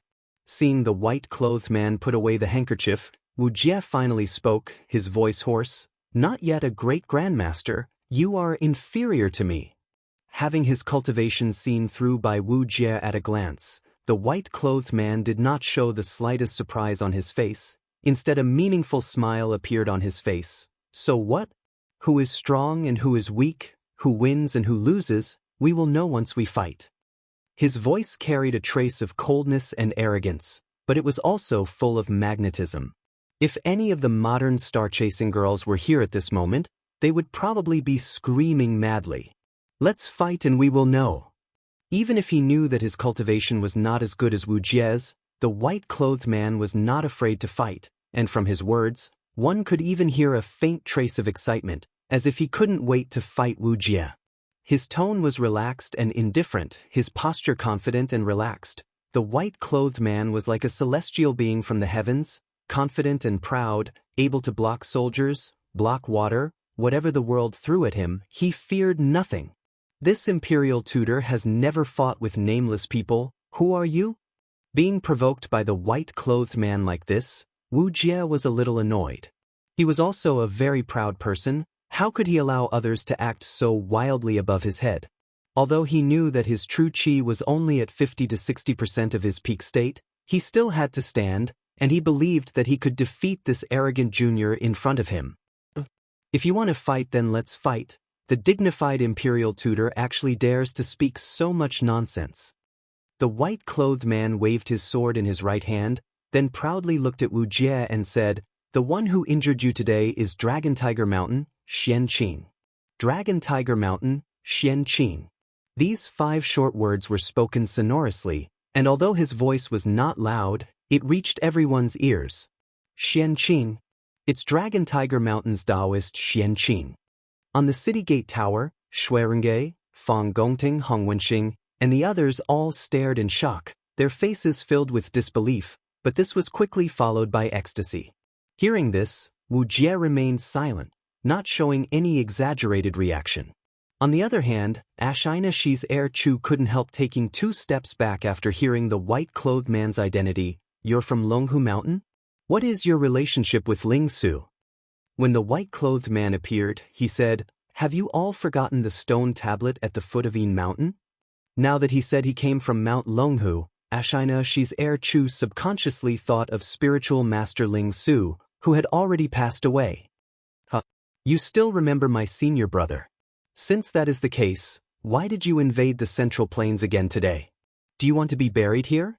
This time, the white-clothed man did not ignore Xianxia Chu, but looked at him lightly, then sneered. Senior brother? You are Ling Su's junior brother? Xianxia Chu was stunned. Xuerengei, Fang Gongting, and the others had heard of Xianqing's name, but as a Turkic, Xianxia Chu had never heard of it before. Now that he heard that Xianqing was Ling Su's junior brother, how could he not be surprised? Back then, this master had no chance to fight with Ling Su, but today, I will see how much skill his junior brother has. Wu Jie now thoroughly understood the white-clothed man's identity and couldn't help laughing. Originally, it was supposed to be a hearty laugh, but because Wu Jie's voice was hoarse, it made everyone who heard it feel a chill run down their spines. Thunder Overlord Mace. Without waiting for Xianqing to respond, Wu Jie leapt into the air, raised his mace with both hands, and smashed it down towards Xianqing's head. 9 Taishan swords, first form, ride the wind.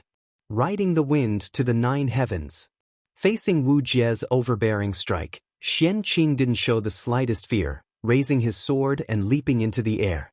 At the same time, an extremely pure sword intent burst out from his body, causing the soldiers closest to Xianqing to feel like their minds were filled with images of blades and swords.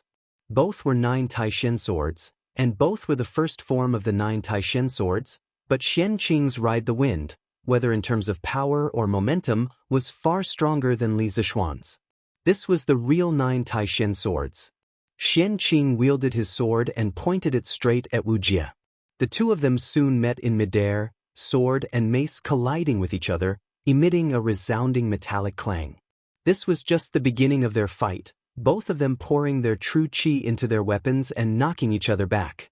Wu Jie was forced back 3 steps, while Xianqing was forced back 5 steps. It was obvious that the gap between Xianqing, who had yet to reach the martial grandmaster realm, and Wu Jie wasn't very big. This scene, in the eyes of Xuerengei, Fang Gongting and the others, were naturally overjoyed. After all, a man's name was like a tree's shadow, and in everyone's eyes, Wu Jie was an insurmountable mountain. Now that Xianqing was only slightly at a disadvantage against Wu Jie, in the eyes of Xuerengei and the others, this was already very amazing. However, Xianqing seemed to be somewhat dissatisfied with this result, frowning slightly, and then changing the direction of his sword, he actually took the initiative to attack Wu Jie. 9 Taishan swords, second form, Graceful Grace. Graceful Grace, Soaring Dragon. Carrying the lingering power of the first sword, riding the wind, Xianqing's sword moved even faster, the sword qi attached to it bursting out. Everyone below, whether it was the Turkic army or the Tang army, at this moment, all felt as if a dragon was soaring through the sky, baring its fangs and claws as it rushed towards Wu Jie. The momentum was vast, and the sword qi was overwhelming. Wu Jie's face paled slightly, and with a loud shout, the mace in his hand suddenly began to glow with lightning, and he raised it again to meet the incoming attack. Peng! The two weapons collided, and another loud bang rang out. This time, Wu Jie was forced back 4 steps, and Xianqing was also forced back 4 steps. Xianqing felt a numbness in his palm, and the strange power of thunder and lightning was about to enter his meridians. He snorted and quickly used his genuine qi to dissolve the power of thunder and lightning. Then, without pausing for a moment, he followed up with the third form of 9 Taishan swords, Snow Treading. Snow treading without a trace, swift as a swallow. Xianqing was very clear on where the 9 Taishan sword's strength lay, so he would not give Wu Jie a chance to breathe, nor would he give himself a chance to breathe. He wanted to use the first 8 swords of the 9 Taishan swords in one go, wanting to use the superimposed power of the 9 Taishan swords to completely defeat Wu Jie in his weakened state. Wu Jie continued to wave his mace to block Xianqing's unexpected sword moves, but Xianqing changed his move again. 9 Taishan swords, fourth form, Wave Breaker. Wave Breaker, Tyrannical Sea, Thunderous Fury. 9 Taishan swords, fifth form, Parting Dust. 1 sword, Desolate and Cold. 9 Taishan swords, sixth form, Flowing Cloud. Broken Smoke, flowing cloud, never return. 9 Taishen swords, 7th form, phantom shadow, knowing that all is an illusion. In the blink of an eye, the first 7 swords of the 9 Taishen swords had been used by Xianqing, and compared to Li Zixuan, each of Xianqing's sword moves was much more powerful. As a result, when the phantom shadow of the 7th form appeared, Wuxia was suddenly surrounded by 16 sword-wielding Xianqing swords. What's more, these 10 Xianqing swords were all real people, and each of them used a different sword move, making it even harder for Wuxia to defend. The situation on the battlefield was rapidly changing, and both sides were quietly switching positions. Chapter 1551. Reinforcements. Reinforcements are here. Longmen Pass is saved. As the saying went, the higher one stood, the farther one could see. The Tang soldiers on the city gate tower looked to the west and saw a black mass of cavalrymen holding torches galloping toward them. At first glance, there were at least 20 to 30,000 cavalrymen. Therefore, the soldiers on the city gate tower immediately became excited and cheered loudly. They had survived a calamity. At this moment, they could only use the phrase, surviving a calamity, to describe their feelings. At the very beginning, when the Turkic army of tens of thousands attacked, Longmen Pass only had around 1,000 soldiers. Fortunately, Fang Gongting and the others had brought back more than 8,000 soldiers in time.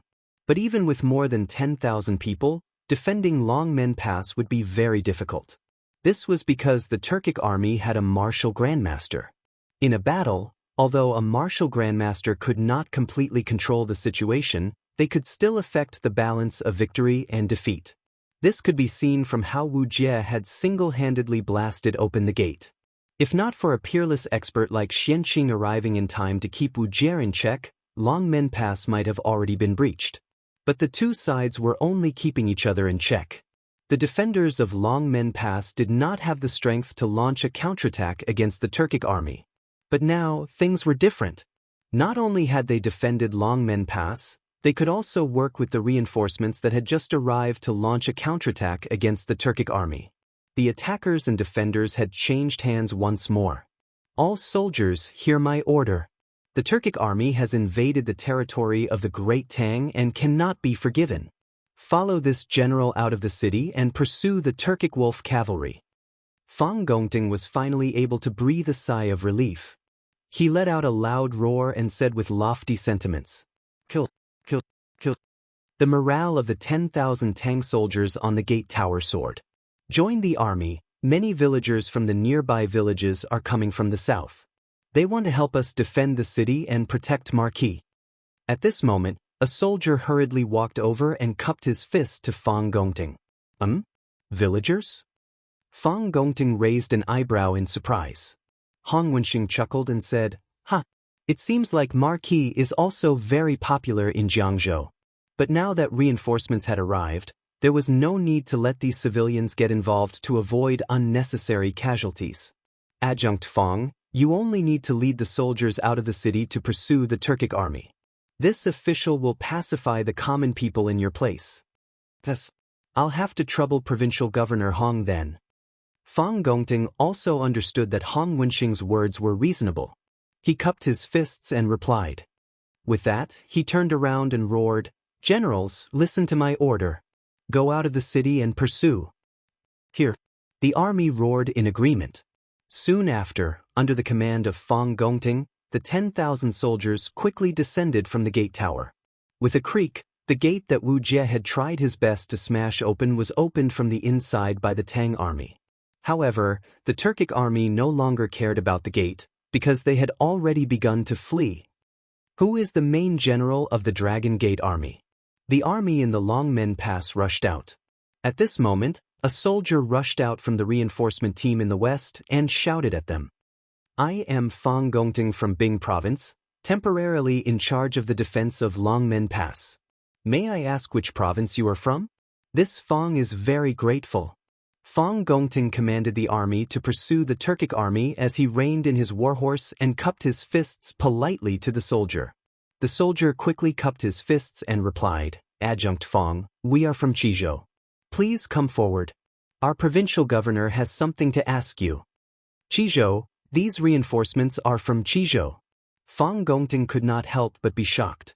However, when he thought about it again, he was somewhat relieved. Qizhou was located in the west of Jiang Province, while Longmen Pass was located on the west side of Jiang Province. The two were only separated by Pu Province, which was very close. If Qizhou could receive the news this morning and send troops as soon as possible, it was entirely possible for them to arrive at Longmen County within a few hours.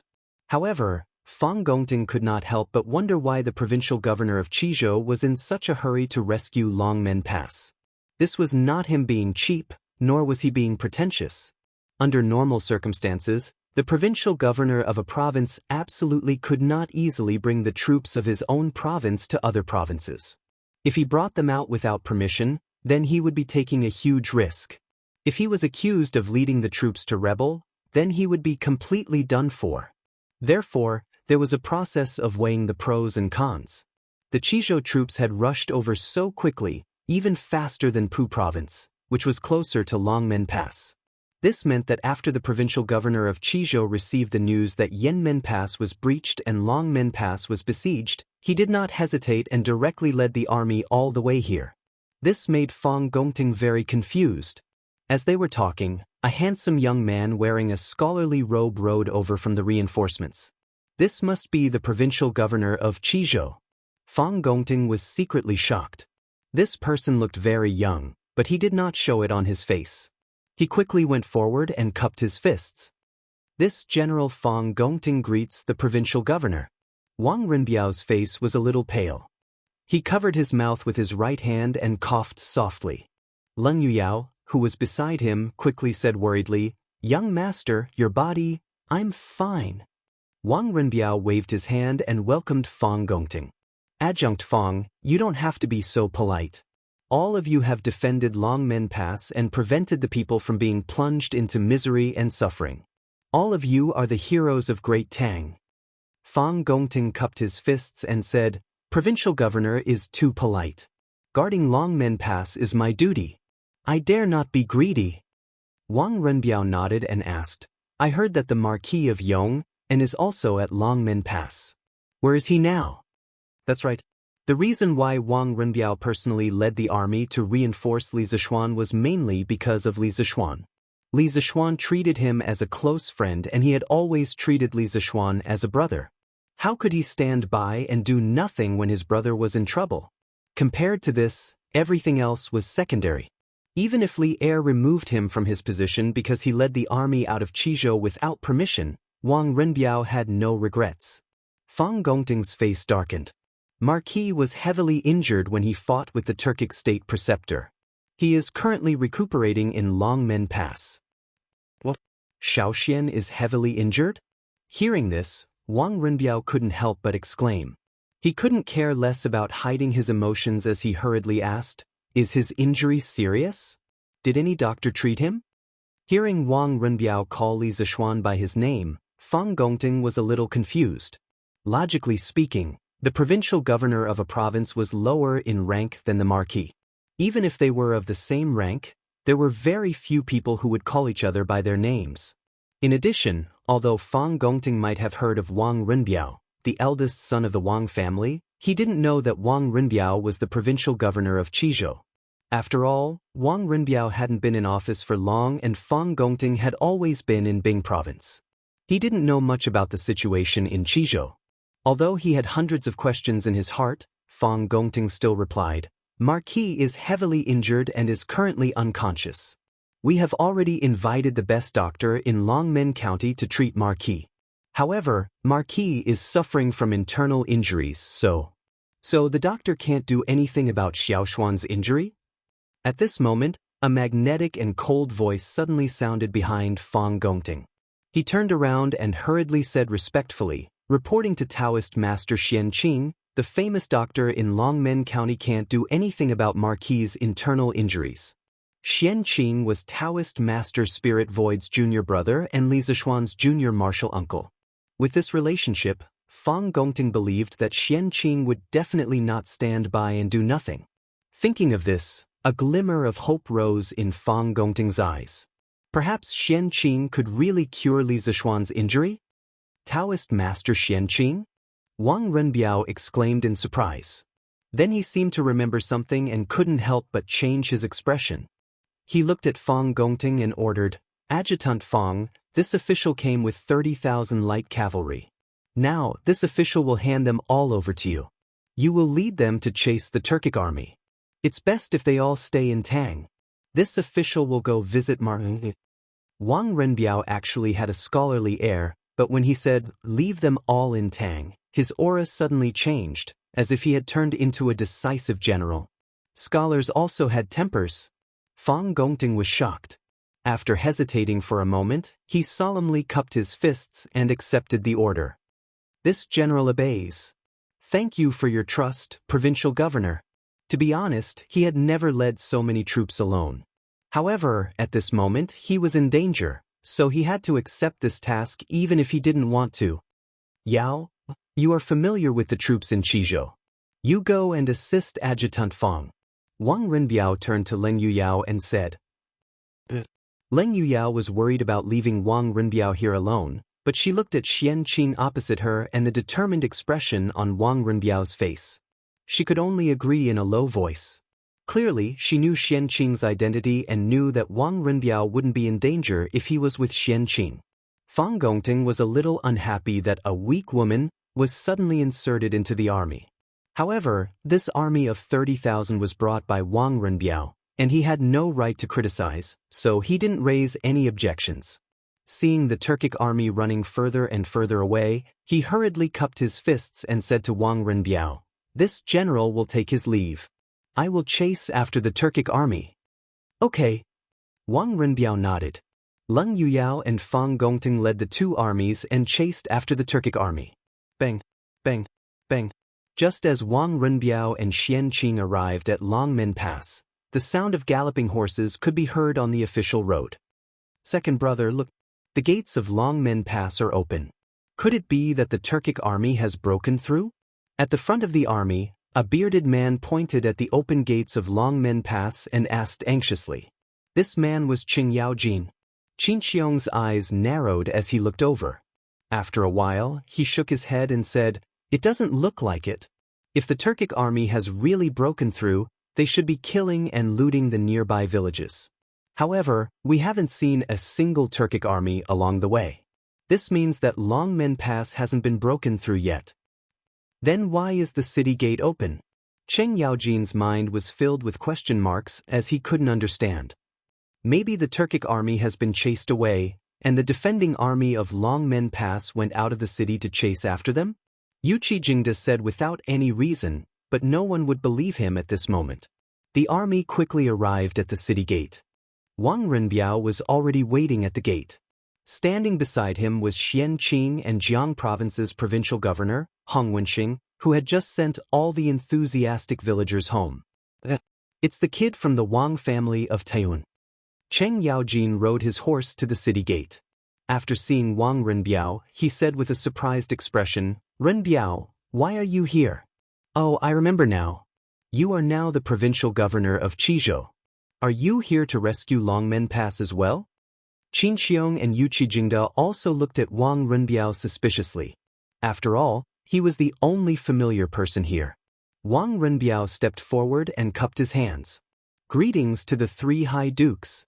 I am indeed here to rescue Longmen Pass. The Turkic army has just left, and the army of Bing Province and Qizhou is desperately chasing after them. If the three high dukes want to chase after them, you should be able to catch up." Wang Renbiao knew the purpose of Qin Xiong and the rest leading the army to Longmen Pass, so he spoke concisely. Hearing this, Qin Xiong, Cheng Yaojin, and Yuqi Jingda were all shocked. Cheng Yaojin couldn't help but say, "Damn it, the Turkic army is so cowardly. I just brought people to chase after them and they ran away. Oh no, we have to chase after them." Qin Xiong nodded and didn't bother to chat with Wang Renbiao and the rest. He waved his hand and said, "Generals, listen up. Chase after them." Chapter 1552. For the sake of Li Zishuan's safety, Lu Xianda had moved him to the cellar under Longmen Pass. Only a few people knew about this. When Hong Wenxing and Fang Gongting returned and heard Lu Xianda say that Li Zixuan had been moved to a quiet place to recuperate, they did not ask further. At that time, the soldiers were already at the gates and the situation was extremely critical. How could they have the time to get to the bottom of the matter? At this moment, Lu Xianda had already followed Fang Gongting to chase after the Turkic army. Fortunately, Lu Xianda's subordinate, Bai Qi, stayed behind. Under his lead, Xian Qing, Wang Rinbiao, and Hong Wenxing came to a cellar on the west side of Longmen Pass. At the entrance, they could see a faint light. When they walked in, they saw Li Zixuan lying motionlessly on a straw couch with his eyes closed. Next to the straw couch was a white-bearded old man who was anxiously taking Li Zixuan's pulse. Xiaoxian. Since they'd known each other, Li Zixuan had always had an appearance of having everything under his control. When had he ever been so dispirited and in such a sorry state? At this moment, seeing Li Zixuan like this, Wang Rinbiao's heart sank. He hurriedly walked towards the straw couch and called out worriedly. Xian Qing frowned and followed him. Seeing that someone had come in and that the other party was not a Turkic, Dr. Lu finally heaved a sigh of relief. However, these people had noble temperaments and he did not recognize them, other than Bai Qi. He did not dare to be rude and quickly stood to the side. Bai Qi stepped forward and introduced softly, "Physician Lu, this is the provincial governor of Qizhou. This is the Marquis Junior Marshal Uncle, Daoist Xian Qing. This is the provincial governor of Hong Province. Now that the Turkic army has escaped, Longmen Pass is saved." Good. Hearing this, Dr. Lu could not help but be excited. He then bowed and said, "This old man, Lu Mingfeng, greets the two provincial governors and Daoist Xian Qing." Hong Wenxing personally stepped forward and helped Lu Mingfeng up before saying, "Dr. Lu, there's no need to be so courteous. This official has already heard from Bai Qi that you ignored the danger and insisted on staying behind to take care of the Marquis of Yong. This official thanks you on behalf of Merlin." Lu Mingfeng was flattered and said, "I don't dare. I don't deserve your thanks. I'm ashamed to say that I'm not skilled enough to wake up the Marquis. I'm ashamed. Xiaoshuan's injuries are internal. You are more or less able to stabilize his injuries." Xian Qing's finally spoke. "But your acupuncture method." Xian Qing, who was standing at the side, finally spoke. As he spoke, he walked towards the straw couch. Halfway there, he suddenly frowned and said, "The environment here is damp and airtight. It is not good for healing. Move Xiaoxian out first and then I will treat him." When Hong Wenxing heard that Xian Qing wanted to treat Li Zixuan's injuries and did not say that Li Zixuan's injuries could not be treated, he immediately knew what to do. He quickly ordered, "Bai Qi, quickly bring people to move Marquis to the turret." Bai Qi responded and immediately turned to call for people upstairs. After a while, the unconscious Li Zixuan was moved to the turret of Longmen Pass. This was originally the temporary resting place for some of the guarding officials of Longmen Pass. The environment was not bad. At least it did not have the damp and moldy smell of the cellar. Xian Qing finally nodded and said, "Provincial governors, both of you can go out first. I hope no one will disturb me while I am treating Xiaoxian." Hong Wenxing nodded repeatedly and said, Good. Don't worry, Taoist Xian Qing. I will send people to seal off the turret. No one is allowed to come near. You can rest assured and treat marking." If something happened to Li Zixuan in Jiang province, it was definitely not good news for Hong Wenxing. Although Li Er would not remove him because of this, it would be difficult for him to be promoted in the future. Although Xian Qing was not as famous as Immortal Lingxiu, he was also a leading figure of the celestial master Taoism in Longhu Mountain. Since he was confident that he could treat Li Zixuan, Hong Wenxing would certainly be willing to cooperate. Taoist Xian Qing, can Xiaoshuan's injuries be cured? Wang Rinbiao could not help but ask worriedly. As the saying goes, concern leads to confusion. Hong Wenxing could see that Xian Qing was confident in curing Li Zixuan's injuries, but Wang Rinbiao could not. Or rather, Wang Rinbiao could only be completely relieved after hearing Xian Qing's personal guarantee. Xian Qing turned his head to look at Wang Rinbiao, then said indifferently, "I will do my best." It should be fine. Wang Renbiao heard this and could not help but heave a sigh of relief. Then he cupped his hands and said solemnly, "Then I will leave it to you, Daoist Xianxia. I'll be waiting outside the house. If you need anything, just call me." Xianxia nodded and said lightly, Seeing this, Wang Renbiao, Hong Wenxing, and the others cupped their hands and retreated outside the house. "Kid, you haven't returned to Longhu Mountain for a year after leaving the mountain. Even if you don't visit your martial uncle, you can't not sweep your master's grave. If it weren't for the fact that you were busy running a school in Longtime County and couldn't leave, your sect leader would have come to you personally." After Wang Renbiao and the others left, only Li Zishuan and Xianxia were left in the house. Xianxia's cold face suddenly became a little soft. The high and mighty immortal in the heavens had now become a gentle and elegant elder. He looked at Li Zishuan, who was lying on the bed, and could not help but sigh with emotion. It's martial uncle? Why did he leave the mountain? Although Li Zishuan couldn't move, his consciousness had always been clear.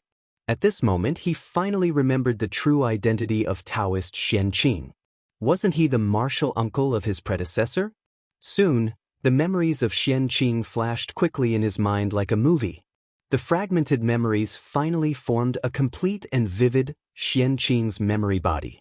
In his impression, martial uncle was a person who was cold on the outside but warm on the inside. He cherished his words like gold. If he could use his hands, he would never use his mouth. In addition, martial uncle was also a martial arts fanatic. He was obsessed with swordsmanship all his life. In the celestial master sect of Longhu Mountain, martial uncle's swordsmanship was the highest and his sword intent was the purest. Spiritual Master Spirit Su once said that the next great grandmaster of Longhu Mountain must be Xianxia. Take the 9 Taishan swords as an example. When Li Zishuan's predecessor left Longhu Mountain last year, Xianxia could already master the first 8 swords of the 9 Taishan swords. He could even barely use half of the 9th sword, Rushing Thunder. Among the Celestial Master Sect members who had lost Spiritual Master Spirit Su, Xianxia's personal combat strength was undeniably the best.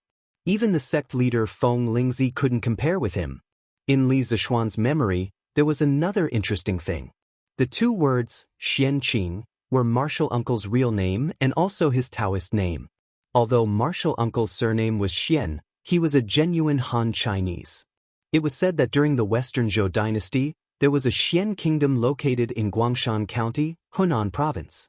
At the end of the spring and autumn period, Xian kingdom was annexed by the Chu kingdom. After the fall of the Xian kingdom, the nobles of Xian kingdom took the name of their former country and scattered everywhere. It was said that martial uncle's ancestor was a duke of a small country in the Western Zhou dynasty. Therefore, in a sense, martial uncle could be considered a fallen royal family. Although Xianxia's words were unpleasant, there was one thing that was incomparably correct. That was, no matter what, Li Zishuan shouldn't have not returned to Longhu Mountain for a year. After all, there was the grave of his master, Spiritual Master Spirit Su. Not to mention anything else, if it wasn't for Spiritual Master Spirit Su, his body might have died of illness 9 years ago. How could Li Zishuan have the opportunity to transmigrate to the Tang Empire? In any case, Li Zishuan should fulfill his responsibility as a disciple. Thinking of this, Li Zishuan couldn't help but feel a trace of shame in his heart. Just as Li Zishuan's thoughts were running wild, Xianxia had already helped Li Zishuan up from the bed and sat him down cross-legged. Then, Xianxia took Li Zishuan's pulse. After feeling Li Zishuan's exhausted meridians and the lightning force that was still running amok in his meridians, Xianxia couldn't help but deeply furrow his brow. What is the origin of this Wuxia? His body actually contains the lightning force? Xianxia couldn't help muttering. Previously, when Xianxia fought with Wuxia, who only had 50% of his strength, Xianxia also suffered a big loss because of Wuxia's strange lightning force. At this time, after perceiving that Li Zishuan's body also contained the lightning force, Xianxia couldn't help but become more curious about Wu Jie's identity. Putting aside the doubts in his heart, Xianxia sat cross-legged behind Li Zishuan. Then he put his hands on Li Zishuan's back and 2 pure Taoist qi instantly drilled into Li Zishuan's body. Those dried-up meridians suddenly became excited. What was even more bizarre was that the spiritual qi of heaven and earth, in Li Zishuan's dantian that had been silent for a long time suddenly became alive. So, the Taoist qi in Li Zishuan's body involuntarily began to absorb. The Taoist qi in Xianqing's body involuntarily began to transfer into Li Zishuan's body. Xianqing instantly realized that something was wrong. He opened his eyes in surprise and looked at Li Zishuan with eyes full of surprise. Generally speaking, people who were injured and unconscious were unconscious, let alone take the initiative to absorb other people's internal qi. Now, Li Zishuan was not only seriously injured and unconscious, but his true qi was also close to exhaustion. He didn't have any spare energy to absorb Xianqing's internal qi. Although there were hundreds of doubts and puzzles in his heart, Xianqing didn't move his palms away and just let Li Zishuan absorb his true qi. He wanted to see how much water Li Zishuan's reservoir could hold. Outside the turret, Wang Runbiao had been anxiously pacing back and forth. From time to time, he would look at the door. Obviously, he was very worried about the situation inside. If possible, Wang Runbiao hoped that the person lying inside was himself and not his brother. Provincial Governor Wang, there is a young man who claims to be a student of Yanhuang College and wants to see Marquis. At this moment, a soldier came to Wang Runbiao and bowed with his fists cupped. Wang Runbiao narrowed his eyes and quickly said, "Oh, bring him here quickly." "Sir." The soldier received the order and left. Soon, he returned with a young man carrying a large wooden box on his back. It was Meng Wenhao. Student Meng Wenhao greets Provincial Governor Wang. Meng Wenhao, who was travel-worn, walked to Wang Runbiao and quickly cupped his fists. Previously, when they were about 10 miles away from Longmen Pass, Cheng Yaojin suggested that they speed up with 8,000 people and head to Longmen Pass while the 2,000 people at the back brought some dry rations and entered the city. Meng Wenhao rushed all the way until the skin on his thigh was scraped. He also followed at the back, which was why he didn't arrive at Longmen Pass until now. "Wenhao, you don't have to be so polite." Wang Runbiao waved his hand and said. Meng Wenhao straightened up. After hesitating for a moment, he asked directly, "I heard from the soldiers that Yamacho is seriously injured and unconscious. May I ask Provincial Governor Wang, where is Yamacho now and how is his condition?" Wang Runbiao looked back at the turret and said softly, "Little Xian is indeed seriously injured. However, Daoist Xianqing from Mount Longhu is currently treating him. I think he should be fine." Chapter 1553.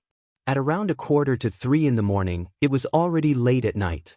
The moon had already risen to the western sky, and while everyone was still asleep, it was still silently watching everything that was happening, including the massive battle taking place outside Yonghe Pass.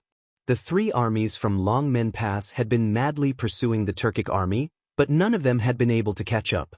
This was because Ashina Shirkum had not only led his most elite cavalry in this invasion of the Great Tang, but each of them had been equipped with 2 warhorses. Thus, even though they were deserters, they had been able to escape faster than anyone else. In contrast, the soldiers brought by Qin Qiong, Fang Gongting, and Leng Yuyao had either just finished a long journey or had just participated in a bitter battle to defend the city. At this time, their men and horses were exhausted, so it wasn't surprising that they couldn't catch up to the Turkic army. But even so, the Turks could not so easily escape from the Great Tang, because there were still soldiers from 4 provinces waiting for them. After passing through Medu Pass and Yonghe Pass, the fleeing Turkic army finally encountered the soldiers of Yunzhou, Yuzhou, Daizhou, and Shuo province, who were preparing to reinforce Longmen Pass.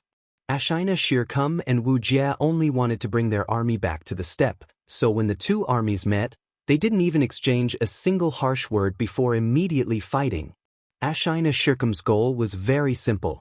He wanted to gather his most elite forces and use the shortest amount of time to tear open a hole in the defensive line of the 4 northern provinces of the Great Tang. He and Wu Jie would then be able to escape through this hole and return to the steppe. Even if he had to sacrifice half of his army, Ashina Shirkum felt that it would be worth it. If he ran out of soldiers, he could go back and replenish them. The Turks had plenty of soldiers, and losing 10 to 20,000 soldiers would not hurt them much. But if he and Wuxia were left behind in the Great Tang, the losses would be far too great for the Turks. This was especially true for Wuxia. A grandmaster expert was a treasure to any country, and the Turks with Wuxia were completely different from the Turks without him. This could be seen from the fact that Wuxia had single-handedly stolen a large number of books from the academy. Although he had failed in the end, it was an indisputable fact that Wuxia had single-handedly pinned down thousands, if not tens of thousands, of Great Tang soldiers. On the plains outside Yonghe Pass, an extremely gruesome battle quickly took place. Under Xianxia Xianxia's orders, the Turkic soldiers fearlessly launched their most ferocious attacks on the soldiers of the four provinces. The Turks of the steppe were naturally tougher than the people of the central plains, and all of them knew that they were being pursued. If they couldn't break out of the encirclement as quickly as possible, all of them would die here. In this desperate situation, the Turkic soldiers did not despair. On the contrary, their fighting spirit was stimulated. If you kill one Tang soldier, you will be rewarded with 50 cows and sheep. If you kill 10 soldiers, you will be promoted by 1 rank. Kill 100 people and you'll be rewarded with a tribe. Seeing that there was hope for breaking out, Xianxia Xianxia hurriedly roared. His method of boosting morale was extremely effective. The Turkic soldiers were all excited by these words, especially the last reward that Xianxia Xianxia had promised. It was simply too tempting. The majority of them were ordinary people of the steppe. The people of the central plains liked to study and obtain scholarly honors, while the Turkic people liked to become more courageous and fierce, becoming the warriors of their tribes. If they could become the leader of their tribes, that would naturally be even better. Thus, Xianxia Xianxia's words thoroughly stimulated the ferocity in the bones of the Turkic soldiers. Kill. Many of the Turkic soldiers, despite being stabbed several times, still raised their scimitars and shouted, wanting to fight to the death with the Tang army. In the face of such a fierce and fearless army, the Tang army from the 4 northern provinces was unable to hold on for a moment, and their formation began to fall apart. Even worse was that the Turkic army had a grandmaster expert leading the charge. That invincible stance of slaying gods and Buddhas was extremely effective in boosting morale. For a moment, the Turkic army was filled with war cries, and it seemed like they were on the verge of breaking through the encirclement. Although Wuxia only had 30 to 40% of his strength left, he was still not someone that the ordinary soldiers of the Tang army could contend against. As time passed, the number of Tang soldiers around Wuxia dwindled, because very few people were willing to face him. Commandant, the Daizhou army in the east is requesting reinforcements. They won't be able to hold on for much longer. What? They have 3,000 more men than us. How could they not be able to hold on? Tell them that they have to hold on even if they can't. We don't have enough men on our side. Yes, Commandant. What? Yunzhou's Commandant Meng isn't willing to send reinforcements? Commandant Huang, Commandant Meng said that they're under great pressure and can't send any men. Bullshit. What kind of pressure could they possibly be under? The Turkic state teacher is attacking our side. In my view, that Meng guy is worried that if the Turks escape, the responsibility will fall on his shoulders. Besides the fact that the Tang army's individual soldiers and commanders were inferior to the Turks, there was another fatal problem. The soldiers of the 4 provinces all had their own commanders, and most of them were fighting for themselves. No one had enough prestige to lead the soldiers of the 4 provinces. Thus, in terms of coordination, they were far inferior to the Turks. Moreover, the morale of the Turkic army was high, and the soldiers were like gods of war, all of them fearless in the face of death. For the soldiers of the 4 provinces to defend against Xianxia Xianxia's fierce assault was much more difficult. Under Wuxia's lead, the Daizhou army that had been waiting outside Yonghe Mountain Pass would soon be slaughtered by Wuxia's army. Rumble. Bang bang bang. At this moment, several more armies appeared on the southern road. There were at least 30 to 40,000 of them, and they were rapidly approaching the battlefield. Jijia, Jingda, each of you will lead an army to flank them from the left and right to prevent the Turkic army from escaping from the flanks. This old man will lead the rest of the army to attack from the front. Tonight, We will ensure that these invading Turks remain in the Great Tang. These soldiers had come from Longmen Pass. At this moment, Qin Xiong unsheathed his sword and pointed it at the Turkic army. Along the way, Qin Xiong had relied on his powerful prestige in the Tang army to quickly integrate the Qizhou soldiers brought by Wang Renbiao and the Bing province soldiers led by Fang Gongting. Thus, at this moment, he was the one giving orders to everyone. Okay, second brother Qin, be at ease. With this old Cheng here, not a single Turkic soldier can escape from the east. It would be best if we could capture Wu Jie and avenge little Xian. Cheng Yaojin loved war the most, and when he learned that Li Zishuan had been heavily injured by Wu Jie, old Cheng became even more furious. He truly wished that he could fight Wu Jie so that he could avenge Li Zishuan. Yuqi Jingda also clasped his fists and said, "Okay. With this old man here, not a single Turkic soldier can escape from the west." The two of them received their orders and then led a group to flank the Turkic army. Meanwhile, Qin Xiong roared, "All soldiers, hear my order. The time to render meritorious service has come. Follow this general and kill the Turkic wolf cavalry." Qin Xiong could be considered a rather legendary figure in the Great Tang army. Moreover, he was one of the first to follow Li Er. His prestige in the army and among the people was extremely high. Under his leadership, the soldiers, no matter where they came from, were willing to listen to Qin Xiong's orders. Thus, after Qin Xiong gave the order, the more than 10,000 soldiers behind him quickly charged toward the Turkic army. Leng Yuyao was at the back of the army and didn't charge forward. This time, she was under Wang Renbiao's orders to assist Fang Gongting in commanding the Qizhou troops. However, since Qin Xiong, Cheng Yaojin and Yuqi Jingda, these founding veterans, had brought people over, then there was naturally nothing for her to do now. This was because Qin Xiong, Cheng Yaojin, and Yuqi Jingda, any one of them had the strength and prestige to control the 30,000 soldiers of Qizhou. Moreover, the development of the situation was more or less as she had expected. The 30,000 soldiers from Qizhou were orderly under Qin Xiong's command, as if they were his arms. This was the great positive effect that a commanding general with great prestige could bring to an army. Not good. The Tang army at Longmen Pass has caught up. And it seems that there is an additional army. No, it seems that Qin Xiong and Cheng Yaojin are here. Hearing the movement here, Ashina Shi-er's expression changed. He quickly killed 2 Tang soldiers and rushed to Wu Jie's side. He shouted, "Imperial teacher, we must rush out as soon as possible." Qin Xiong and Cheng Yaojin seemed to have brought people over. Wu Jie's mace couldn't help but pause. After a moment, he said in a hoarse voice, "Immediately gather all the troops and attack this place. Tear open an opening as soon as possible. Take as many as you can." "Imperial teacher," Ashina Shi-er replied and then shouted, "All soldiers listen to my order. Attack this place and follow this general to open a bloody path. Provincial Governor Wang, a young man wants to pass. Our brothers won't let him, so he is making a ruckus below." Longmen Pass, on top of the city gate tower. Wang Renbiao and Meng Wenhao were anxiously waiting for the results of the treatment inside. At this time, another soldier ran over and bowed with his fists cupped. "A young man wants to pass? Why is there still someone trying to pass so late at night?" Hearing this, Wang Renbiao frowned deeply. Then he thought for a moment and said, "This official will go down and take a look." It was already the middle of the night. If there was someone who wanted to pass at this time, it must be unusual. Wang Renbiao expected that Li Zishuan would not have a result for a while, so he decided to go down and take a look. "Provincial Governor Wang, this student will also go with you."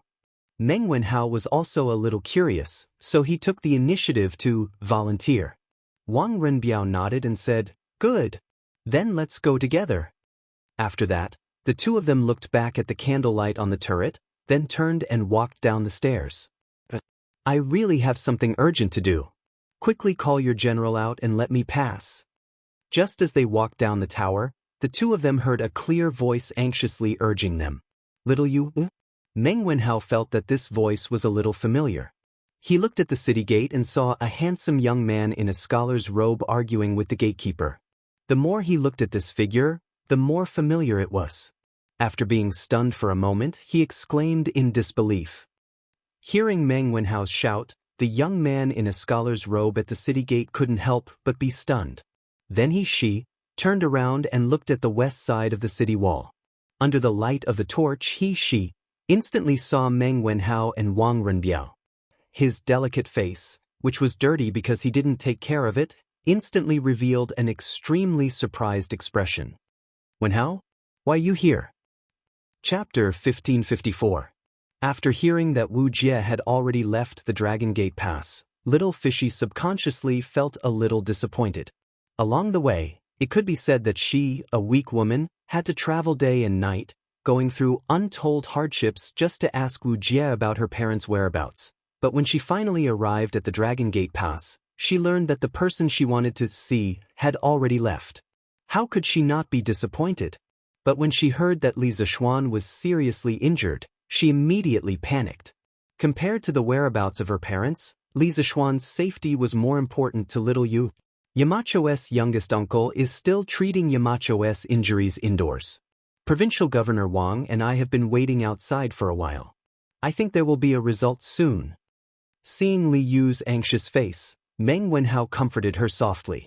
Only then did Li Yu notice Wang Renbiao, who was standing silently on the side.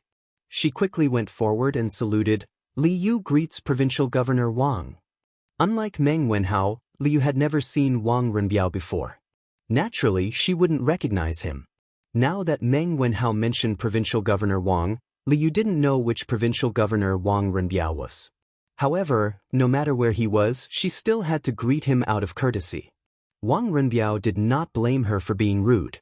Instead, he said softly, "You don't have to be so polite. Xiaoxian and I are old friends. Since you are concerned about his injuries, you can wait here with us." Hearing this, Li Yu was relieved. She thought that the provincial governor was quite easy to talk to. Yes. Thank you, Provincial Governor Wang. Oh, strange. Why are Xiaoshuan's meridians so broad and tough? They are far stronger than those of ordinary martial artists at the Grand Master middle stage. 60% of my internal force was absorbed by him. It's really strange. In the turret on the west side of Longmen Pass, after injecting a large amount of Daoist genuine qi into Li Zixuan's body to help him heal his internal injuries, Xianqing finally removed his hands from Li Zixuan's back and stopped completely. But when he looked at Li Zixuan, who had his eyes closed, he could not help but frown and murmur to himself. When Xiaoxian left the mountain, he was only at the peak of the qi refining stage. How could he jump 2 realms and directly become a master at the Grand Master middle stage in just 1 year? This kind of aptitude might not even be found in the Dao sect in 100 years. If I remember correctly, although this child's martial arts aptitude is not bad, it is far from the level of being found once in 100 years. What has he been through in the past year? The more Xianqing thought about it, the more he felt that something was wrong. Especially when he thought about Li Zixuan's current realm, he felt even more incredulous. It was not that he was jealous of Li Zixuan's rapid progress. He had never been jealous of anyone in his life because he firmly believed that he could become the strongest person in the world. This belief could not be shaken by anyone and nothing. He was just curious as to how Li Zixuan managed to advance so quickly. Of course, Xianqing did not know that Li Zixuan, who was sitting cross-legged on the bed, although his body had not changed, his soul had been replaced by a 21st century engineering master with the same name.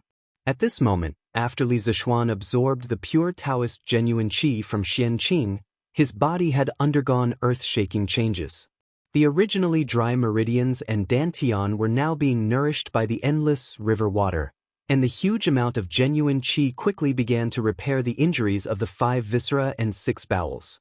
Even the farmland spiritual qi in his body began to become active at this time, acting as the leader of the recovery army. The power of thunder and lightning that Wu Jie had left in his body all became a meal for the spiritual qi of heaven and earth. In the end, Li Zixuan seemed to hear the spiritual qi of heaven and earth burp. Damn it, did I travel to the world of immortal cultivation? Li Zixuan cursed in his heart. He wondered if he had transmigrated again. The scene in his mind was 2F** King fantastical. It was not much different from the fantasy novels he had read in his previous life. However, after using his spiritual power to sense that he was still in the Tang Empire's Longmen Pass, Li Zixuan was relieved, knowing that he had not traveled to another world.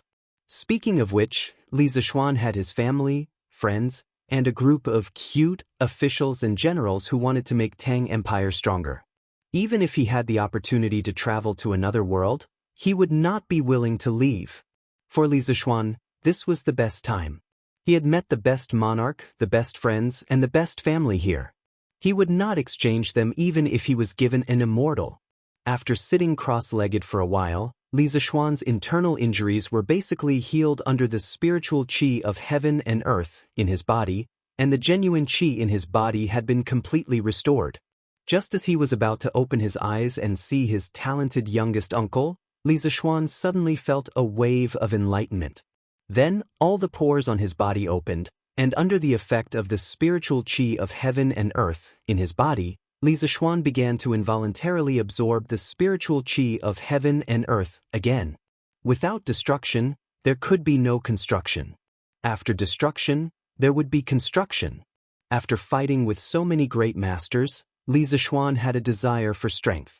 With the help of the spiritual qi of heaven and earth in his body, and with the enlightenment of his mind, the stagnant realm finally showed signs of loosening. Li Zixuan intended to take this opportunity to break through to the late stage of Dao Guru. Standing aside, Xianxia, who was thinking hard and waiting for Li Zixuan to wake up, immediately sensed something unusual. His expression changed, and he hurriedly turned his eyes to Li Zixuan. Forget everything, oneness of heaven and man. Is he going to make a breakthrough again? Although Xianxia was very confident in his martial arts attainment, when he saw that Li Zixuan had the opportunity to make a breakthrough again, Xianxia did not know how to express his feelings at this moment. Was he excited? Of course. Was he disappointed? Of course not. No matter what, Li Zixuan belonged to the celestial master Taoism of Longhu Mountain. The higher his achievement was, the happier Xianxia would be. He would not be disappointed. If he really had to describe it, Xianxia was doubting life at this moment. How old was Li Zixuan this year? He was only 15 or 16 years old, but he was about to reach the late stage of Dao Guru. This was absolutely shocking.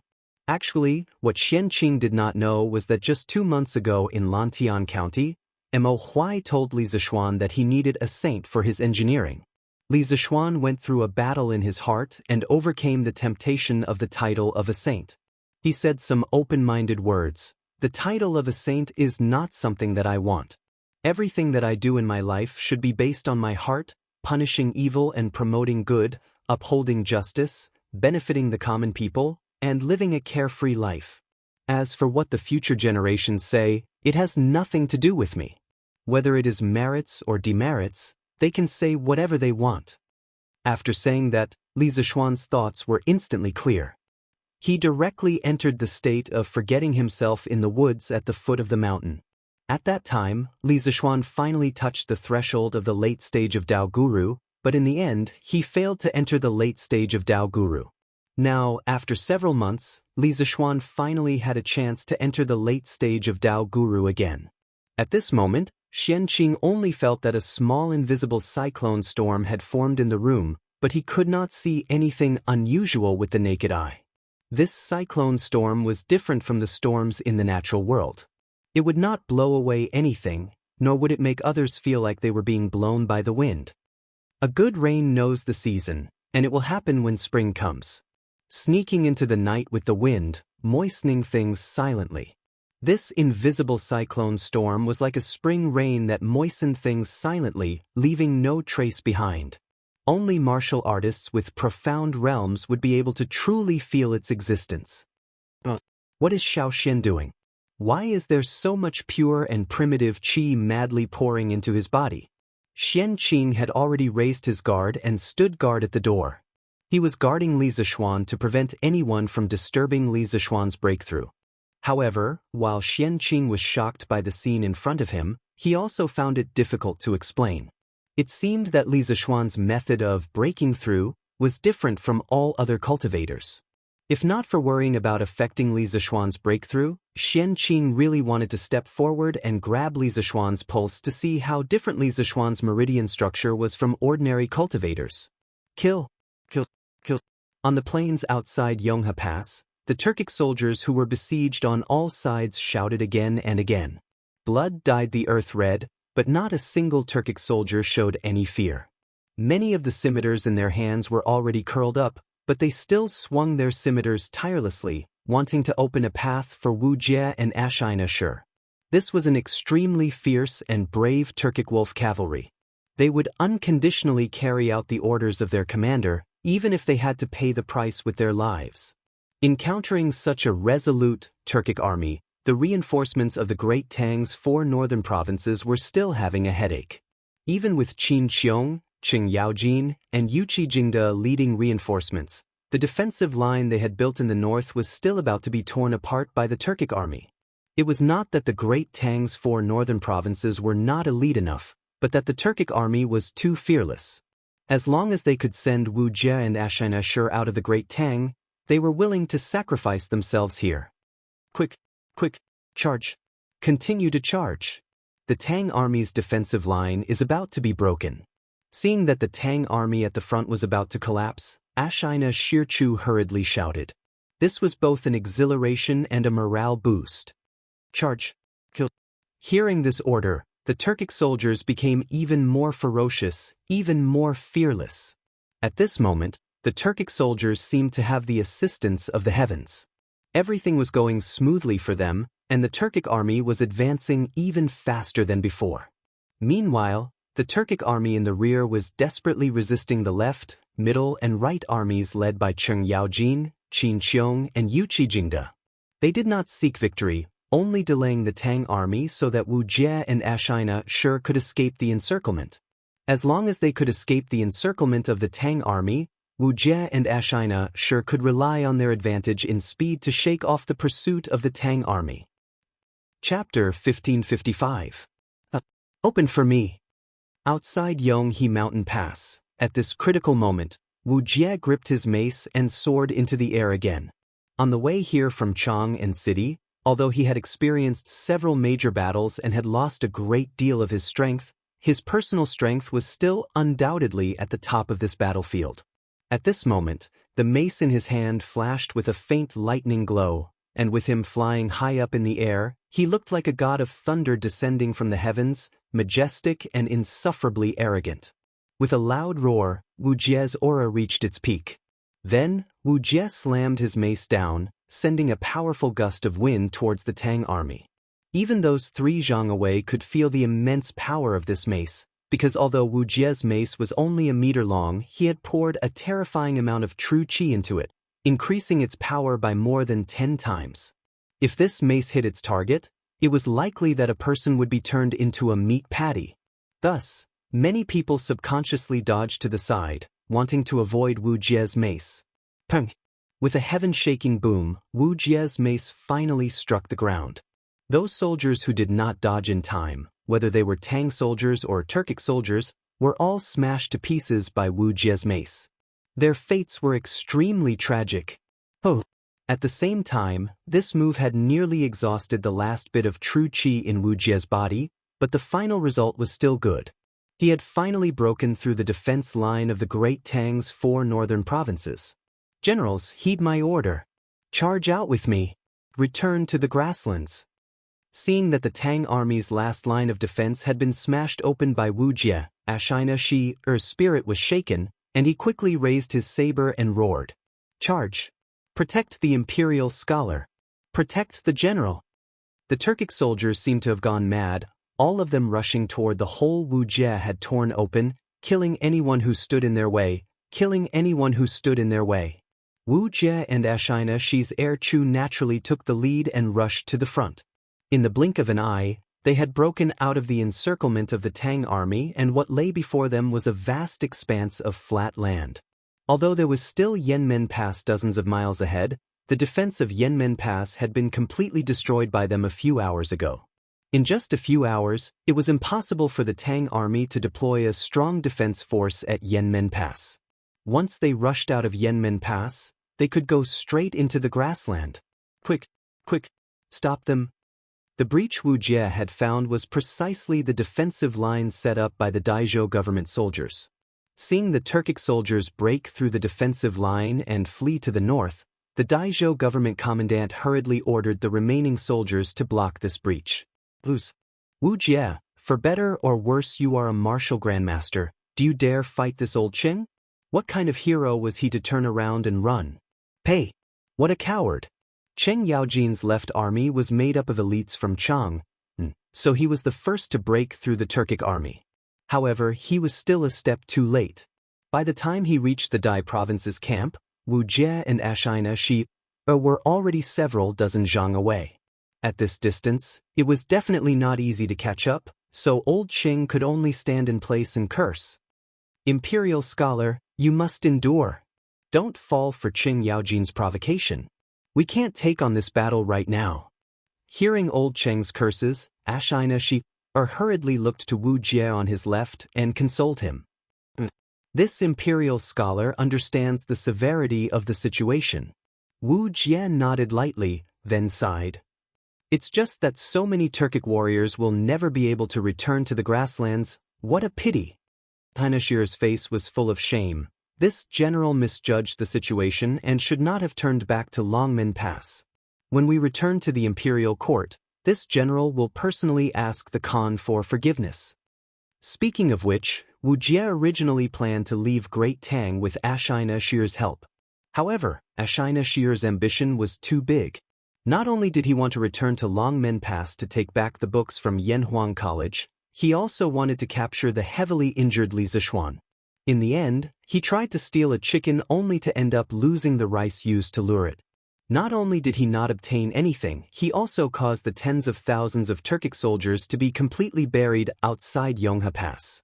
He neglected the fact that Wu Jie's strength at that time was less than 60% of his peak, and he also neglected the fact that Wang Rinbiao's reinforcements would arrive so quickly. Of course, there were also the two most important people that he couldn't take into account. They were Shuirengui and Xianqing. Therefore, Xianxia's responsibility for this defeat was 80%. Wu Jie waved his hand and said, "Things have already gotten to this point, so there's no point in saying more. Today, the Tang army has the advantage of time and geography, so we will definitely lose. However, it's not like we didn't gain anything. After this battle, Li Shimin will definitely speed up the offensive against the Turks. At that time, we will have another chance to fight. Imperial teacher has great foresight. This general admires you." Junior Shuirengui greets Provincial Governor Wang. In front of the turret of Dragon Gate Pass, Wang Rinbiao, Meng Wenhao, and Little Yu were still waiting patiently. They had already waited for more than half an hour. At this time, a youth in coarse hemp clothes and carrying a longbow walked over and bowed to Wang Rinbiao.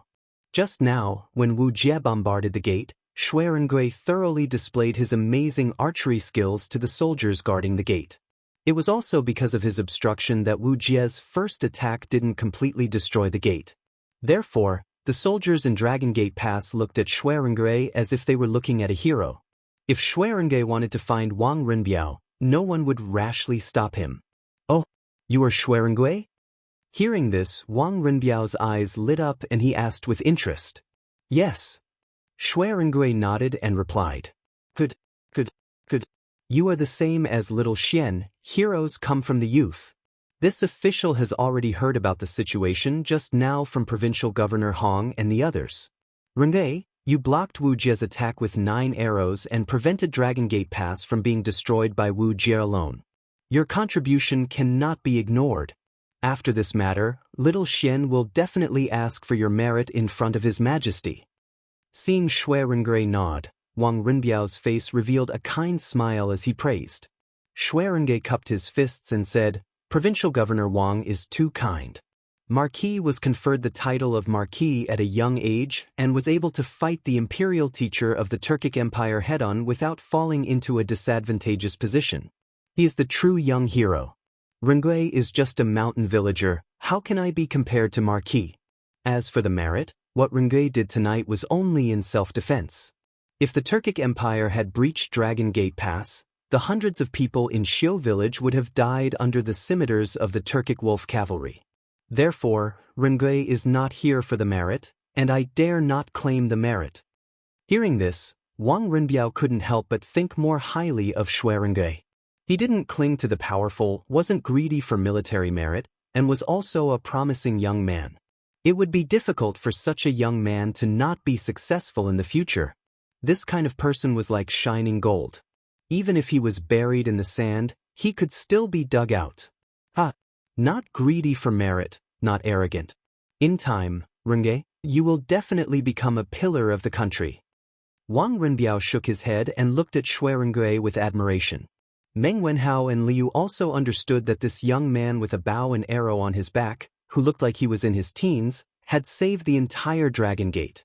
Therefore, Meng Wenhao quickly stepped forward and said, "Fortunately, Brother Shui came to the rescue. Dragon Gate was not breached, and Yamacho could rest in peace. I will never forget your kindness in saving my master. Brother Shui, please accept my bow."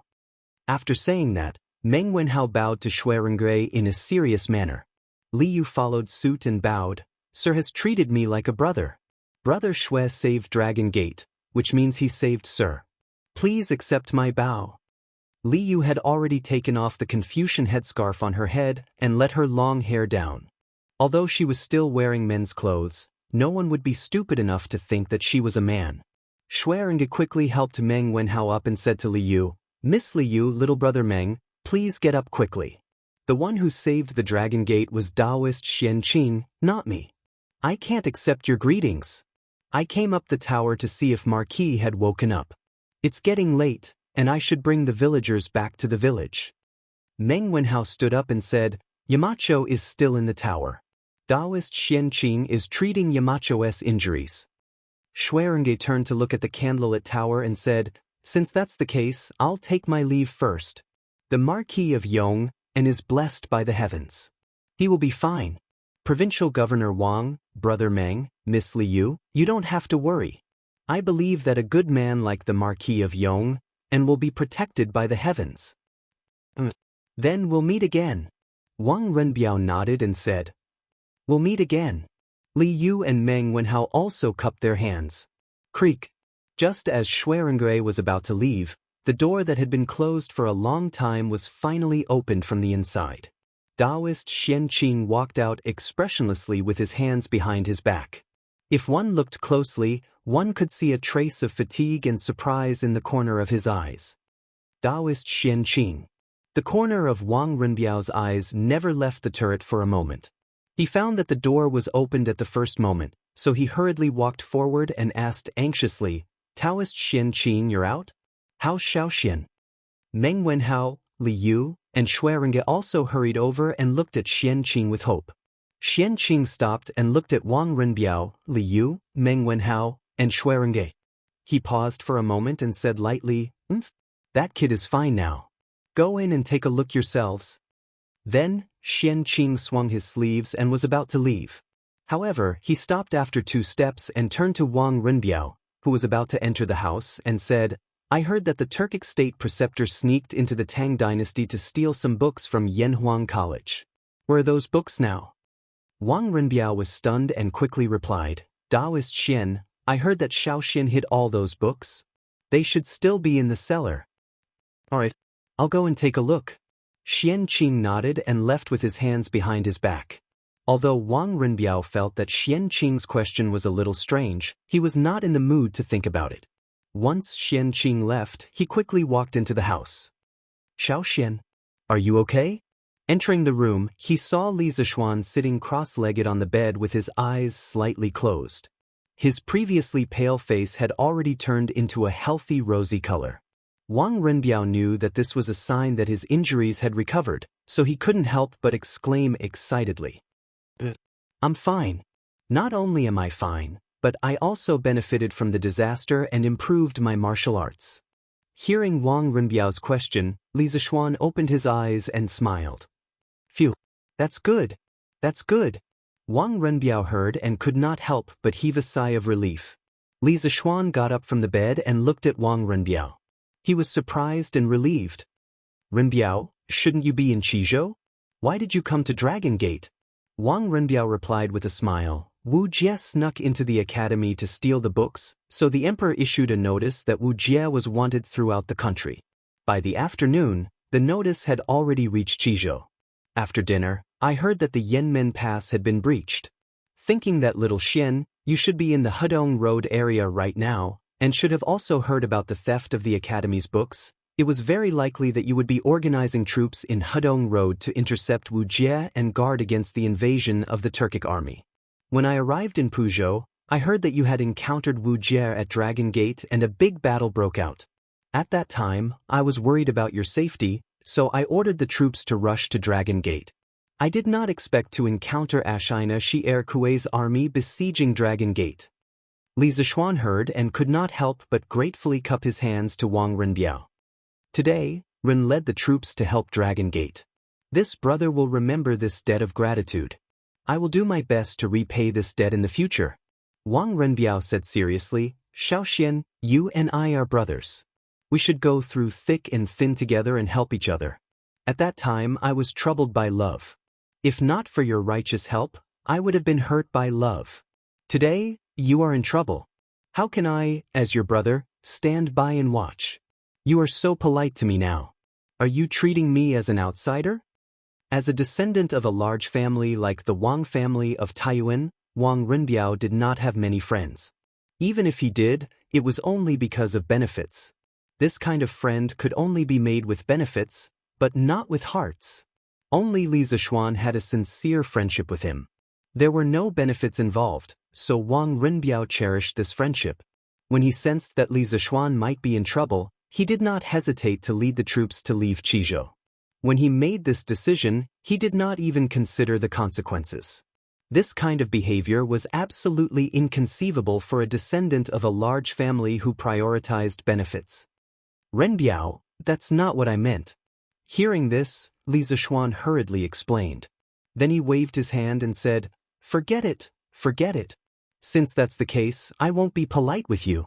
But this time, you led the troops out of the country without permission. It should be considered a violation of the laws of the Great Tang. When I return to His Majesty, this brother will do his best to speak on your behalf. Chapter 1556. When how, little you, why did you two come to Dragon Gate? After talking to Wang Renbiao, Li Zishuan finally looked at Meng Wenhao and Li Yu. To be honest, he was a little surprised to see these two little guys. Meng Wenhao stepped forward and replied, Yamacho, His Majesty was furious when he learned that the books of the academy were stolen.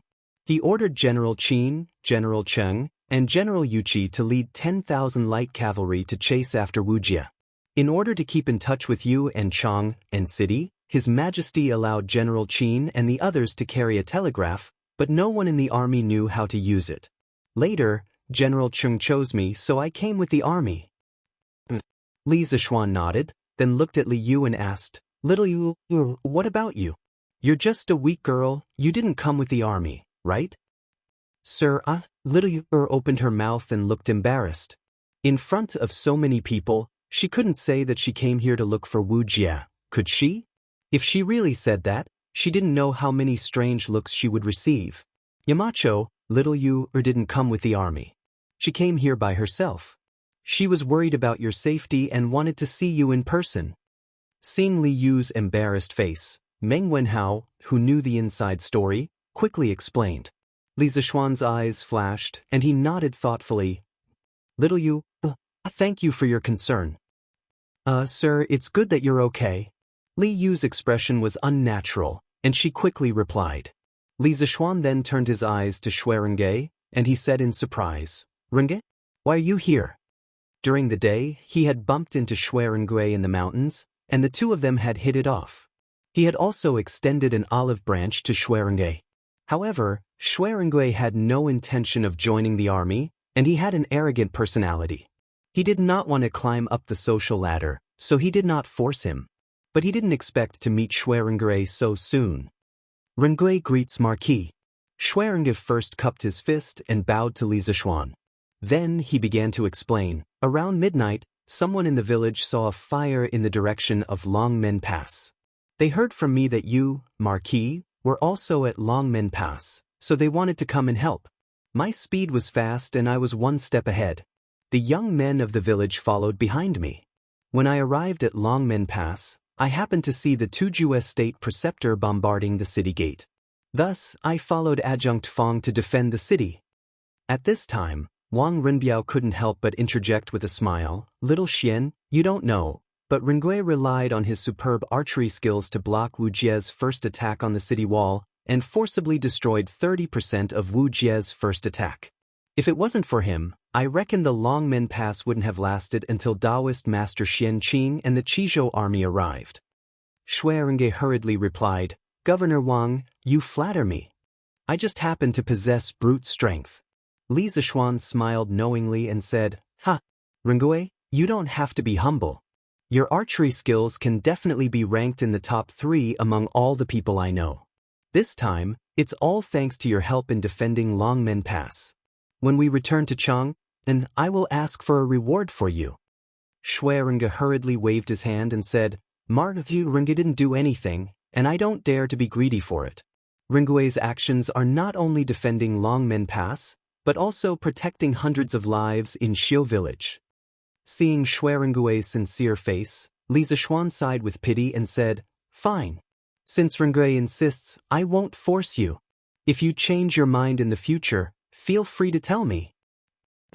Shui Rengui nodded and said, "Marquis, it's getting late. Rengui will take his leave now and bring the villagers back to the village." Li Zishuan thought for a while and said, "The villagers didn't care about the danger and came to Longmen Pass to help. I'm very touched. I'll also go and say goodbye to the villagers and thank them." In the face of the ferocious and brutal Turkic wolf cavalry, these powerless villagers actually dared to pick up weapons and come to Longmen Pass to participate in the defense of the city. How could Li Zishuan not be moved? The human heart was made of flesh. Shui Rengui hurriedly cupped his fists and said, "Mari, you're too kind. If it wasn't for your Sky Rooster Brigade, all the crops in Longmen County would have been eaten by the locusts. The villagers are willing to defend Longmen Pass because they respect you and want to repay your kindness. I'm not worthy of your gratitude." Li Zishuan's heart skipped a beat.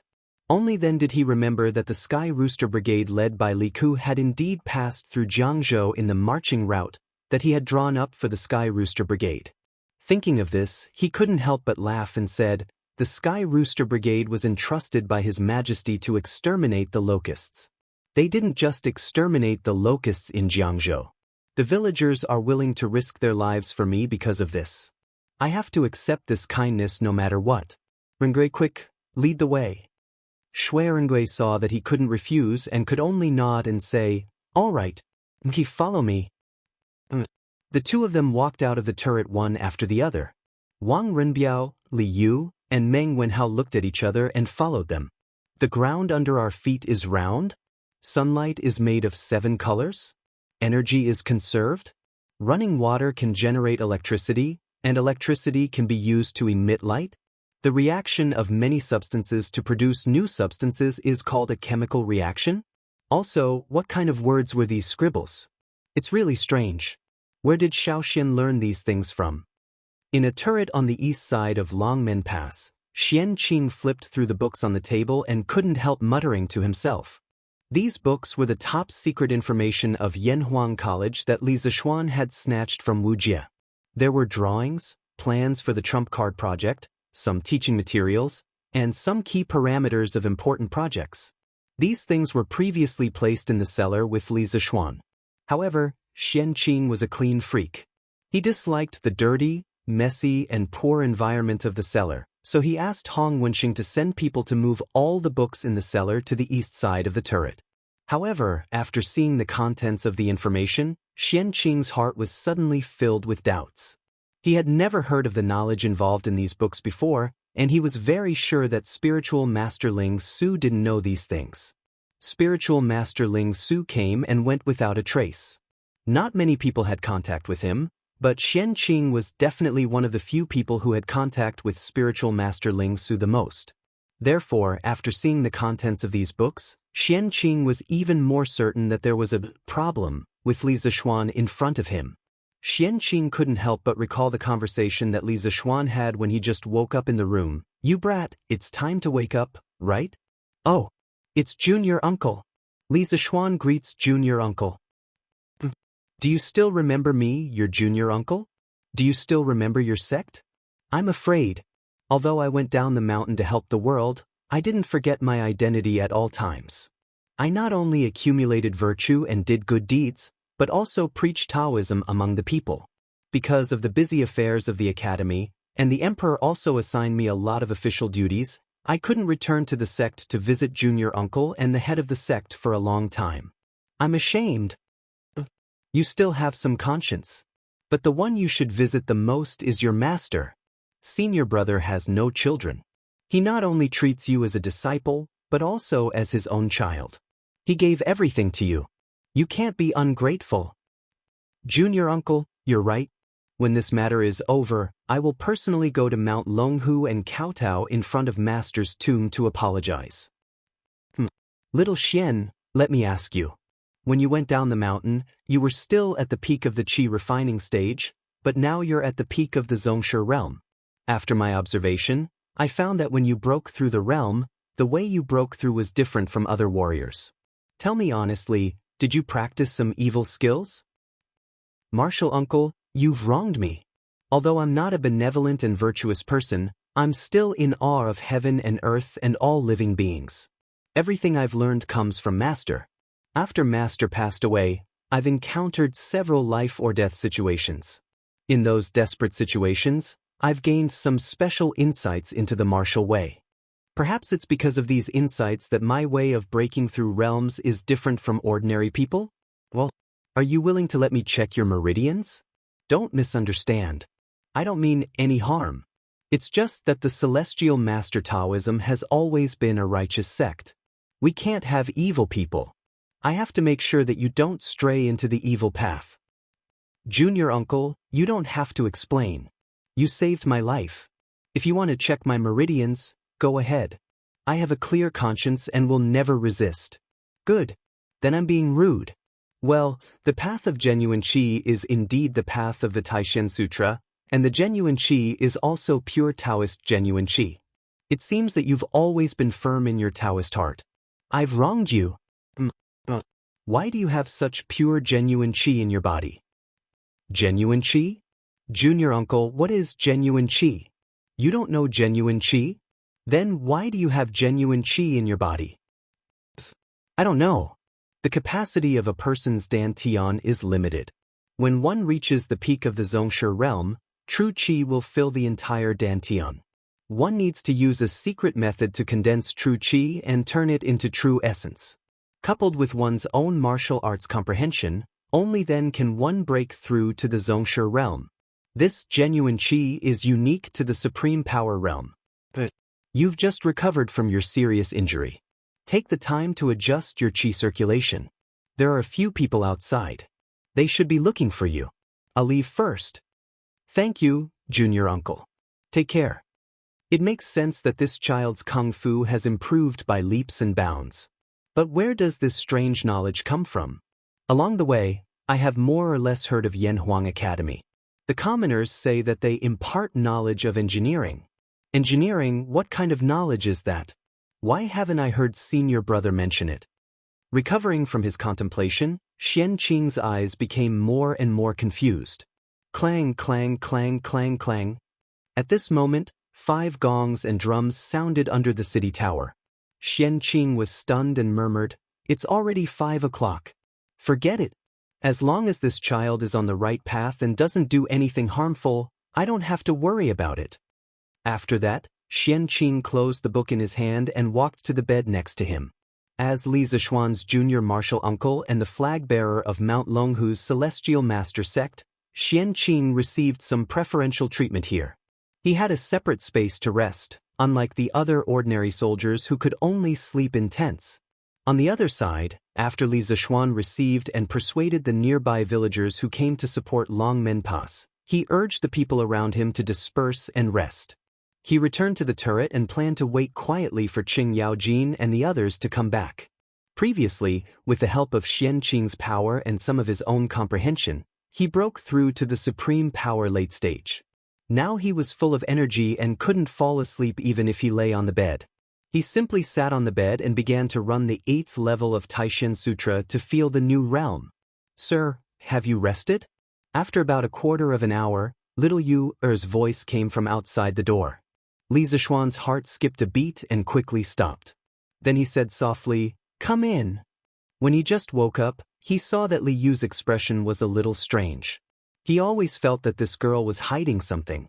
Now that Li Yu took the initiative to come to him, he guessed that she was going to take the initiative to lay her cards on the table.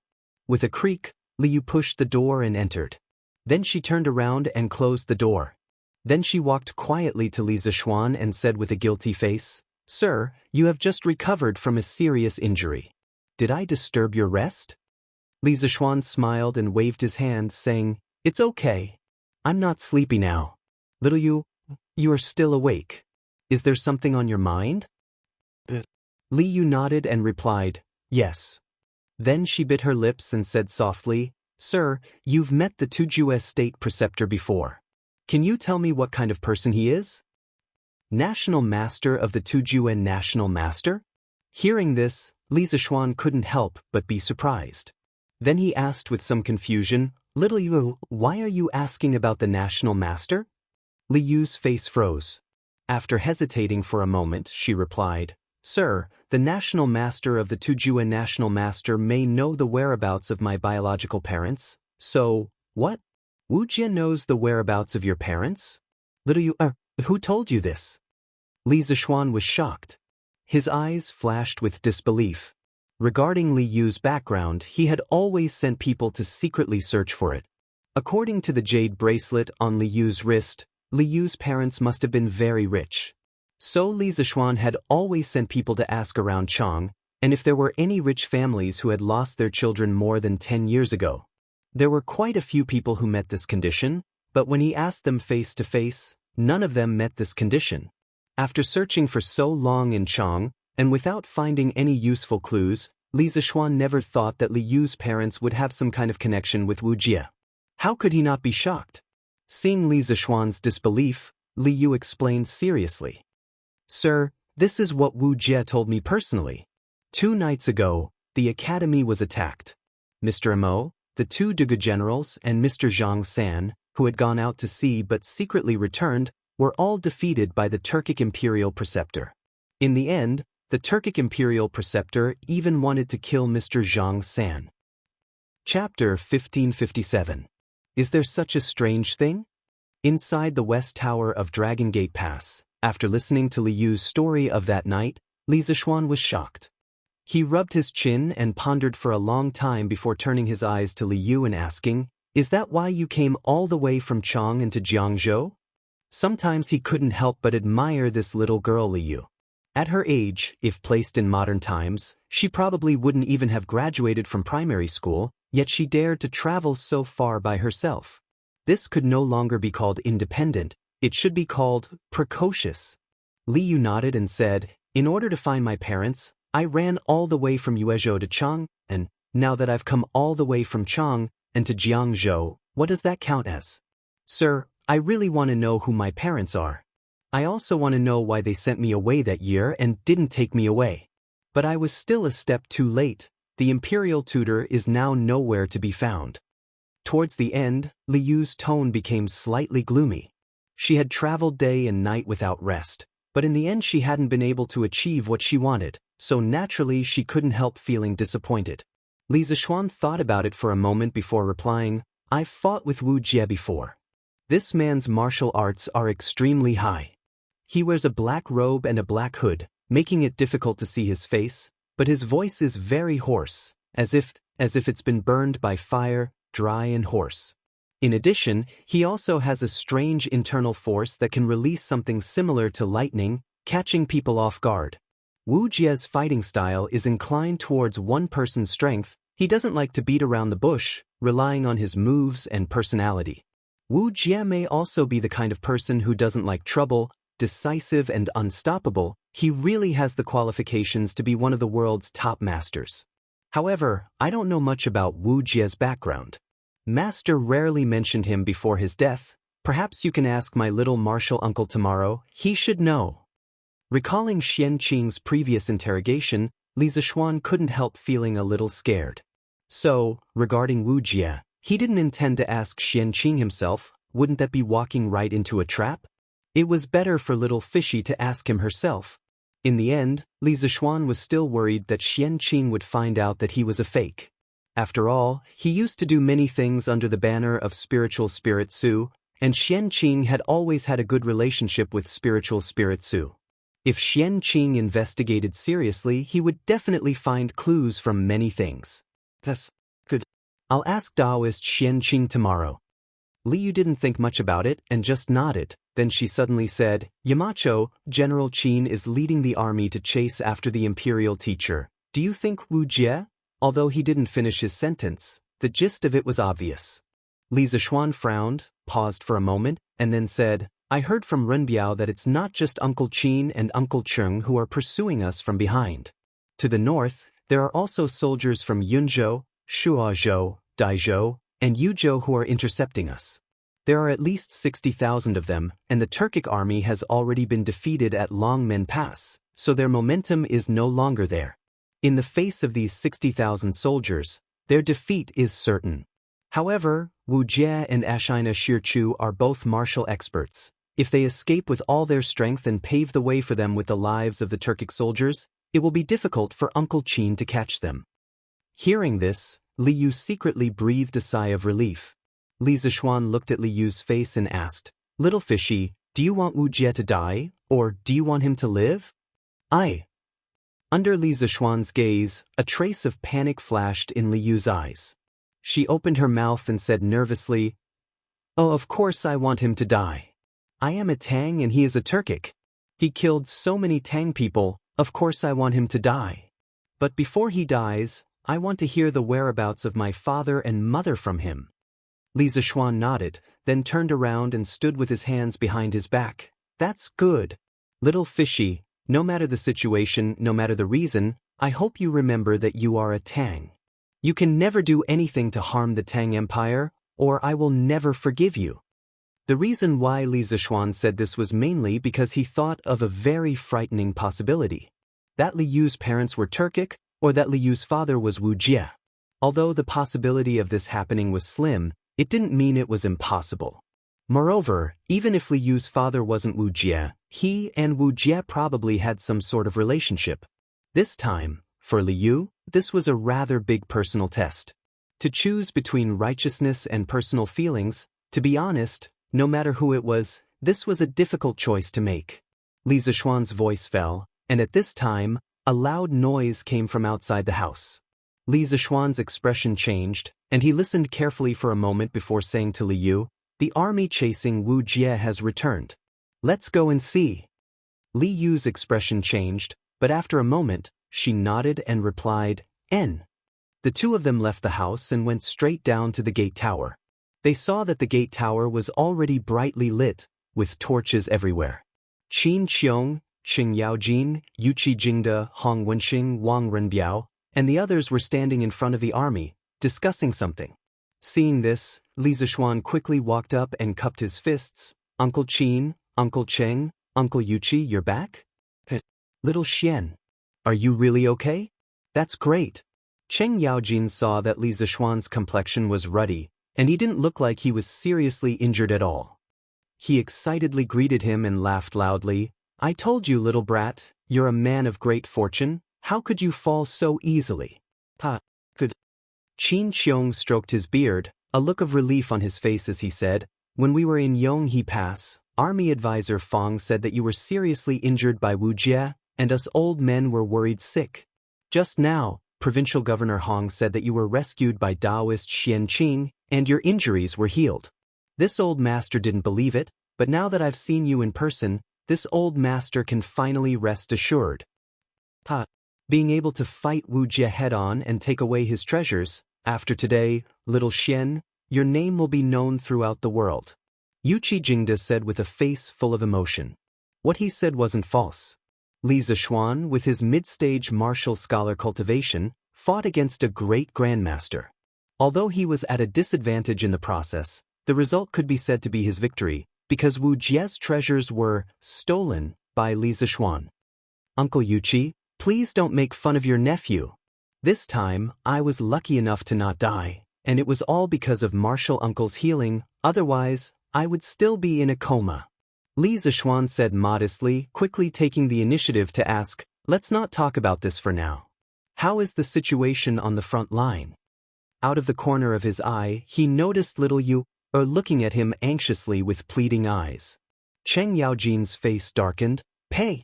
That cowardly turtle Wu Jie ran away as soon as he saw us old men, and we couldn't even catch up to him. In the end, we still let him escape. Old Sheng originally wanted to fight with Wu Jie for 300 rounds, but in the end he couldn't even touch Wu Jie's weapon, which made him very angry. Li Zishuan was surprised, thinking that this result was similar to his private analysis of the situation.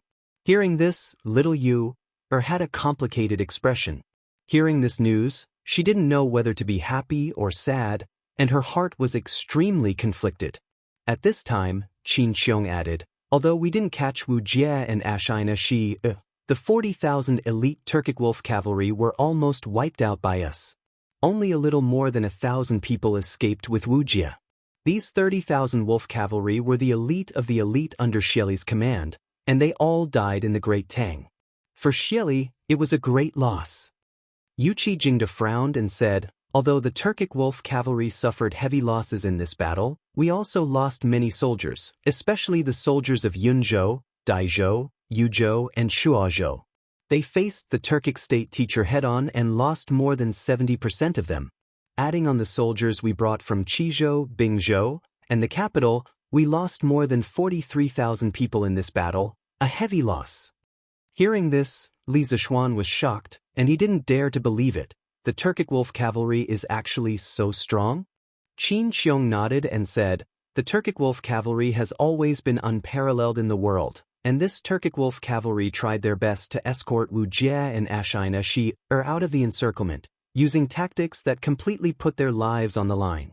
This kind of Turkic wolf cavalry is even more terrifying. Li Zishuan's mind was instantly filled with images of a tragic battlefield, and he said with a heavy expression, it's a pity for these great Tang soldiers. General Qin, should this battle report be sent to Chang? Meng Wenhao cupped his fists and asked. Qin Xiong pondered for a moment, then nodded and said, send it. However, at this time, King Wei and His Majesty should be resting. You can try it first. Meng Wenhao replied, yes. General Qin. After that, he turned and left, returning to his tent to send the telegram. The 3 Grand Dukes have traveled a long distance and fought through the night, so you should all be tired, right? This lowly official has already arranged a place for the 3 of you to stay. I would like to invite the 3 of you to take a rest. At this time, Hong Wenxing stepped forward and cupped his fists. He was the provincial governor of Jiang province, and also the host here, so of course he had to be a good host. Li Zishuan also reacted and quickly said, Governor Hong is right. Uncles, you have been fighting for the entire day. You haven't slept a wink. It's better that you quickly go and rest. Qin Xiong nodded and said, okay. After the soldiers are settled, we will rest. As he spoke, he turned to Hong Wenxing and said, Provincial Governor Hong, I'll have to trouble you to immediately send some military doctors over from the Jiang province military camp. There are many injured soldiers in urgent need of treatment. Hong Wenxing hurriedly cupped his fists and said, this official obeys. I'll send someone back to Zhengping County to get military doctors. The earliest record of military doctors in China was in the Zhou dynasty, Lu Shang, Jiangxia, mentioned in the 6th Tao. There were 3 alchemists who established 100 medicines to cure golden sores and 10,000 illnesses. By the Han dynasty, military hospitals had already been established. The book of the later Han recorded an institution called the nunnery, which was similar to a modern battlefield hospital. With the development of the era, military doctors continued to improve, and there was a professional medical institution in the Tang army, which meant that every camp had a medical examiner, who would check on the condition of the injured soldiers every day to arrange for medical treatment and evacuation. Not only could the injured soldiers be treated, but their condition would also be monitored regularly. For example, the Zhichong military camp in Jiang province definitely had a medical examiner department. Hong Wenxing accepted the order and left. Li Zishuan's eyes flashed, and he cupped his fists towards Qin Qiong and said, "Uncle Qin, I also know some medical skills. Can you get people to bring those soldiers who are seriously injured and in urgent need of treatment over, and I'll treat them first?" These injured soldiers were not only there to fight against the Turks. Some of the people from Qizhou and the people from Chang and were there to save Longmen Pass and save him. Li Zishuan had medical expertise. If he were to stand by and do nothing at this moment, his conscience would not be at ease. Hearing this, Qin Qiong could not help but worry. "Xiao Xian, you've just recovered from your injuries, so you should rest well and not overwork yourself." Cheng Yaojin also nodded and said, "Second brother Qin is right, Xiao Xian, you should rest well." Li Zishuan shook his head and refused. "Uncle Qin, Uncle Cheng, to be honest, I'm indebted to Martial Uncle for saving me. Not only have my injuries healed, but I've also luckily had a breakthrough. Right now, I'm full of energy, so you don't have to worry about my body." "What? Xiao Xian, you've broken through again?" Hearing this, Cheng Yaojin's eyes widened, and his face was filled with disbelief. Li Zishuan smiled and said, I was just lucky." Cheng Yaojin was speechless, thinking to himself, "I also want to be as lucky as you, but unfortunately, I'm too old, and my martial arts journey will probably stop here." Qin Qiong said, "All right. Since Xiao Xian's body is fine, I'll get someone to carry the injured soldiers over. But your wounds need to be disinfected with alcohol, or else they will fester and hurt a little, so bear with it." "Don't worry, Marquis, I can bear with it." "This? Didn't you say you can bear with it? Why are you crying out?" "Marquis, who would have thought that it would hurt so much? It's burning." "All right. Let me help you bandage it first, and the military doctor will apply some medicine for your wounds later." "Thank you, Marquis." "Marquis, can you let me have a taste of that alcohol in your hand? It smells so good. Go and rest. Did you not have enough pain just now?" In the large tent in front of the Longmen Pass, Li Zishuan carried a simple medical kit and shuttled through the tents for the wounded. Most of the wounded soldiers suffered from knife wounds, so their wounds had to be disinfected. Otherwise, in this weather, the wounds would definitely fester and get infected. This was also why there weren't many ancient soldiers who died on the battlefield. Most of them died from festering wounds after the battle.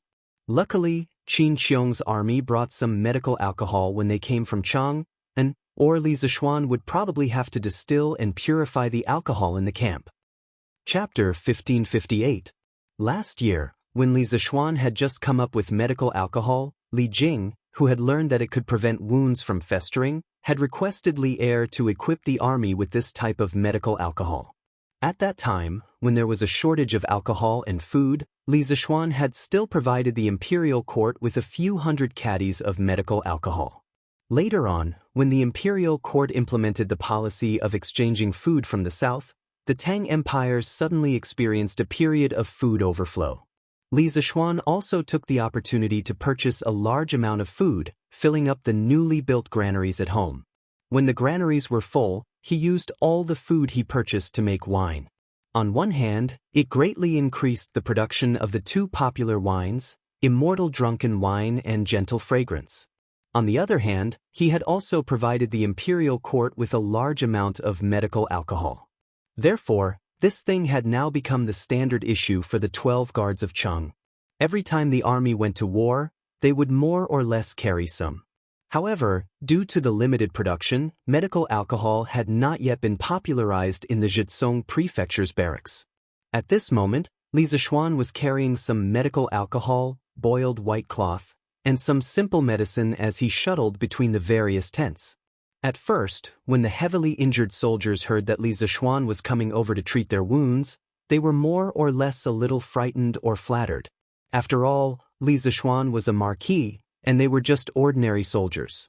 However, after the initial uneasy contact, the injured soldiers found that Li Zishuan was not difficult to get along with at all. Not only did he talk and laugh with them, sometimes he even chatted with them and made vulgar remarks.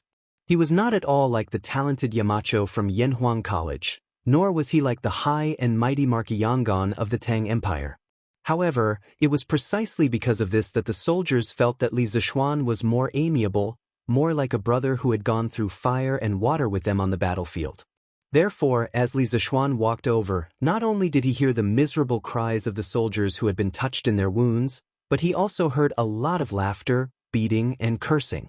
The austere atmosphere of the two armies a few hours ago was instantly replaced by this faint warmth. And all of this was seen by one person. The Tao of medicine is benevolent.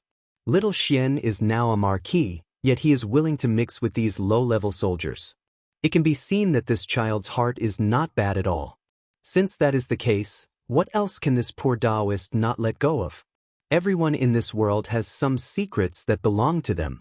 It is not in my Tao heart to get to the bottom of everything. Let's just watch him soar in this world. On the turret of the city wall, Xian Qing, who had long been awakened by the commotion outside, stood by the window and watched as Li Zishuan shuttled back and forth between the various tents, talking and laughing with the wounded. Xian Qing's gaze was complicated as he lamented. After saying this, Xian Qing suddenly felt relaxed. It was a kind of freedom and relief from letting go of obsession.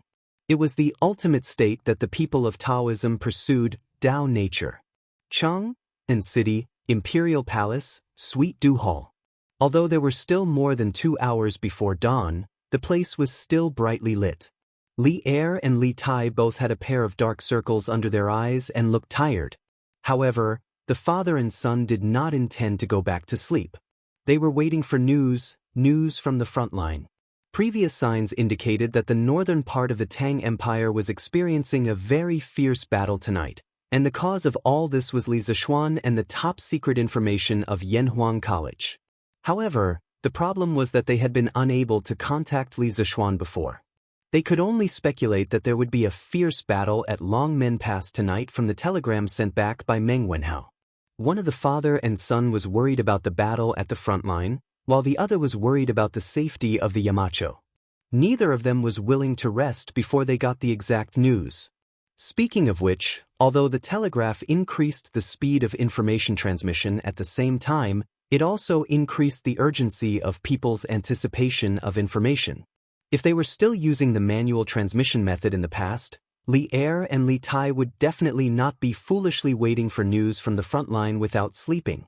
Because if they were to use manual transmission, the news from Longmen Pass would only reach Chang in tomorrow afternoon. It was not worthwhile to wait here all the time. Beep, beep, beep, beep. Suddenly, the telegraph that had been silent for a long time suddenly let out a series of DDD sounds. This sound was simply incomparably pleasing to Li Tai's ears. He quickly pulled himself together, straightened his back, and picked up a pen to record the code. After the translation was completed, he quickly sent out a section of code to confirm that he was right next to the telegraph.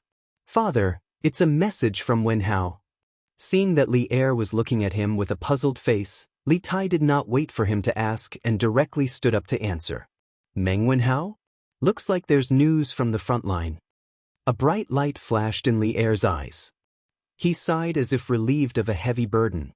Whether it was good news or bad news, it was better than waiting here for news. Besides, since Meng Wenhao could take the initiative to send a telegram to Chang, and it proved that the situation at the front line was not too bad. At least, the army was not completely wiped out. It should be. Li Tai nodded. After a while, the telegraph began to ring again. Li Tai quickly sat down and recorded the code. The beeping sound lasted for about half an hour. Li Er, who was at the side, could not help but stand up and go to Li Tai's side. However, when he saw the messy message on the rice paper, he could not help but frown because he could not understand it. Li Er waited anxiously for a while. On the other side, Li Tai finally translated the encrypted message into words. The little fatty stood up and said, "Father, frontline battle report." "Read it," Li Er said with a serious face.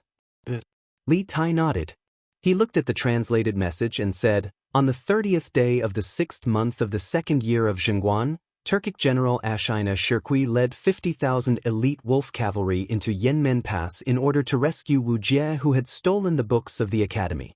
He defeated the 10,000 soldiers that the Yamacho had sent from the Bingzhou Zhichang's camp.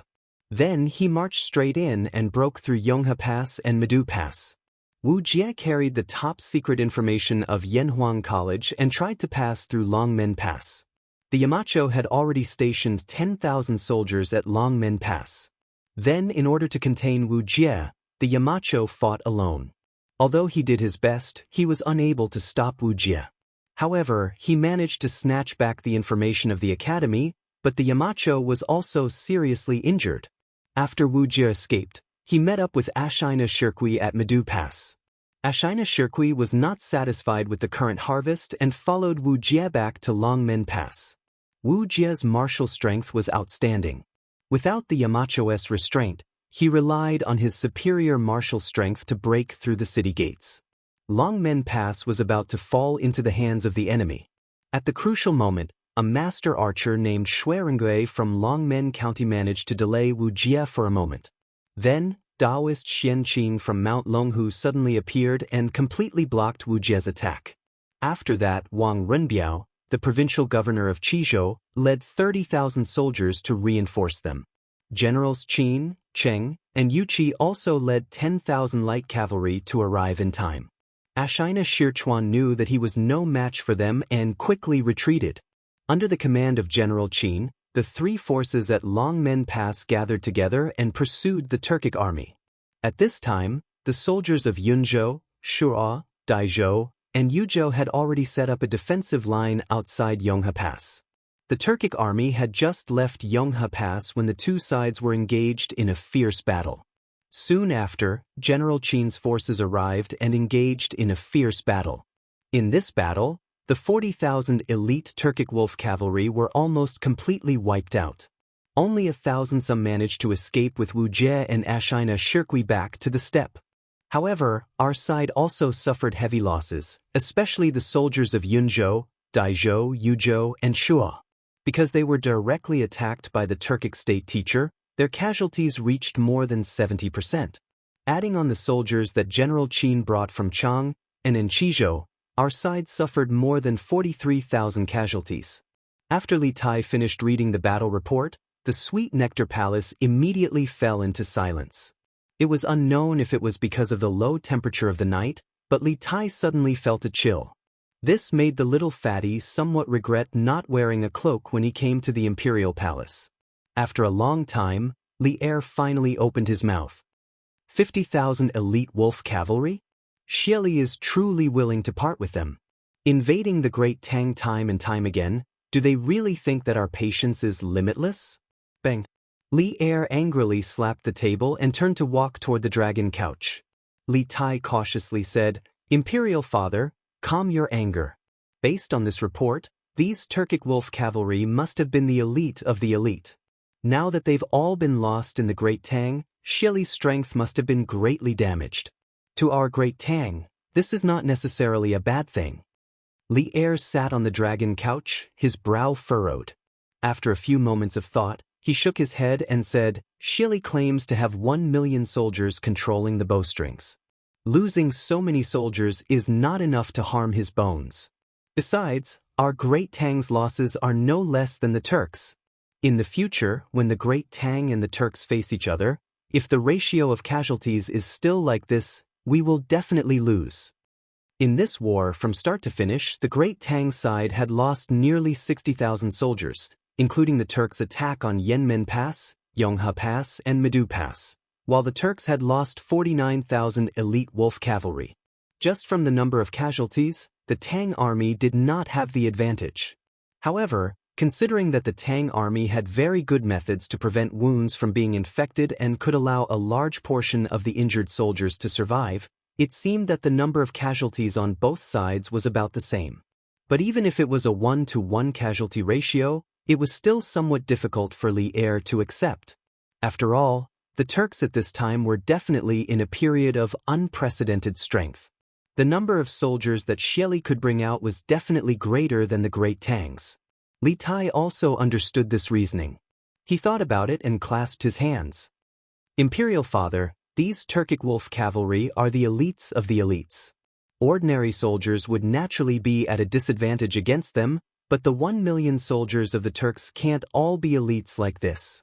Moreover, Sun Tzu's Art of War says that above all, warfare is warfare.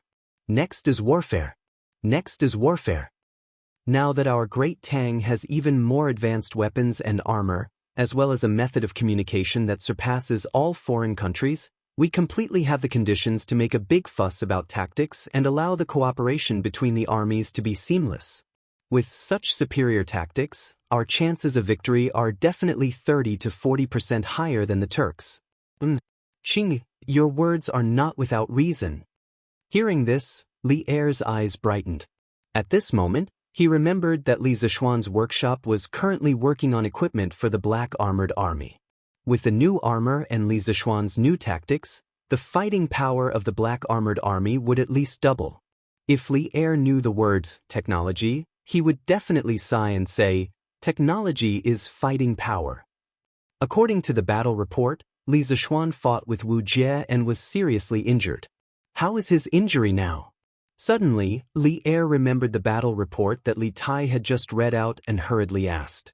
Li Tai smiled and replied, Imperial Father, although Yamacho was seriously injured after Daoist Master Xianqing's treatment, not only has his injury healed, but his martial arts have also improved. Zhao Song, who was standing in the corner of the hall, was shocked when he heard that Li Zishuan's martial arts had improved again. He secretly thought that Li Zishuan was already at Grandmaster middle stage before he went to the north. If he improved again, wouldn't he be at Grandmaster late stage? This realm, he would be catching up with me, the chief steward of the imperial household. At this moment, Zhao Song's heart was undoubtedly broken. Li Zishuan's speed of improvement made him doubt his life. Xianqing. It was the second time he heard the name Xianqing. Li Er's mind turned quickly and he muttered, This Dragon Tiger Mountain is really full of masters. But why would Xianqing appear at Longmen Pass for no reason? I don't know. In the end, Li Tai was only proficient in literary strategy. He did not pay much attention to matters related to martial arts. Zhao Song cupped his hands and said, Your Majesty, Taoist Master Xianqing is said to be the next celestial master Taoist on Dragon Tiger Mountain after spiritual master Ling Su passed away. After spiritual master Ling Su passed away, Taoist master Xianqing chose to go into seclusion. I didn't expect him to come out now. Although Zhao Song was not in Jianghu, he still knew some things about the martial arts world. This matter is indeed a bit strange, but since Li Zishuan is fine, it's fortunate. Hearing this, Li Er frowned and said, Today, Li Er attached great importance to Li Zishuan. He knew better than anyone that if all the advanced knowledge in Li Zishuan's head was used, it could be compared to an army of 100,000. Therefore, when he learned that Li Zishuan was fine, old Li couldn't help but breathe a sigh of relief. As for whether Li Zishuan's martial arts had improved, he didn't care much about it. Father is right. Li Tai's thoughts were much simpler than Li Er's. He only hoped that Li Zishuan was fine. As long as Li Zishuan was alive, Yanhuang College would continue to exist. Li Er nodded and said, All right, it's getting late. Qing, you should go and rest. It was indeed getting late. In a while, the rooster would start crowing. Li Tai stood up and cupped his hands. Then I'll take my leave. Father, you should rest early too. Well, go. Li Er grunted. Li Tai packed up the telegraph and turned to leave the Sweet Dew Hall. Chapter 1559. More than 2 hours ago, we received news that last night, Turkic Great General Wuxia Xianxia led 50,000 elite wolf cavalry into the pass and routed the garrisons of Yanmen Pass, Yonghe Pass, and Medu Pass. Turkic state teacher Wu Jie, after stealing the academy's secret dossier, wanted to meet up with Wuxia Xianxia. At Longmen Pass, he engaged in a major battle with the Marquis of Yong'an's army. The Marquis of Yong'an fought with all his strength, and although he was no match, he left behind the Yanhuang College dossier that Wu Jie had stolen. Wu Jie fled and successfully met up with Wuxia Xianxia at Medu Pass. Afterward, Wuxia Xianxia and Wu Jie charged back into Longmen Pass, wanting to steal the academy dossier. The garrisons of Longmen Pass defended with all their strength, and with the timely arrival of Xu Bao and the reinforcements of Qizhou provincial governor Wang Renbiao, they were able to push back the Turkic army. Duke Yi led his army in pursuit and joined forces with the garrisons of Yunzhou, Daizhou, Shuo, and Yuzhou to encircle the Turkic army. Ashina Shirkun and Wu Jie did their utmost to break out, but in the end, they only managed to escape back to the steppe with around 1,000 soldiers. The next day, no, to be more precise, it was today. After daybreak, Li Er, who had slept for more than 2 hours, once again got up to preside over the morning court.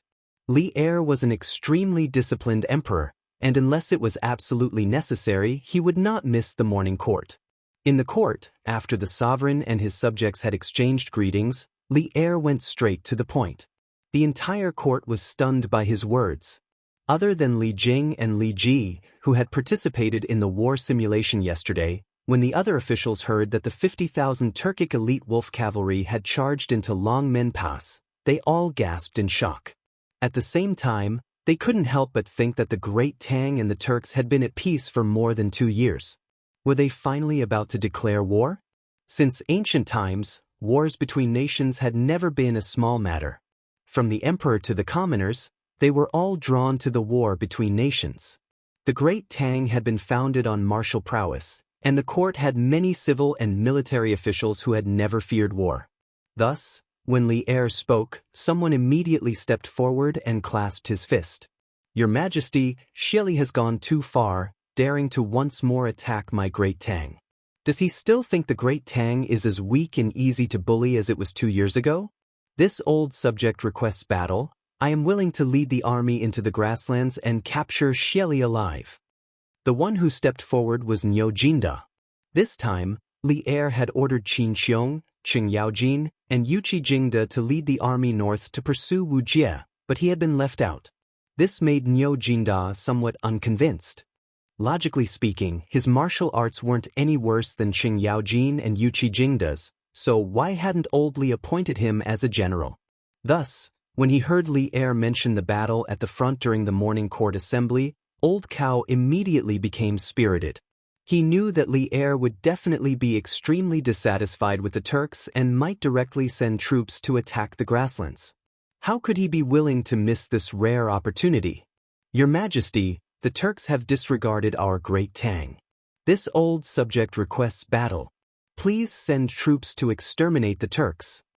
Li Ji also stepped forward and bowed. "This old subject requests for battle to exterminate the Turks." With a whoosh, all the people in the general's camp stepped forward and cupped their fists to Li Er. After the Great Tang was established, especially in the last few years, the world was at peace and there were very few wars. This highlighted the value of military merit.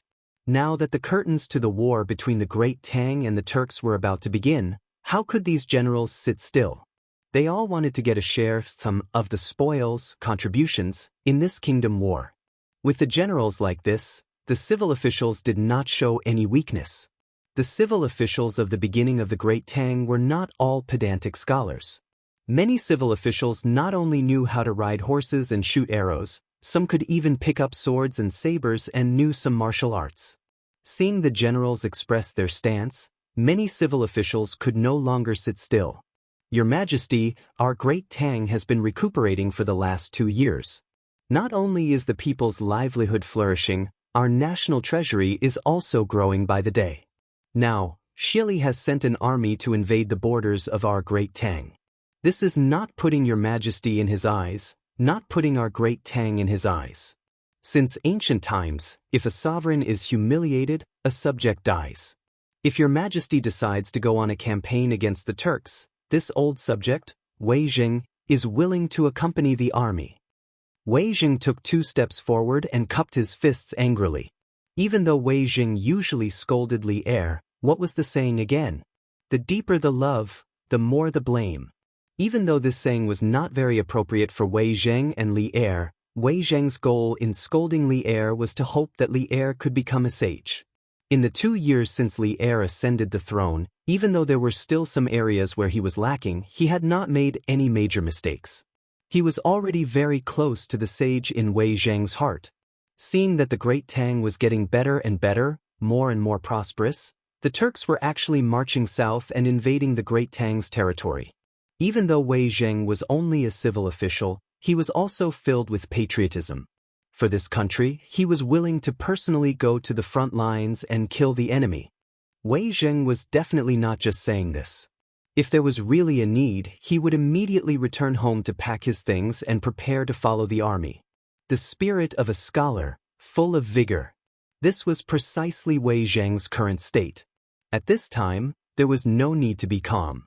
What was needed was the spirit of a scholar and the strength of patriotism. Your Majesty, Left Minister Wei is right. Now that our great Tang is strong and prosperous, our strength is no longer the same as before. Xili sent his army to invade our great Tang's borders. This is looking down on our great Tang's prestige. Only by severely punishing and killing the chicken to warn the monkey can our great Tang's borders be completely stable. Only then can the surrounding small countries put away their thoughts of coveting Great Tang. Your subject believes that the imperial court should send out troops and also has the ability to send out troops to suppress the Turks. Fang Xianling also stood out with Wei Zheng and cupped his fists towards Li Er. This old subject agrees. Zhang Sun Wuji pondered for a moment, then stepped forward and cupped his fists. With his secondment, the rest of the civil officials also couldn't wait to clasp their fists towards Li Er. Your subject agrees. Your Majesty, please send out troops to suppress the Turks. The civil and military officials of the imperial court, from top to bottom, were united in their support of war. This was the Great Tang. This was the attitude of the civil and military officials of the Great Tang towards war. It was said that the Great Tang was strong and the Song was weak. This wasn't without reason. It was precisely because of the Great Tang's martial spirit that caused them to be able to stand out bravely and fight for the country when faced with a war between countries. It was unlike the Song dynasty, where almost no one in the entire imperial court could stand out when faced with a war. Most of them were in favor of peace. They only wanted a moment of peace. Who cared if their descendants would be slaughtered by other races in the future? My beloved subjects are indeed the pillars of the country. I am very comforted. Seeing that his subjects were all eager to go to war, Li Er was very happy. He laughed and said, now that the locust plague in the Guangzhou region has mostly been quelled, even if there are some places that haven't been quelled, the food stored in Taicang and Hanjiakang is more than enough to deal with the disaster. The 6 departments of the imperial court should be able to free up their hands and prepare for the upcoming war. For this attack on the Turks, I plan to send out 300,000 soldiers. These 300,000 soldiers will be transferred from the Chang and 12 guards. Along the way, I will recruit the elite soldiers of the various provinces to expand the army to 400,000. I want to fight with Xili on the grassland. Officials of the 6 ministries, within 3 months, they must prepare the provisions, armor, war horses, and medicine needed for an army of 300,000. Officers and soldiers of Chang, and, during these 2 months, they must step up their training and must not slack off in the slightest. Zhen will enter the camp to inspect. If anyone is found slacking off in training, the officers in the camp will definitely punish them severely. 3 months later, the army will officially set out. I want to destroy the entire Turks and let the northern border of the Great Tang be completely peaceful, so that the descendants of the Great Tang will no longer be threatened by the foreign tribes in the north. Everyone's heart trembled. They did not expect that Li Er would actually plan to attack the Turks in 3 months. This was somewhat sudden, but it was also reasonable. After all, in a few more months, it would be winter, and fighting in winter would be very disadvantageous for the Great Tang army. However, at the same time, everyone's blood was boiling from Li Er's bold words. Thus, as soon as Li Er finished speaking, the civil and military officials in the imperial court bowed in unison and said, "We obey the decree." This was a massive war between 2 countries, the first time the 2 most powerful countries in the world were going against each other. Even though the Great Tang had a strong army and ample treasury, against a colossus like the Turks, they still had to go all out. The 300,000 soldiers that Li Er had spoken of was already the minimum estimate. It wasn't that he didn't want to send more soldiers, but deep in the steppe and engaging in long-range battles was an extremely arduous challenge. The more soldiers there were, the more difficult it would be to resupply. 300 to 400,000 soldiers was already the limit of what the supply line could maintain. Any more and there would be problems with supplies. On the other hand, Li Er had to consider not only the Turks, but also the smaller countries on the Great Tang's borders. If the Great Tang mobilized its entire army, it would inevitably leave its rear empty. The smaller countries on the border like Tibet, Tuyuhun, Gaochang, and Jinla might have designs on the Great Tang and take advantage of its weakness. Thus, in Li Er's view, the most important thing in attacking the Turks was quality, not quantity. When the time came, with excellent armor and outstanding tactical command, an army of 400,000 might be able to shake the 1 million mighty soldiers of the Turks. Yushi, why is your complexion so poor? Are you sick? Lantian District, Yong, and Marquis residence. As usual, Han Yushi had woken up early to prepare breakfast for her parents-in-law. Although in this era, ordinary families only ate 2 meals a day without breakfast, a large clan like the Li clan naturally couldn't lack 3 meals a day. While eating, Madame Li saw that Han Yushi's complexion was haggard and couldn't help but worriedly ask. Han Yushi forced a smile. Mother, I'm fine. Don't worry, I just didn't sleep well last night. Git. Silly child, do you think that mother doesn't know you?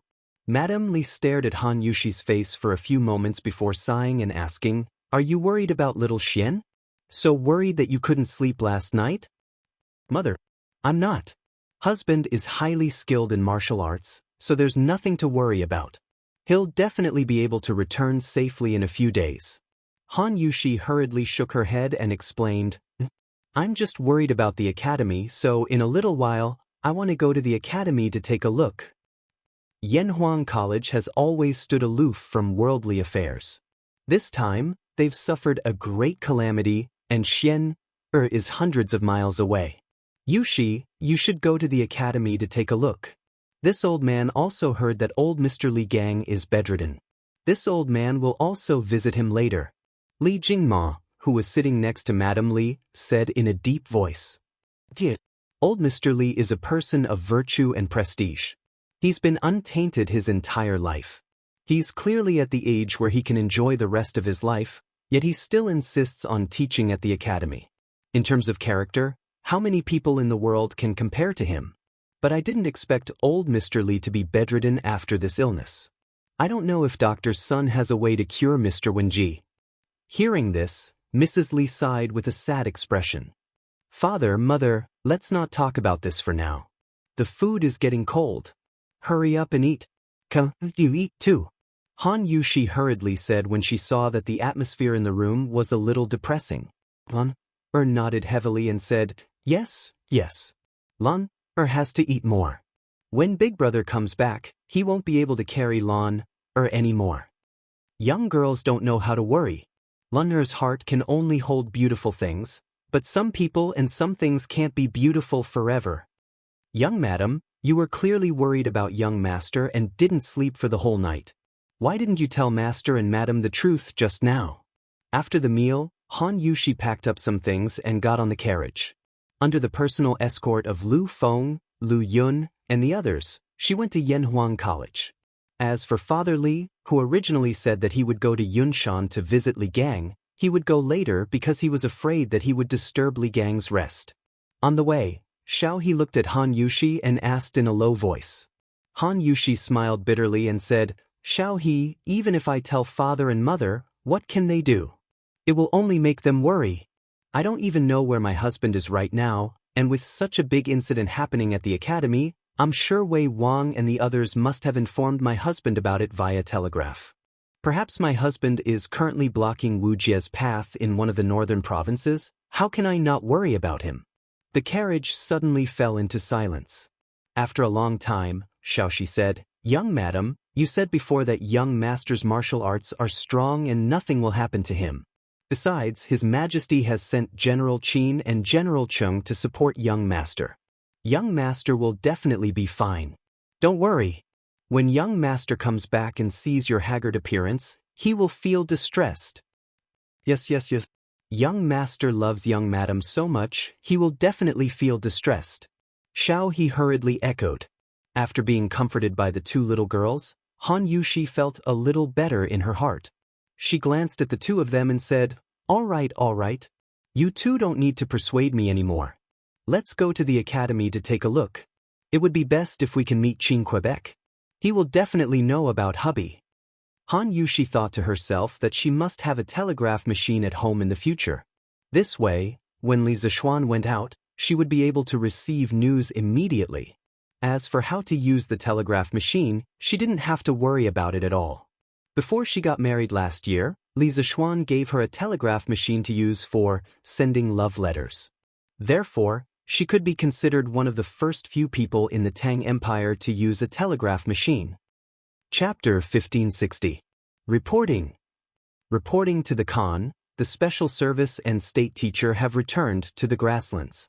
They are now at the Scarlet Pagoda Division and will reach the royal court in another hour. In the depths of the grasslands, Mount Yujijin of Chibei was the location of the Eastern Turkic Royal Court's tents. In the most majestic tent, a Turkic soldier reported respectfully to a middle-aged man sitting at the head of the table. The so-called Special Service was a kind of official title on the Tujue side.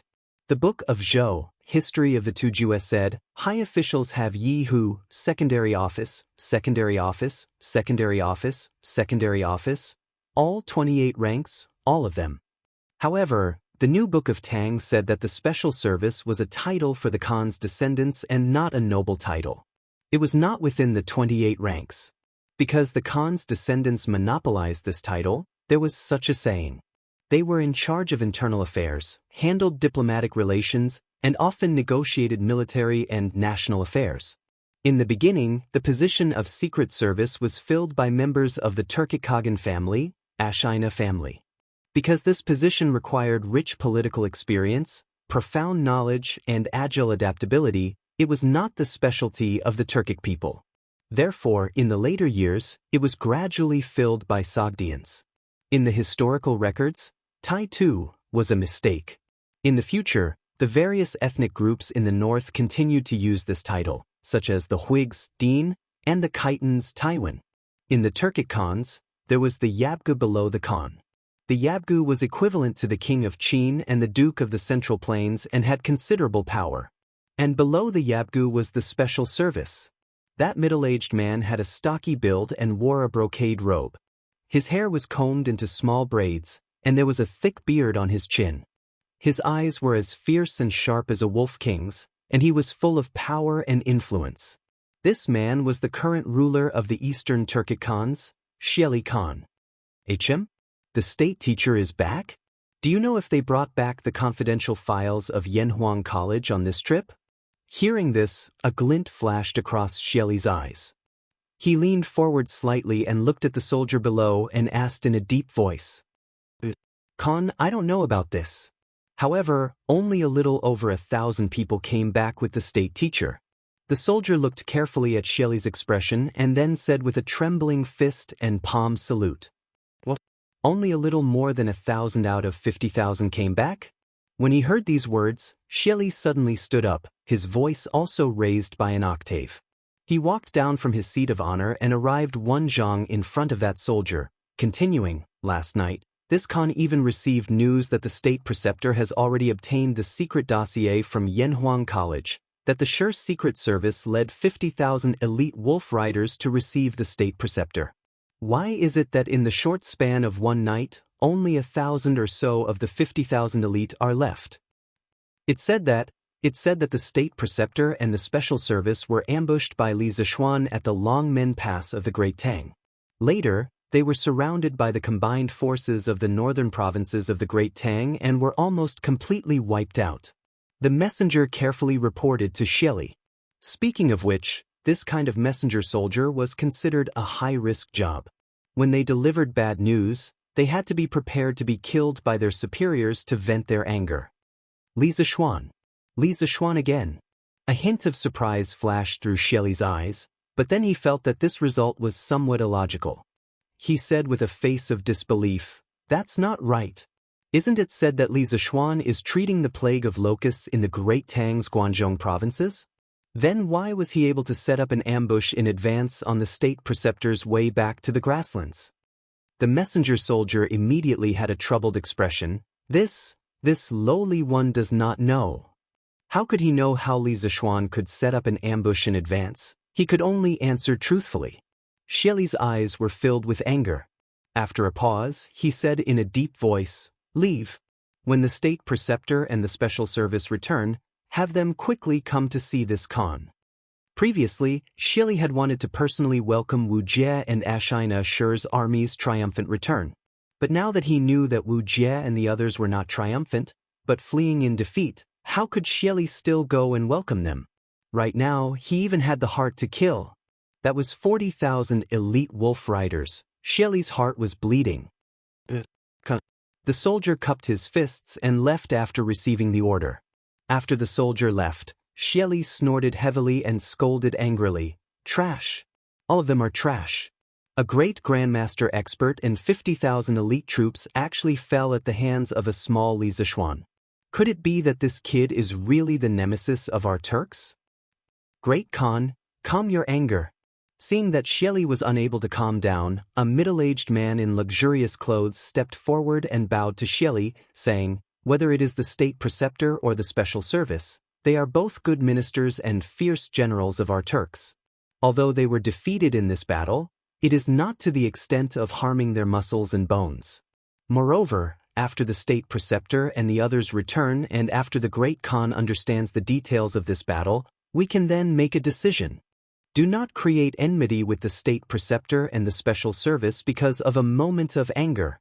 This person was Xianxia, who had gone to Chang and to ask Li Er to hand over the Khitan chieftain 2 months ago. Back then, he had also held the position of Eastern Turkic Khagan, but later on, he had taken the initiative to abdicate. In terms of blood relationship, Xianxia and Xieli could be considered uncle and nephew. Xieli frowned for a while, feeling that Xianxia's words were very reasonable. He could not help but nod, saying, Simo's words are reasonable, let's see what they say in a while." The inside of the tent quickly fell into silence. About an hour later, a flurry of footsteps came from outside the tent, and a soldier quickly walked in. Bowing, he said, "Reporting to the Great Khan, the state preceptor and the special service request an audience outside the tent." "Let them in." Xieli had long since calmed down, and he expressionlessly nodded.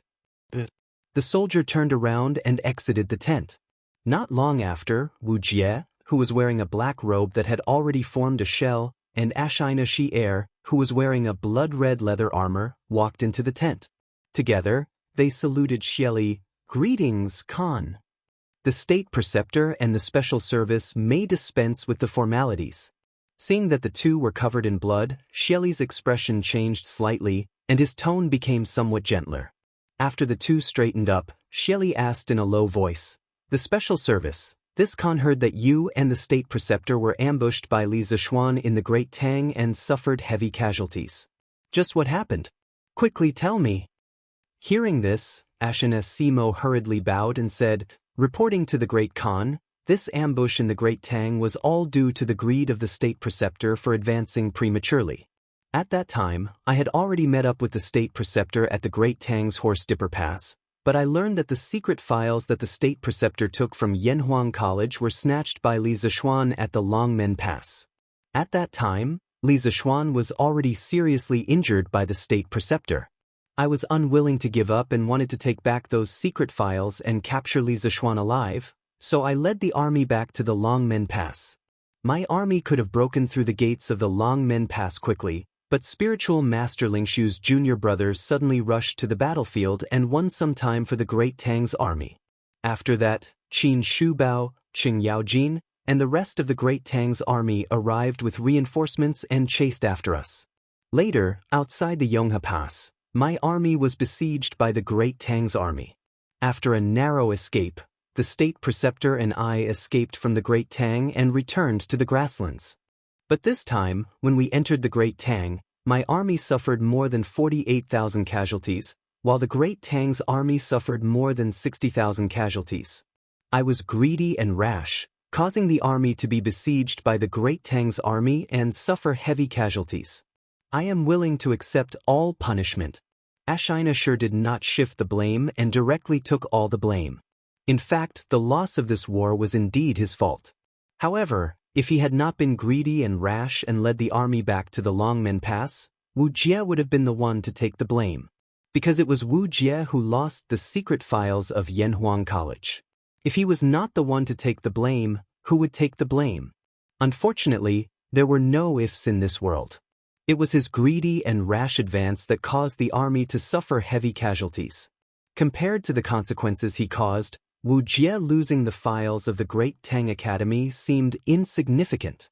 Only then did Xieli, who was sitting at the head of the table, understand the general process of this great battle. With a solemn face, he said coldly, "So, this time when you sneaked into the Tang Empire, not only did you not bring back the secret dossier of Yanhuang Academy, you also lost more than 40,000 elite wolf riders in the Tang Empire and almost got wiped out, right?" If they had obtained the files of the Great Tang Academy and lost more than 40,000 elites, Xieli would have felt better. But now, not only did they not obtain the files, they also lost so many soldiers for nothing. Was this not a double loss? It would be strange if Xieli was not angry. "We have failed at the start of the war. Please punish us, Kun." Seeing Xieli angry, Xianxia and Wuxia both bowed and asked for punishment. "Good. You have caused the Turks to lose soldiers and generals. You deserve 10,000 deaths." Xieli's anger could not be quelled. He could not help but shout and call for men. "Great Khan, calm your anger." Seeing that the situation was about to get out of control, Xianxia hurriedly stood up and bowed. "Great Khan, calm your anger." Although the Imperial Advisor and the Sure Secret Service were at fault, they definitely do not deserve death. The Tang Army's casualties in this war are obviously more than ours. Both the Imperial Advisor and the Sure Secret Service have meritorious service. Merits offset demerits. Great Khan, please be lenient with your punishment. Hearing this, Xieli subconsciously wanted to fly into a rage on the spot. But seeing Xianxia looking at him with eager eyes, those eyes seemed to be able to speak, constantly hinting him not to be impulsive. Taking a deep breath, Xieli said in a deep voice, "What Simo said is reasonable. But the two of you can be exempted from death. But more than 40,000 Turkic warriors have been buried in the Great Tang. There must be an explanation for this matter. Men, drag the Sure Secret Service out and whip him 50 times. As for the Imperial Advisor, although the Imperial Advisor has no merits, he has worked hard. The Imperial Advisor should go back and have a good rest." Although Xieli was somewhat dissatisfied with the result of Wujia's infiltration into the Great Tang, in order to leave some face for Wuxia, he could only suppress these dissatisfaction in his heart. After all, the persimmon to pinch was the soft persimmon. Obviously, Xianxia's Secret Service was a soft persimmon. Many thanks for Kagan's leniency. Xianxia's Secret Service was not dissatisfied with Xieli's punishment. In fact, the moment he had been defeated at Yonghe Pass, he had already thought about the punishment he would receive upon his return. In comparison, this result could already be considered good. He also did not feel unbalanced because Wuxia had not been punished. On one hand, the main reason the Turkic army had suffered such heavy losses was because he had made a wrong strategic decision. On the other hand, if not for Wujia's formidable strength, he might not have been able to break out of the encirclement with his 1,000-some men, and there was a high chance that his entire army would have been wiped out. Wujia was expressionless. He did not show the joy of surviving a calamity or escaping punishment, nor did he show the dejection of defeat. After Xieli's words, he was silent for a few moments. Then he cupped his fist to Xieli and turned to leave. His departure was very confident, and his departure was also very domineering. He was truly worthy of being the Turkic Imperial Advisor, second only to one and above all. But even so, Xieli did not say anything. Xianxia and Xianxia's Secret Service were also not surprised. It was clear that they had often seen this sort of situation before. "Wuxia, you're finally back? I heard that the army had a bad start. Did Father Khan blame you?" After leaving Xieli's tent, Wuxia headed west to a relatively large tent. He opened the flap and walked in, where a beautiful Turkic woman hurriedly came up and asked with concern. "No." Wuxia indifferently replied, and then he stepped forward and hugged the woman's body, asking, Yen, while I was gone, did your illness relapse? His voice was unexpectedly filled with tenderness. In the eyes of outsiders, Wu Jie was a murderous demon, but in front of a woman he had transformed into an infatuated man. If anyone were to see this scene, their jaws would have dropped to the ground. The woman gently smiled and said, Don't worry, I'm fine. While you were gone, my first time didn't hurt even once. It's just that I often missed you and was very worried about you. I was afraid that you would encounter danger in the Great Tang. Why is there so much blood on your body? Were you hurt? Does it hurt? I'll have someone call the Kashi shaman. The so-called shaman was the primitive religion of the northern tribes. It originated from a very early time, and in the matriarchal society, it was already very developed and mature. Shamans were almost all clan leaders, and the deified Queen Mother of the West was both a shaman and a tribal chief. Historians did not use the term shaman, but only referred to them as Wu. In the Xiongnu era, shamans played a certain role in politics and military affairs. In any war or other indecisive matters, the final decision was made by shamans. The shamans of the northern tribes were very different from the Wu of the Central Plains. Shamans needed to have a lot of common sense and knowledge, to be able to expel diseases, to be able to observe the development of things, to predict the future, and to predict good and bad luck. Yen, don't worry, this blood isn't mine. Wu Jie looked at the thick layer of blood on his body and hurriedly comforted the woman. The woman breathed a sigh of relief, but then she frowned and worriedly asked, So much blood, did you encounter danger in the Great Tang? It's not dangerous. No one in the Great Tang can hurt me. Wu Jie's lips curled into a smile, and then he lifted the black hood on his head, intending to take off his blood-stained robe. But as soon as he lifted the hood, his face hidden in the darkness was revealed. It was a resolute and thin face, not very handsome, but very pleasing to the eye. On the right side of his cheek, there was a very terrifying scar, as if it had been burned by fire. It was a shocking sight. Chapter 1561. Yen, I saw a girl in the Central Plains, and the jade bracelet she was wearing was exactly the same as yours. Inside the tent, Wu Jie took off his blood-stained black robe and casually placed it on the table next to him. He then sat down across from the Turkic woman, his upper body bared, and suddenly said, Because of his years of cultivation, Wu Jie's muscles were well proportioned and there were some large and small scars all over his body, but these were all old injuries, at least 10 years old. In other words, in the past 10 years, he had barely suffered any injuries. Previously, in the Dragon Gate Pass, Wu Jie had fought with Xianqing, and Xianqing's 9 Taishan sword 7th style had only caused Wu Jie to suffer some internal injuries. Wu Jie's words caused the Turk woman opposite him to be stunned for a moment, and then her expression changed as she looked at Wu Jie with a complicated expression and asked, You said you saw a girl in the Great Tang who was also wearing a blue carp bracelet? After saying that, the woman took off the jade bracelet on her wrist. The jade bracelet was sparkling and translucent, with a faint green color, like a clear lake. What was amazing was that there were 3 cyan patterns on the inside of the bracelet. These patterns had a very regular shape.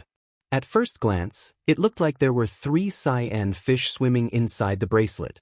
It was really vivid and unimaginable. Priceless. This jade bracelet could be called priceless. That's right. Exactly the same. Wu Jie stared at the beautiful woman in front of him and said word by word.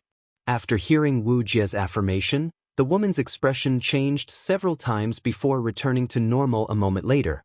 Brushing her hair back from her forehead, she pretended to be calm and said, How could there be such a coincidence in this world? Wu Jie, what was that little girl's name? After asking this question, a trace of hope flashed across the woman's eyes, but she quickly concealed it. Wu Jie shook his head and said, I don't know. At that time, I only heard someone call her Little Yu. Yen, do you know this little girl? A trace of panic flashed across the woman's eyes as she hurriedly said, How is that possible? I've never met her before, how could I know her? Wu Jie frowned and asked, If that little girl has nothing to do with you, why is she wearing the same jade bracelet as you? The woman's expression froze, but she still argued, this should be a coincidence, right? Coincidence? Wu Jie's eyes couldn't help flashing a trace of anger as he glared directly at the woman in front of him. This kind of azure carp jade bracelet is extremely rare in this world, yet now two of them have appeared together. Yen, you're telling me this is a coincidence? The woman's expression changed, and then she stood up and said, you don't believe me? Wu Jie frowned. How can I believe you? The woman snorted and said, that's the truth. It's up to you to believe it or not. After a pause, the woman continued, I'm going to look for Father Khan. Although Father Khan didn't say anything, I'm sure he still blames you in his heart. I'll go and plead for you. Then, the woman left the tent without looking back. Simo, why did you dissuade Ben Khan? In the imperial tent, Shelly's face was cold as he asked Ashina Simo in a deep voice. Ashina Simo took a step forward and bowed. Great Khan, more than 2 months ago, the Khitan chieftain led his tribe to seek refuge with the Great Tang. Simo was ordered to go to Chang, and to ask for the Khitan chieftain and even promised to give up the Shuo Fang. Emperor Tang not only did not agree, but also sent troops to wipe out Liang Shidu. It means that the Tang Empire at this time is not afraid of us at all. This time, the imperial tutor and the Sure Secret Service led troops to infiltrate the Tang Empire. The Tang Empire will most likely mobilize troops to attack the grasslands. We have to be careful. At this critical time, Khan must not do anything that will hurt his own family and please his enemies. The imperial tutor cannot punish him, and the Sure Secret Service cannot kill him. I ask Khan to consider the bigger picture. Shelly's eyes flashed as he looked at Simo and said thoughtfully, you mean Li Shimin might mobilize troops to attack the grasslands? Ashina Simo nodded and said, replying to Khan, it's very likely. Cheat. What a joke. Hearing that, Shelly sneered and said, not to mention that this Khan has millions of bowstring control warriors, merely in this boundless prairie, as long as he, Li Shimin, dares to send his troops here, this Khan will definitely make his people unable to return. We are the true kings of this grassland. Confidence. This was the confidence of the ruler of the Eastern Turks. Of course, he did have the right to be so confident. Although there was internal strife in the Eastern Turks now, Shelly still had more soldiers than Li Er. On the other hand, the grasslands were a rather unfamiliar environment to the Han people of the Central Plains. There was no reference point on the vast grasslands, and the Tang people could easily get lost here. Therefore, in this away battle situation, Shelly could be said to have taken advantage of the right time, the right place, and the right people. His chances of winning were infinitely high. But Ashina Simo did not think so. Seeing that Shelly did not listen to him, he frowned and said with a worried expression, Khan, 3 years ago, you took advantage of Li Shimin's unstable throne to attack the Tang Empire and directly sent troops to the capital of the Tang Empire. Then, Khan signed an alliance with the Tang Emperor and emptied the treasury of Chang, returning happily. Although this action caused great trouble for Li Shimin who had just ascended the throne, do you know that in these few years, the Tang Empire is no longer the Tang Empire that we can bully and humiliate? In June last year, the Tang Empire sent a fleet down south. They exchanged millions of caddies of grain and countless rare treasures in the small Nanyang countries. The treasury of Chang, and that we emptied was once again filled up. Therefore, this year's locust plague in the Guangzhou region of the Tang Empire will not hurt the foundation of the Tang Empire. In other words, as long as the Tang Emperor is willing, the Tang Empire is fully capable of organizing hundreds of thousands of troops to attack the grasslands. Although the grasslands are vast and many Tang soldiers are not familiar with the environment of the grasslands, don't forget that when the time comes, Li Zishuan is likely to be in the Tang army. And Li Zishuan's master, spiritual master Lingshu, not only killed more than 200 of our elite wolf cavalry in the Yin Mountains, he also traveled the grasslands alone. It's hard to guarantee that he did not leave some map for Li Zishuan. When the time comes, with Li Zishuan leading the way for the Tang army, our advantage on the grasslands will no longer exist. In truth, Ashina Simo greatly admired the culture of the Central Plains, so he collected more detailed information on the Tang Empire. It was precisely because he knew more that he felt that the Tang Empire was a greater threat to the Turks. The Turks were very powerful now, but it did not mean that they were invincible in the world. Seeing Xieli's uncertain expression, Ashina Simo continued, Khan, think about it. When the Han dynasty was first established, was it not suppressed by the Xiongnu? Emperor Gaozu of the Han dynasty, Liu Bang, personally led an army to attack the Xiongnu but suffered a crushing defeat. He was almost captured by the Xiongnu and the great Han Empire was almost destroyed. One must know that when the Han dynasty was first established, there were many strategists and generals. Scholars such as Zhang Liang, Qin Ping, Xiao He, and the others, and martial scholars such as Han Xian, Fan Kuai, Zhou Bo, and the others. They were all outstanding officials and fierce generals. But in the end, it was clear that the Xiongnu were strong and the Han dynasty was weak. It was not until Liu Bang's grandson, Emperor Wu of Han, Liu Che, sent Wei Qing and Hua Tsubing to the west to attack the Xiongnu that the Xiongnu's strength and vitality were completely defeated. In the future, they were slowly unable to contend with the Han Empire. Simo felt that the current Eastern Turks were like the Xiongnu of the past. They were extremely powerful in the early stages, but once we let down our guard and allow the Central Plains to recuperate, we will definitely follow in the footsteps of the Xiongnu. In the early stages of the Han Empire's establishment, after the siege of Baiding, Liu Bang had no choice but to marry the Xiongnu. But after only a few decades, the great Han Empire's army was able to kill their way to the Heshi corridor and kill the Xiongnu like stray dogs. This shows that the Central Plains dynasty has an extremely powerful spirit of revival and recovery. We cannot ignore this. After saying that, Ashina Simo bowed deeply to Xieli with a sincere expression. In fact, his analysis was definitely not wrong. The Eastern Turks were indeed extremely powerful in the early stages.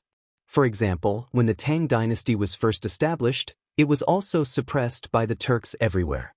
There were even rumors that Li Yuan borrowed the Turks' military strength to rebel against the Sui dynasty and attack Chang. There were also rumors that Li Yuan purposely submitted to the Turks temporarily to obtain the peace of the northern borders and not be attacked from both sides. The rumors might not be true, but it was enough to show how powerful the Turks were at that time. However, even if the Turks were extremely powerful, they were not absolutely invincible. As the saying goes, when one reaches the peak, there will be a decline. Since this year, the internal strife of the Turks had intensified, and there were more and more tribal leaders who were unwilling to listen to Xieli's orders. The Khitan chieftain was a classic example, and the Turks' little Khan, Tuli Khan, was the most typical representative of the forces opposing Xieli. In truth, the incomparably powerful Eastern Turks were already in danger. After hearing Ashina Simo's heartfelt advice, Xieli's expression finally turned serious. He stood up, his hands behind his back, and his brows furrowed as he paced around the tent. After a while, his eyes were like lightning as he looked at Ashina Simo and said, Simo, what you said just now is not without reason. The Great Tang is developing too quickly. If this Khan had known earlier, he would have directly attacked Chang and killed Li Shimin. Then, today's calamity would not have occurred. These words were not wrong. Back then, there was a great opportunity in front of Xieli, but Xieli did not cherish it, giving Li Heir and the Great Tang a precious chance to recuperate. Now, the Great Tang's national strength was rising with each passing day, and it was no longer something that Xieli could casually control. If this continued, what awaited the Turks was only destruction. Great Khan, there is no point in bringing up the matter of the past. The urgent matter at hand is to think of a plan to deal with the Tang army. Ashina Simo sternly said. Xieli nodded and said, You are right. Pass down the order, all the Yabgu, special agents, Burke, Berg, and all the tribal chiefs are to come to the tent for a meeting this afternoon. Great Khan. Seeing that Xieli finally took the Great Tang seriously, Ashina Simo could not help but breathe a sigh of relief.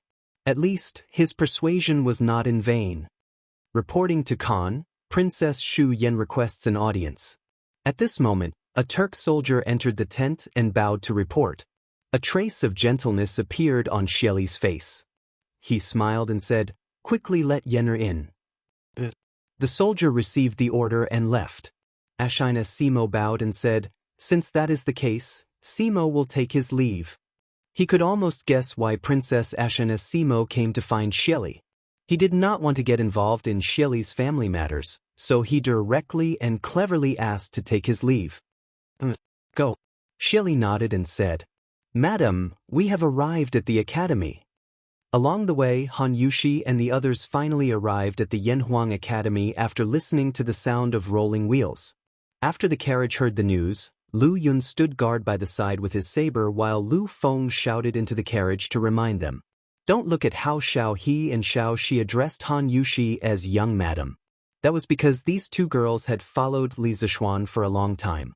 They had always called him young master, young master. Wasn't this young master's wife called young madam? But Lu Feng and his brother were different. They followed Li Zixuan for less than half a year and usually called Li Zixuan Marquis. And Han Yushi was naturally Madame Marquis. Han Yushi responded, and then jumped off the carriage with the two maidservants. Then she looked at the magnificent academy. Han Yushi felt something in her heart. She thought to herself that the academy was still the same academy from before, but some of the people from back then were no longer in the academy. Leave the carriage here. Let's go directly to Dr. Sun's courtyard to visit Teacher Wenji.